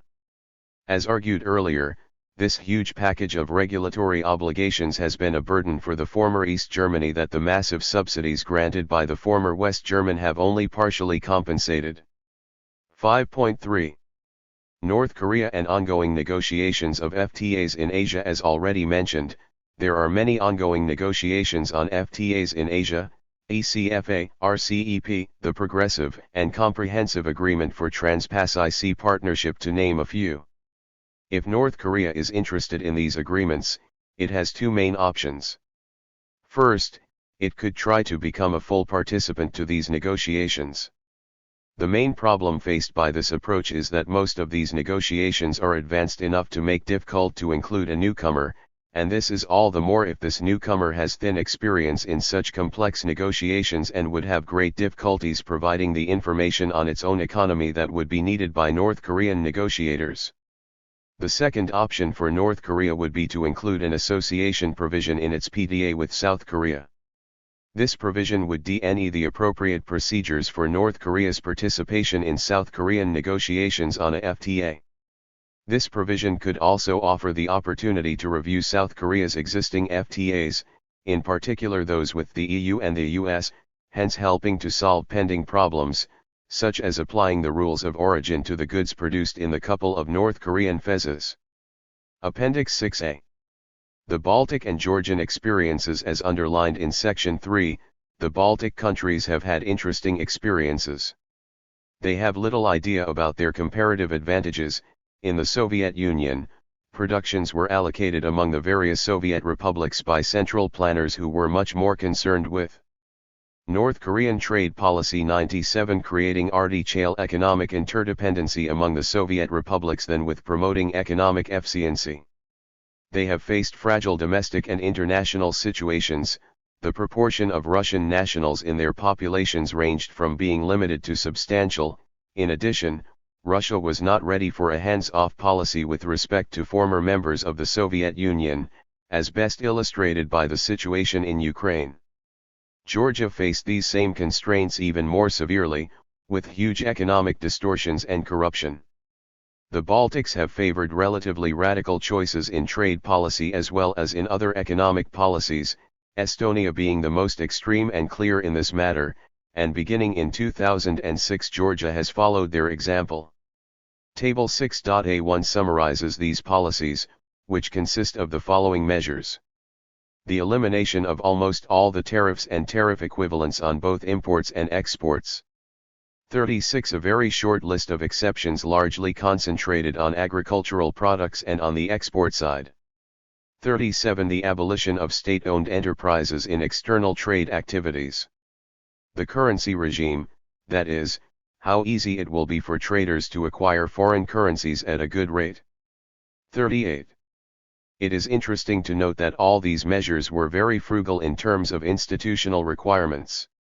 There was no or very little need of administrations to grant licenses and quotas since most of them were eliminated. The relatively rapid abolition of state-owned enterprises in external trade activities was not only justified by the absence of market power of any of these countries in the world markets, this would be the case for North Korean state-owned enterprises, but it also eliminated the need to create a competition authority for monitoring the costly monopolistic behavior of these enterprises. The most dramatic changes occurred in the customs systems. The degree of freedom of the customs authorities was quite limited since the vast majority of goods were subjected to a uniform or quasi-uniform low tariff rate, leaving no possibility for customs officers to play with various tariff rates in exchange for bribes. Georgia offers a good illustration of the fast impact of a uniform and MFN tariff policy in this domain. In less than 4 years, Georgia shifted from the 133th most corrupt country to the 55th and then to the 44th, achieving a better rank than some EU member states. 39. This factor is crucial for making North Korea an attractive place for investors. It is also crucial since tariff revenues will be the main source of domestic skill resources in North Korea for its decisive years of transition. Table 6.A2 shows the GDP growth of all the Central European countries having joined the EU, hence having been taken from the same support from 100 North Korean trade policy the EU. It shows clearly that, over 18 years, the growth performance of the Baltics has been better than the growth performance associated to the more complicated trade policies implemented by other Central European countries. Excluding political factors such as international sanctions, a key reason behind the failures of various development projects of North Korea lies in its lack of funds for infrastructure construction and foreigners' lack of interest in investing in North Korea. Foreign investment is essential for full-fledged development of the North Korean economy. Attraction of foreign capital to North Korea requires not only internal enhancement of investment conditions but also externally its joining regional and international financial institutions. One foreign investment policy as an economic development strategy. North Korea has been regarded by some as one of the worst countries for foreign investors. There are many reasons behind this failure in attracting foreign capital to North Korea, its poor infrastructure, frequent policy reversals, big potential risks, totalitarian regime, etc. But the most important reason is that North Korea does not consider an open policy toward trade and financial transactions with foreign countries as a part of development strategy but only as an instrument for collecting hard currency. 1.1. Economic opening policy. Regarding the link between economic opening and economic development, still the debate is going on. This debate was much more intense during the 1960s through the 1980s when East Asian countries strongly promoted the opening policy while other developing countries promoted an inward-oriented policy. Most popular arguments for economic opening include the improvement of efficiency, the effect of scale economies, and the reduction of economic volatility. Economic opening provides RMS with an incentive to seek new ways to survive in the world market where the government cannot protect competition with foreigners. Competition in the world market also offers more opportunities for learning and innovation to improve efficiency than are provided by protectionism. This efficiency improving effect can be achieved through international, regional financial cooperation and North Korean development. 7. Financial cooperation and North Korea. 103 financial transactions as well. Financial opening moves out of capital from capital-rich economies to capital-poor countries since, in the latter, the returns to capital tend to be higher. These outs complement limited domestic savings in capital-poor economies and, by reducing the cost of capital, allow for increased investment. Certain types of financial outs such as foreign direct investment can also generate technology spillovers and serve as conduits for acquiring managerial and other forms of organizational expertise from more advanced economies, which will further enhance the efficiency of resources and the country's social welfare. Economic opening also encourages economic development through expansion of the market.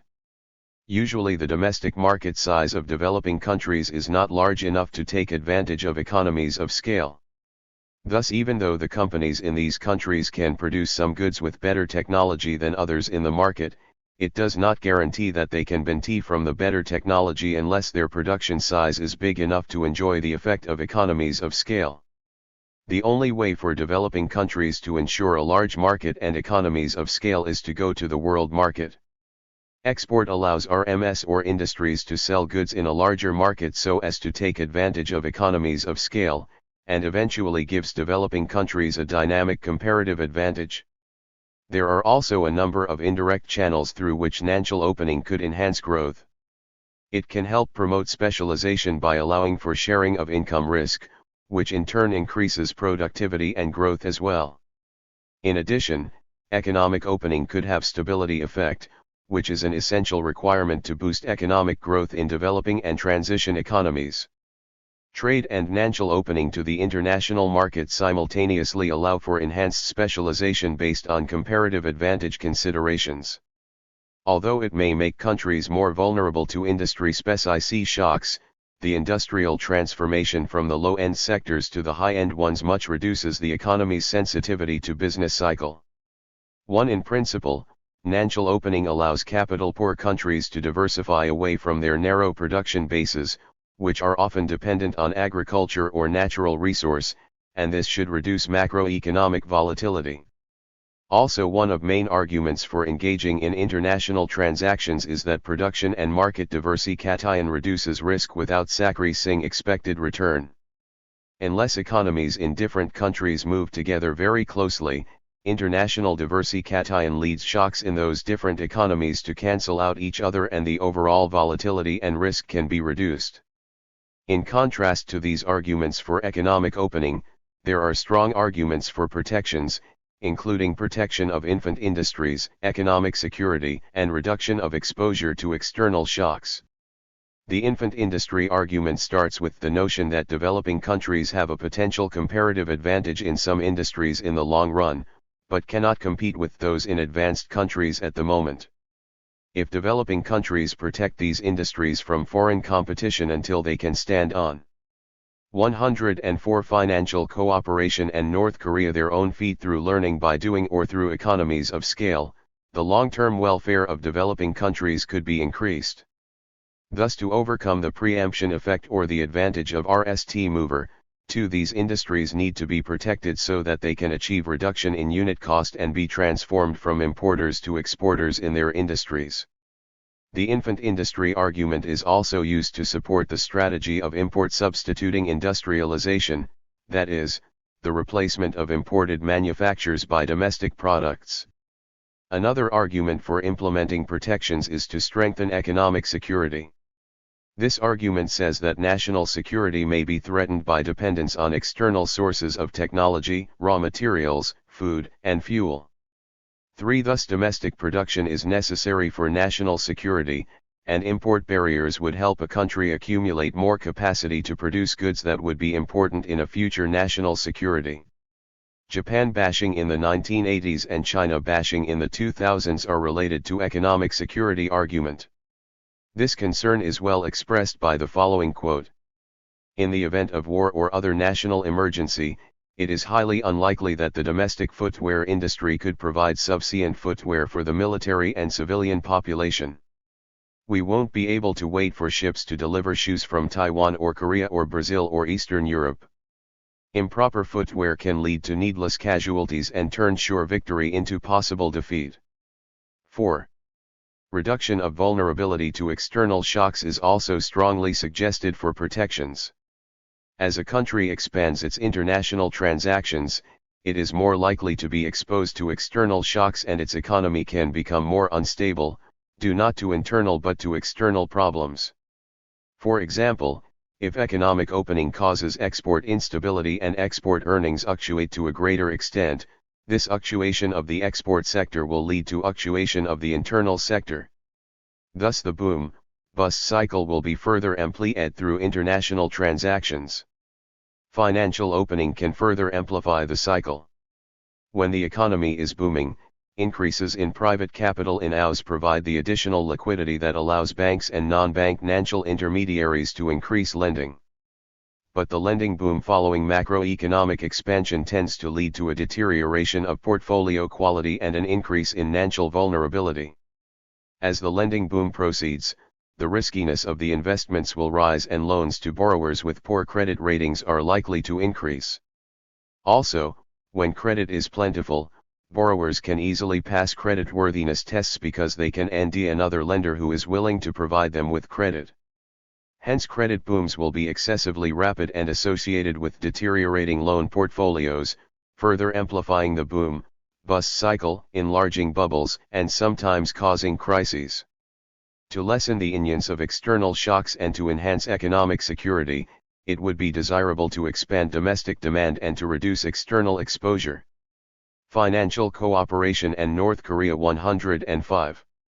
There has been a long debate on two competing strategies, outward-looking strategy versus inward-looking, and it would be an endless task to attempt to determine the appropriate strategy of developing countries. The World Bank compared different strategies and concluded that the economic performance of the outward-oriented economies has been broadly superior to that of the inward-oriented economies in almost all respects. 5. In particular, the average annual growth rate in per capita income in strongly outward-oriented economies was 6.9% during the period of 1963 to 1973, which is more than 4 times the 1.6% in strongly inward-oriented economies. Even after the oil shocks, the same trend continued during the period of 1973 to 1985. Per capita income grew by 5.9% per year in strongly outward-oriented economies, while it did not grow but fell by 0.1% per year in strongly inward-oriented economies. These results show that the merits of outward-oriented policies such as efficiency improvement through competition, innovation, and economies of scale play more role in economic development than its potential problems such as exposure to external shocks. In contrast, it appears that the infant industry argument was not as valid as some had initially believed. Trade restrictions that protect new infant industries did not enhance but worsen their competitiveness. Also, import substitution industrialization involved costs and promoted wasteful use of resources because of complex, time-consuming regulations. It set high tariff rates not only for consumers but also for RMS that needed to buy imported materials for their NAL products, and caused inefficiency in the whole economy. Now the outward-oriented policy has become a dominant strategy for economic development in late developing countries and in transition countries. North Korea seems to have adopted a closed economy policy based on the arguments for protectionism. In particular, North Korea has emphasized self-reliance for national security. However, the experiences of many developing and transition countries clearly suggest that economic opening should be adopted and maintained for a long time as a primary policy with full commitment if North Korea is to attain economic reforms and sustainable development. 106 Financial cooperation and North Korea 1.2 says policy. When North Korean strategies for attracting foreign capital are compared with those of China, we can easily see a clear difference. In China, the strategy of foreign capital in-out and establishment of CESAs have been pushed as instruments of reform and tools with which to open the economy, which is a key part of the grand development strategy. In North Korea, strategies such as establishing CESAs to promote economic openness and to attract foreign capital are sometimes announced as very important objectives. But it is hard to see such a policy as an instrument for promoting reforms and as a key part of the development strategy. In appearance, North Korea's foreign investment policy to attract foreign capital through establishing CESAs seems similar to the efforts of the Chinese government. North Korea has also issued extensive laws and regulations designed to attract foreign investment. 6. But its real intention is quite different from that of China. In China, the reform and opening policies have been key to develop the Chinese economy since the end of the 1970s. Thus the Chinese government considered CESAs as a gateway to link China to the world market, and it set them up so as to make the contact between domestic residents and foreigners easier. CESAs in China have been provided special treatment of more flexible and market-oriented measures to attract foreign companies so that foreign and domestic trade and investment are conducted without the authorization of the Chinese central government in Beijing. 7. Also, to attract foreign capital, the Chinese government has offered special tax and business incentives for foreign investment. The World Bank identified VE factors contributing to the successful and effective operation of CESAs in China. CESAs need to be linked to economic opening and capitalize on innovation. A bottom-up, problem-solving approach has to be combined with top-down governmental support. CESAs can promote industrial expansion by cultivating market leaders, supporting research and development, and building brands. They can incubate local ideas by integrating learning, innovation, and production. They can bring together resources and expertise from government, industry, and research institutions to move into more advanced value chains. 8. In contrast, the North Korean government does not like domestic residents to easily make contact with foreigners through CESAs but instead want to maintain CESAs as separate from the rest of the economy. This suggests that the RST factor of China's success, i.e., linkage of CESAs to economic opening, is not considered important in North Korea's CES policy. If it were to promote CESAs as a trigger for economic development, North Korea should operate CESAs so. Financial cooperation and North Korea 107 that its residents can more easily contact foreigners to attract foreign investment and to acquire advanced technology from foreign companies. Contrary to the successful case in China, CESAs in North Korea have not been created as places dedicated to the influx of trade and investment but instead are nothing more than the means to collect hard currency. Since an economic opening policy is not a part of North Korea's grand development strategy, it is not long-term based. Thus it is not surprising that the initial reform moves have often been followed by setbacks, resulting in a continuous sequence of cooperation and con-ICT, escalation and de-escalation. This is quite different from how South Korea and China have operated CESAs for economic development. In these countries, CESAs have never been shut down. Their experiences suggest that to overcome the problems of North Korea's CES policy, it is most important for North Korea to fully commit to keeping CESAs open, no matter what happens, by including the policy of economic opening as a key part in its long-term grand development strategy. This is directly related to what foreign investors would consider before investing in North Korea. The extant literature focuses on what factors should be taken into account when making investment decisions in foreign countries.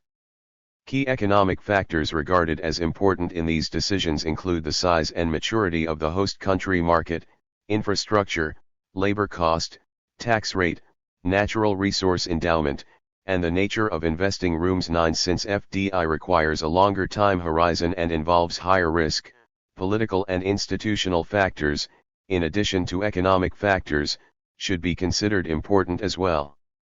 In the case of North Korea, non-economic factors such as the host country's commitment to investment policies and the political capacity for implementing them are more critical to attract foreign capital than economic factors at the initial stage. In our opinion, North Korea has a reputation as a corporate graveyard for foreign investors. A notable example is the case of Orascom Telecom Media and Technology Holding, an Egyptian company that helped build North Korea's communication networks after entering the country in 2009. But Orascom faltered in the business and has struggled to exercise control over its North Korean unit since the North Korean government backed the launch of its own cellular network. 11. A Swedish automobile company, Volvo, has not yet been paid the money owed for 1,000 cars exported to North Korea in the 1970s. 12. Even companies from China, which has been North Korea's only long-term ally, have often been burnt. Yång, a Chinese mining company, signed a contract in 2007 to build a mine producing iron ore. In 2012, North Korea suddenly terminated the deal and cancelled the joint venture company, costing the company tens of millions of dollars. 13. All of this explains that in North Korea, securing credibility with foreign investors is sine qua non to attract foreign capital. As a businessman comments, much of the country's infrastructure is dilapidated. The risk of instability, too, looms large. But a major deterrent to foreign investment is the chronic breakdown in the rule of law. 14.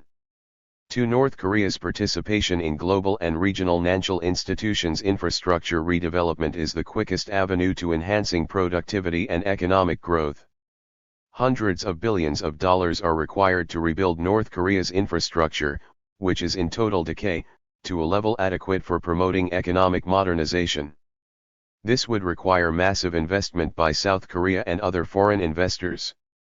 Ensuring sufficient foreign investment is a precondition for full-fledged development of the North Korean economy. To encourage inflow of foreign capital to North Korea, the country's accession to international financial institutions is definitely required.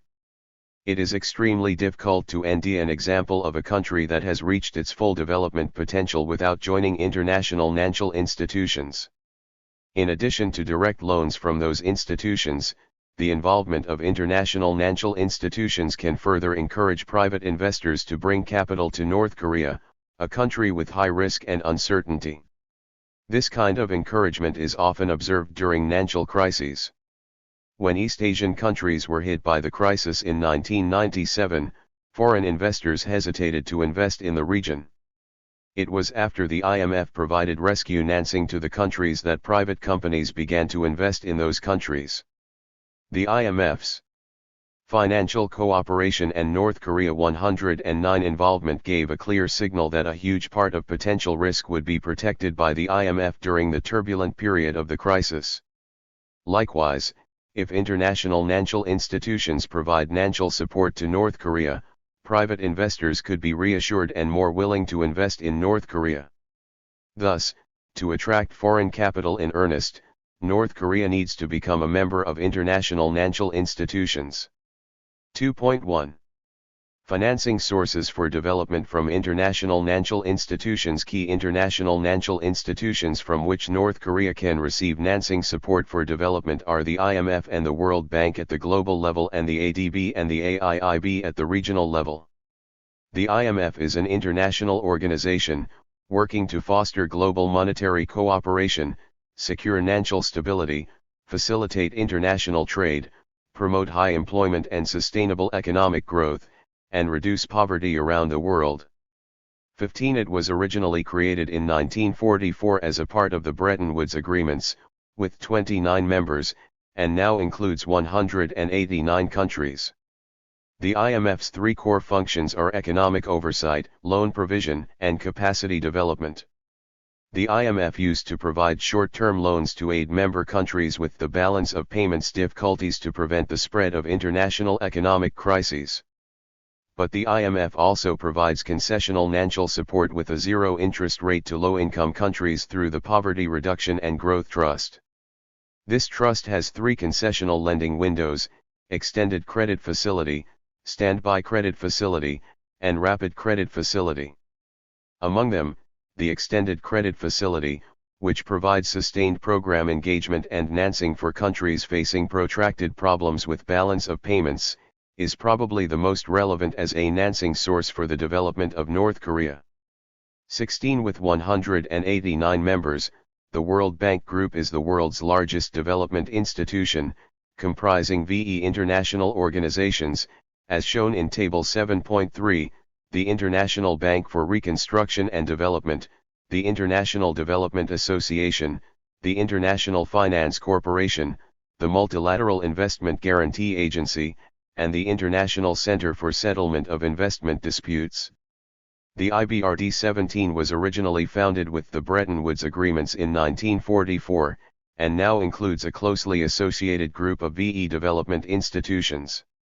The WBG shares a commitment to reducing poverty, increasing shared prosperity, and promoting sustainable development, but its VE institutions differ in their main functions.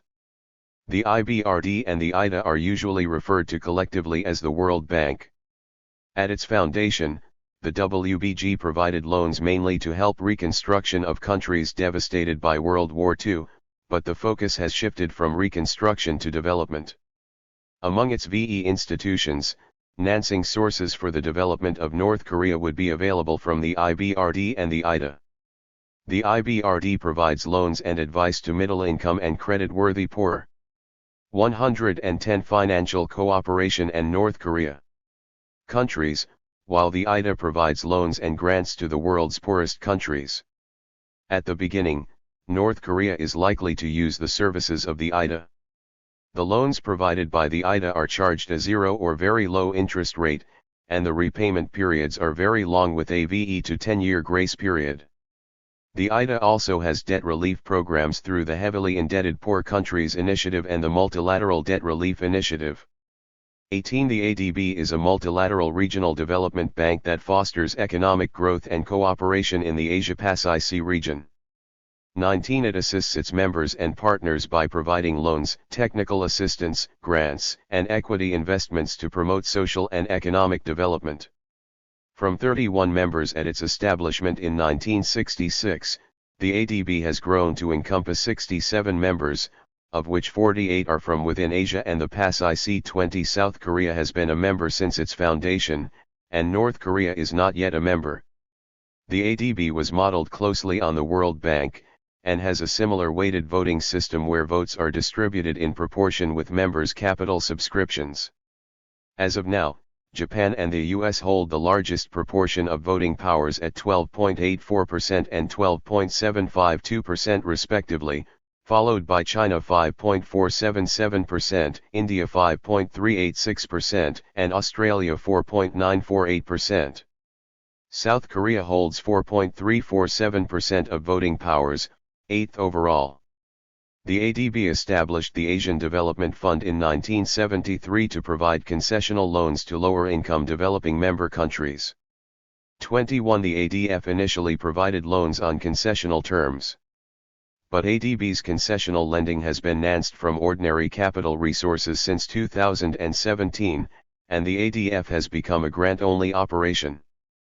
This is similar to the IBRD's function of development financing. Member states can adjust the repayment period and the criteria for currency and interest rate determination. The repayment period for OCR loans is typically 3 to 30 years. Activities supported by the ADF promote poverty reduction and improvements in the quality of life in the poorer countries of the Asia-Pacific region. ADF resources come mainly from contributions of ADB's member countries, which are mobilized under periodic replenishments, and net income transfers from the OCR, Currently, 18 developing. Table 7.3 World Bank Group. IBRD IDA IFC MEGA ICSID. Provides debt financing on the basis of sovereign guarantees. Provides concessional financing, usually with sovereign guarantees. Provides various forms of financing without sovereign guarantees, primarily to the private sector. Provides insurance against certain types of risk, including political risk, primarily to the private sector. Provides international facilities for conciliation and arbitration of investment disputes. Source: www.worldbank.org/n/about. Financial cooperation and North Korea. 111 countries of the ADB's 67 member states are classified as concessional assistance only and are eligible for ADF grants. The AIIB is a multilateral development bank that aims to support the building of infrastructure in Asia and beyond. 22 The bank was proposed by China in 2013 and the initiative was launched in October 2014. The Articles of Agreement entered into force in December 2015, and the AIIB commenced its operations in January 2016. Initially the bank started with 57 founding members, including South Korea. As of 2018, the AIIB has a total of 86 approved members from around the world. 23 The capital of the bank is equal to $100 billion, equivalent to 2/3 of the capital of the ADB and about half that of the World Bank. China has 26.6491% of voting powers and can exercise a veto on the bank's key decisions, including amendments to the Articles of Agreement that require a vote of 75% or more from the Board of Governors, changes in authorized capital, and the size and composition of the Board of Directors. This is comparable to the ADB, in which Japan and the US have more than 25% of voting powers and joint veto rights. In the AIIB, India has the second largest voting power of 7.6605%, followed by Russia 6.0368%, Indonesia 3.2208%, Germany 4.2171%, and South Korea 3.556%. Regional members hold 75.172% of voting powers and the other 24.828% goes to non-regional members. 24 Broadly, the AIIB provides three types of financial support to member states' governments and public institutions, as well as to the private sector, through loans, investments, and guarantees, sovereign-backed financing, non-sovereign-backed financing, and equity investment. It is not yet clear which form of funding will be the most important, but it is noteworthy that China has linked the establishment of the AIIB to the One Belt and One Road initiative. Also, according to the founding purposes of the AIIB, financial support will mainly be concentrated on investment in infrastructure and other productive sectors.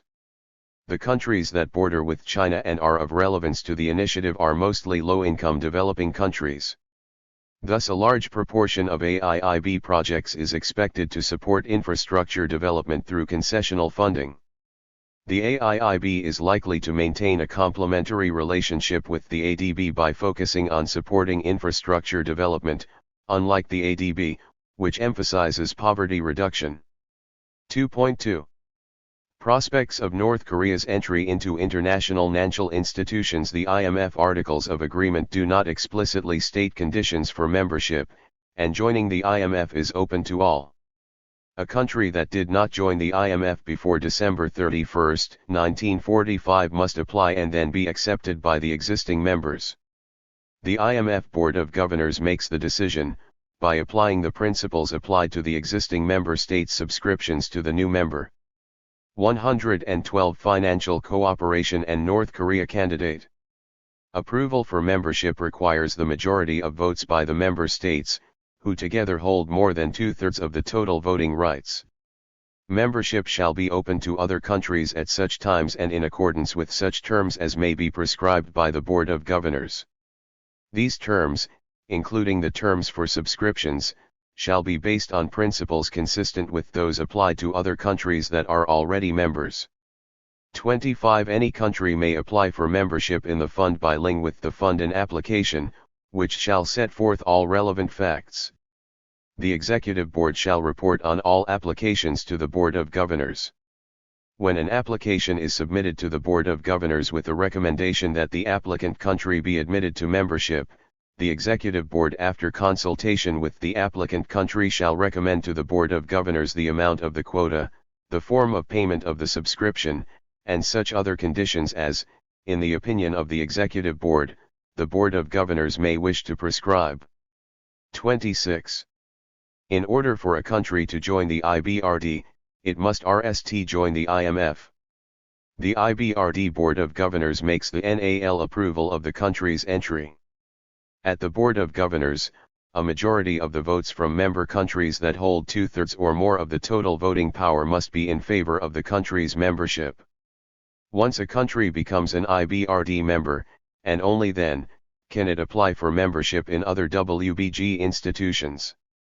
The original members of the bank shall be those members of the International Monetary Fund which accept membership in the bank before the date specified in Article 11, Section 2. Membership shall be open to other members of the fund, at such times and in accordance with such terms as may be prescribed by the bank. 27. The procedure for joining the ADB is similar to that of joining the IBRD. According to the ADB Charter, UN member countries in the Asian region can become members of the ADB. In the case of a country outside the region, it must be a developed country as well as a UN member state.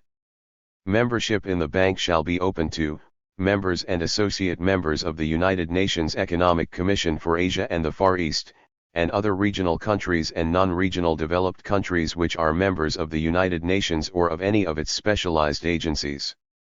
28. The Executive Board, in consultation with the applicant country, determines the number of shares of capital stock to be subscribed and other matters to be nailized by the Board of Governors. However, the ADB Executive Board is not Financial Cooperation and North Korea 113 required to report the application of a country whose membership it does not recommend. Membership requires the affirmative vote of 2/3 of the total number of governors, representing no less than 3/4 of the total voting power of the members. 29. This condition is more difficult to fulfill than what is required to join the IMF or the IBRD, where a majority of the votes from member countries that hold 2/3 or more of the total voting power must be in favor of the country's membership. Any country opposed by Japan and the US, which hold more than 25% of ADB's voting rights, cannot join the ADB. Only members of the IBRD or the ADB may join the AIIB. A country that was not a founding member of the AIIB by December 2016 must have membership in the IBRD or the ADB before applying to the AIIB. Membership in the bank shall be open to members of the International Bank for Reconstruction and Development or the Asian Development Bank. 30 members of the International Bank for Reconstruction and Development or the Asian Development Bank which do not become members in accordance with Article 58 may be admitted, under such terms and conditions as the bank shall determine, to membership in the bank by a special majority vote of the Board of Governors as provided in Article 28. 31. The procedure for joining the AIIB is similar to that for joining the IBRD and the ADB. The Board of Directors, in consultation with the applicant country whose membership it recommends, determines the number of shares of capital stock to be subscribed and other matters to be nailized by the Board of Governors. Membership requires no less than a majority of the votes by the member states and no less than a majority of the total voting rights. While the ADB does not impose specific conditions for its membership, except UN membership, the AIIB requires membership in either the IBRD or the ADB as a precondition. This suggests that North Korea's participation in the AIIB will be blocked from the beginning. Unless North Korea joins the IBRD or the ADB, it would not be possible to join the AIIB. Then, what should be the RST step for North Korea to join global and regional financial institutions? According to the Articles of Agreement of the IBRD, the ADB, and the AIIB, membership in the IMF is a prerequisite for joining other international financial institutions. Although the ADB is formally separate from the IMF and the IBRD, it is almost impossible for a country that is not an IMF member to join the ADB. In the case of North Korea, opposition from the US and Japan alone is enough to block its membership in the ADB even before the proposal reaches the Board of Governors. It is well known that North Korea has already applied for membership in the ADB twice, but the proposal could not reach the Board of Governors due to opposition from Japan and the US. The AIIB specifically requires membership in the IBRD, which requires membership in the IMF, i.e. a country can join the AIIB once it receives membership in the IBRD and only after joining the IMF. Once North Korea joins 114 financial cooperation and North Korea the IMF, the IBRD, and the ADB, its accession to the AIIB will be a matter of time. This is because requirements for membership in the AIIB are relatively loose compared to those for membership in the ADB. Ironically, this suggests that only if North Korea joins the US-led IMF, would it be able to join the China-led AIIB. In sum, a key precondition for North Korea to acquire membership in global and regional financial institutions is membership in the IMF. As of 2017, only a few nations, including North Korea, Cuba, Andorra, Liechtenstein, and Monaco, among the UN member countries have not joined the IMF. Cuba was originally a member of the IMF before its withdrawal following the Cuban Revolution in 1959. Andorra, Liechtenstein, and Monaco are too small to be considered serious applicants to IMF membership. North Korea has shown considerable interest in joining the IMF and the IBRD. Although North Korea has not officially applied for membership in the IMF and the IBRD, it is well aware that joining them would be the first step in joining other global and regional financial institutions.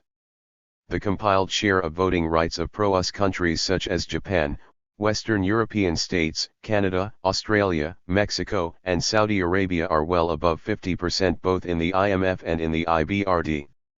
Joining the IMF and the IBRD requires a majority of votes from the member states. In the current situation, North Korea's membership in the IMF and the IBRD will be blocked if the pro-US countries are against the proposal of North Korea's membership. Once the North Korean nuclear issue enters a resolution phase, there is a possibility that its membership in the IMF would be put on the agenda. When settlement of the North Korean nuclear problems becomes a serious possibility, it would be in the national interests of South Korea to formulate a strategy to facilitate its entry into the IMF by persuading the pro-US group into accepting its application.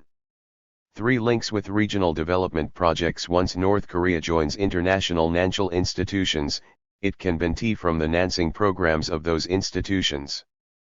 But the financing needs for the development of North Korea will be too large to be fully met by financing from existing institutions only. There have been many plans for establishing a cooperative development financing mechanism in Northeast Asia. Some of these mechanisms can be used as additional financing sources for the development of North Korea. Northeast Asia, comprising South Korea, North Korea, China's northeastern provinces, Japan, Mongolia, and the Russia's Far East, is believed to be key to Asia's prosperity and is called the last major economic frontier of the Asian continent.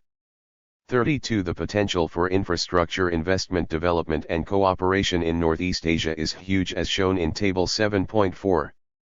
According to Masahiro Kawai, the total financing needs for the development of Northeast Asia is estimated to be $62.9 billion per year over financial cooperation and North Korea 115. The next 10 years. 33. Northeast Asian governments will have to mobilize external funding of $13 billion a year in addition to obtaining financing from other sources such as international financial institutions. Won Soo-Choo provided a similar estimate for infrastructure development in Northeast Asia. 34. To meet North Korea's financing needs, various ideas have been floating around. Among them, 3 are worth our special attention: Northeast Asian Development Bank, Northeast Asian Infrastructure Fund, and Northeast Asian Development Corporation. The ideas of the need was proposed by Duk Woo Nam, 35, former Prime Minister of South Korea, at the international conference, titled In Search of New Economic Order in East Asia, in 1990, and has been developed further by Lee Jae-cho and Stanley Katz, among others. 36. There were at least two motives behind the proposal of NEDB. First, the region of Northeast Asia is neglected and underdeveloped compared to Southeast Asia in terms of cooperation for economic development. A main reason for its underdevelopment is that the infrastructure is very poor and falls far short of satisfying private investors' demands. The poor and inadequate infrastructure discourages the attraction of foreign investment, which further worsens development in the region. To turn the economy of Northeast Asia onto a path of self-sustainable growth, it is necessary to improve the infrastructure to a level that is on par with international standards, and this would require substantial amounts of long-term investment. Usually bilateral governmental assistance and the loans from multilateral development banks such as the World Bank and the ADB have been the main sources of these long-term investments. But the amounts from these MDBs considerably fall short of the estimated financing needs in the region, and new sources are needed to fill the gap. The most viable and effective institutional arrangement for meeting Northeast Asia's projected infrastructure financing gap would be a new sub-regional development bank, the Northeast Asian Development Bank. 37 Northeast Asian countries have been transformed from capital importers to capital exporters in the international financial markets, in particular since the Table 7.4 estimation of infrastructure demand in Northeast Asia. Chukawa. Northeastern China 63.6 48.8. Russian Far East 1.34.9. Mongolia 0.11.7. North Korea 1.25.3. Cross-border 2.2. Annual demand 66.7 62.9. Source, Modi ed. Table 1 from Kim, P2. 116 Financial Cooperation and North Korea. Asian Crisis. As shown in Figure 7.1, East Asia, in which Korea, China, and Japan account for more than 80% of the whole GDP, has accumulated a huge amount of long-term savings and is seeking new investment opportunities. However, the net savings of Northeast Asian countries are invested in advanced financial markets, not in the region as needed to meet the needs for infrastructure development. A main reason is that infrastructure investment in Northeast Asia is too risky, and this is even more the case for the investment in North Korea. Thus, to encourage investment in Northeast Asia, an international effort in the region is needed to provide protection against potential risk involved in long-term infrastructure investment. The NEDB is conceived as a multilateral, quasi-commercial bank with ownership shared by national governments in the region and other approved international organizations. 6 Northeast Asian countries will be main shareholders, and other Asian countries and non-Asian countries can participate as shareholders in the NEDB.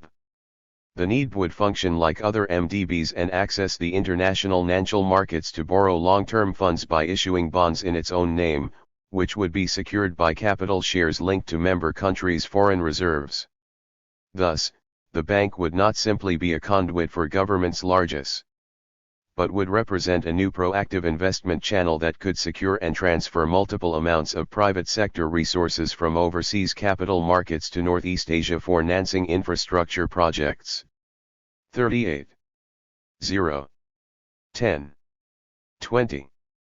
30. 40.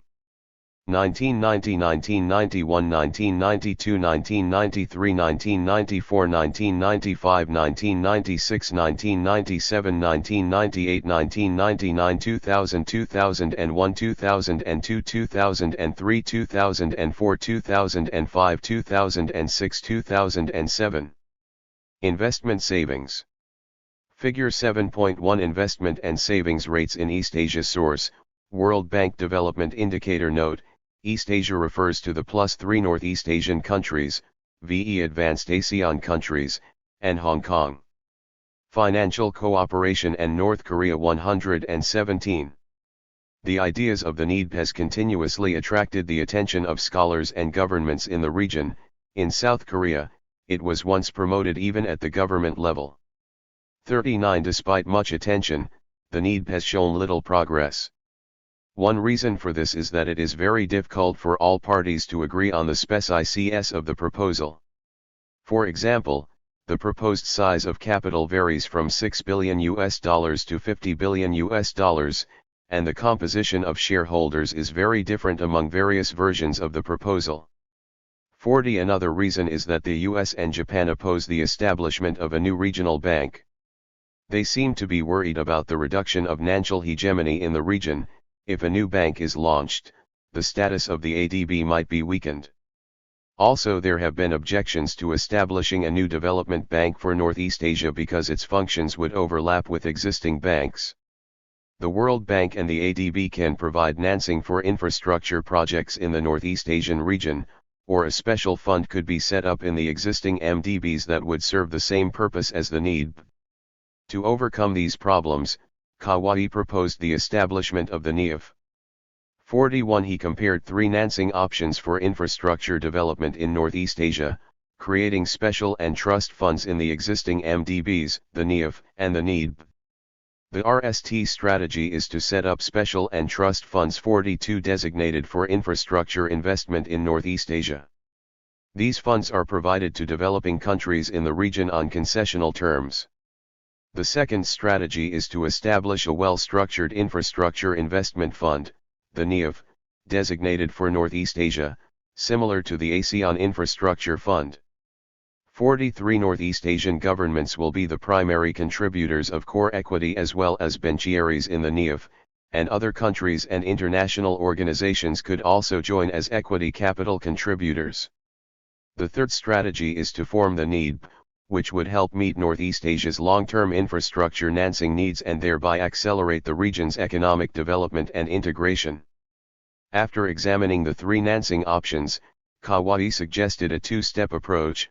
First, Northeast Asian governments set up special and trust funds in MDBs such as the ADB, the EBRD, and the World Bank. Second, if those special and trust funds cannot fully meet their financing needs, Northeast Asian governments would create the NEF. Establishing the NED is not recommended because the existing MDBs can provide financial support for infrastructure development in Northeast Asia, and the NEF would be able to address additional financing needs by working with all development stakeholders.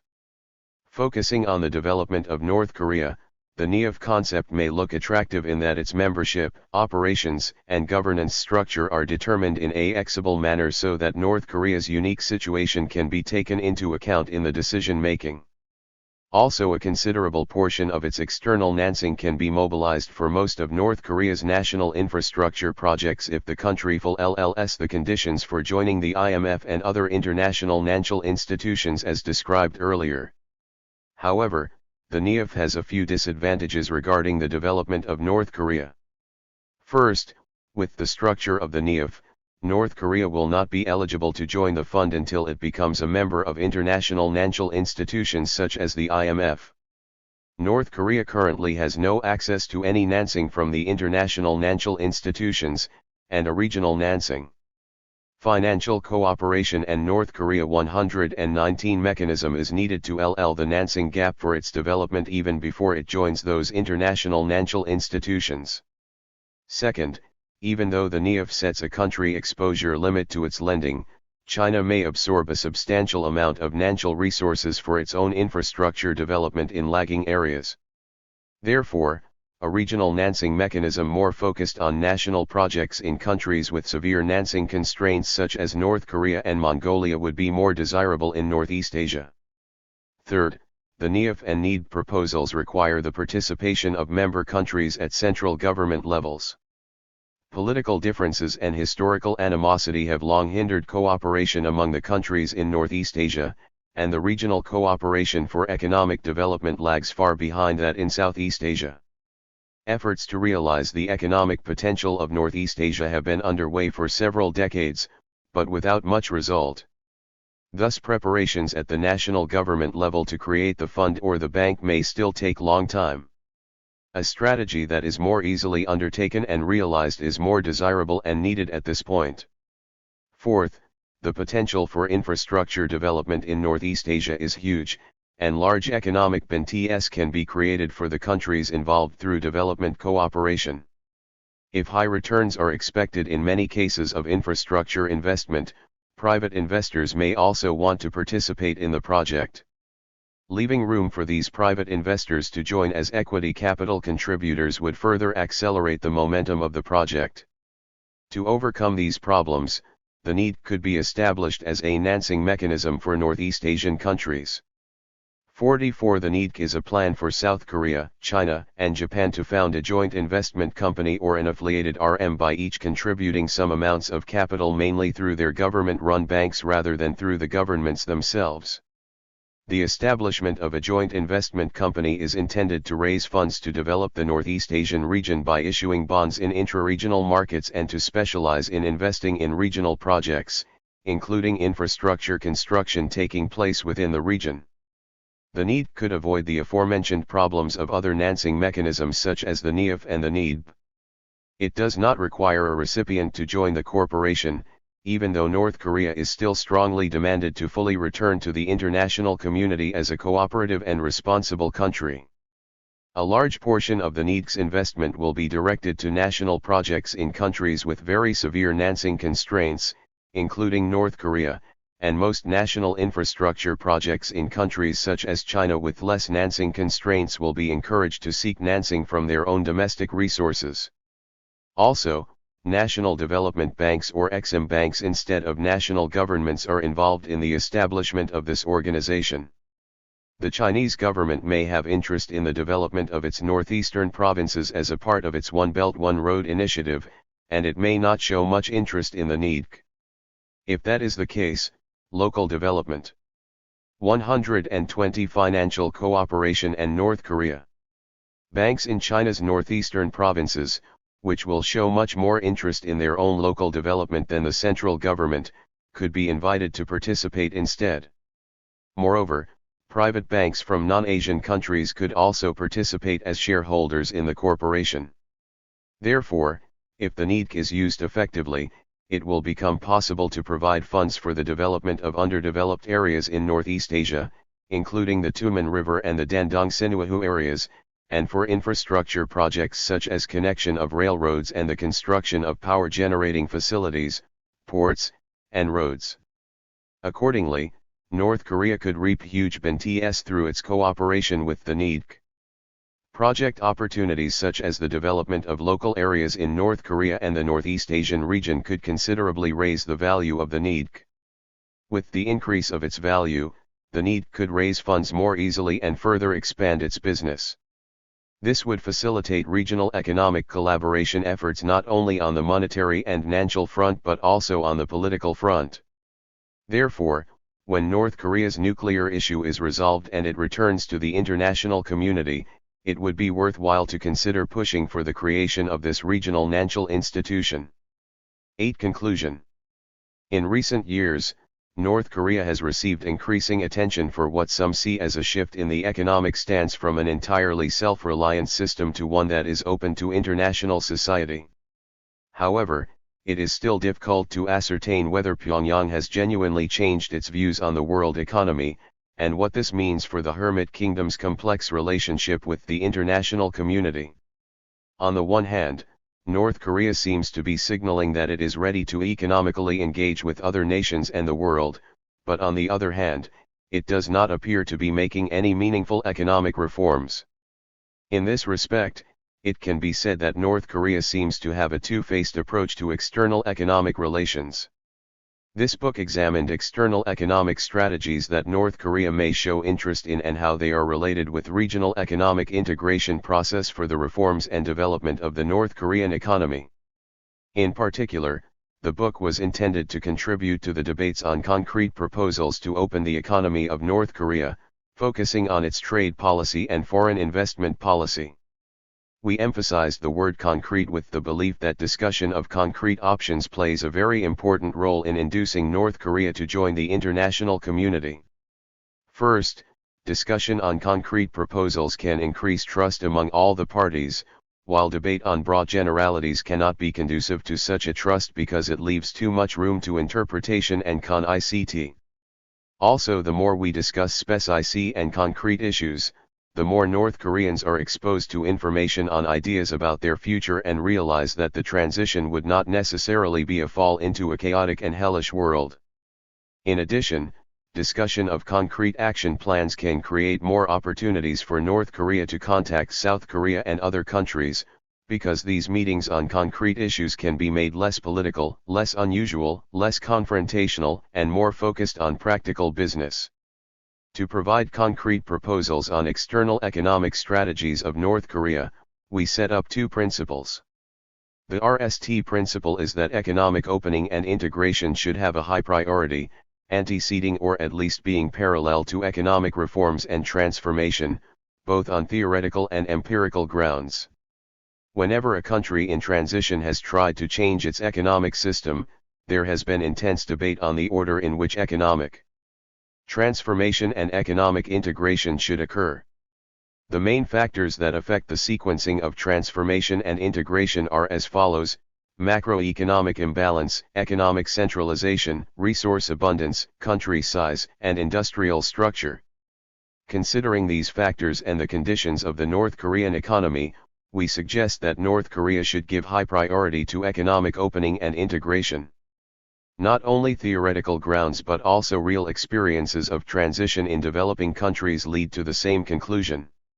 Even China, which has adopted a gradual approach to economic reforms and opening, emphasized economic opening over economic reforms at the beginning stage. The second principle is that proposals to encourage North Korea to undertake economic reforms and integration should mitigate the regime's perception of economic opening as a potential threat to its existence and increase its perception of the benefits of economic opening and integration. North Korea is believed to consider international transactions to be needed, but not liked and actually feared. Thus, regarding external economic relations and regional economic integration, North Korea has still mixed feelings and so far adopted a cautious stance towards it. North Korea's record of limited economic interactions with foreign countries also reflects its mixed feelings towards the international community. Consequently, North Korea's external economic relations show the following structural problems: the volume of North Korea's economic transactions with the world, including trade and FDIs, is still minuscule.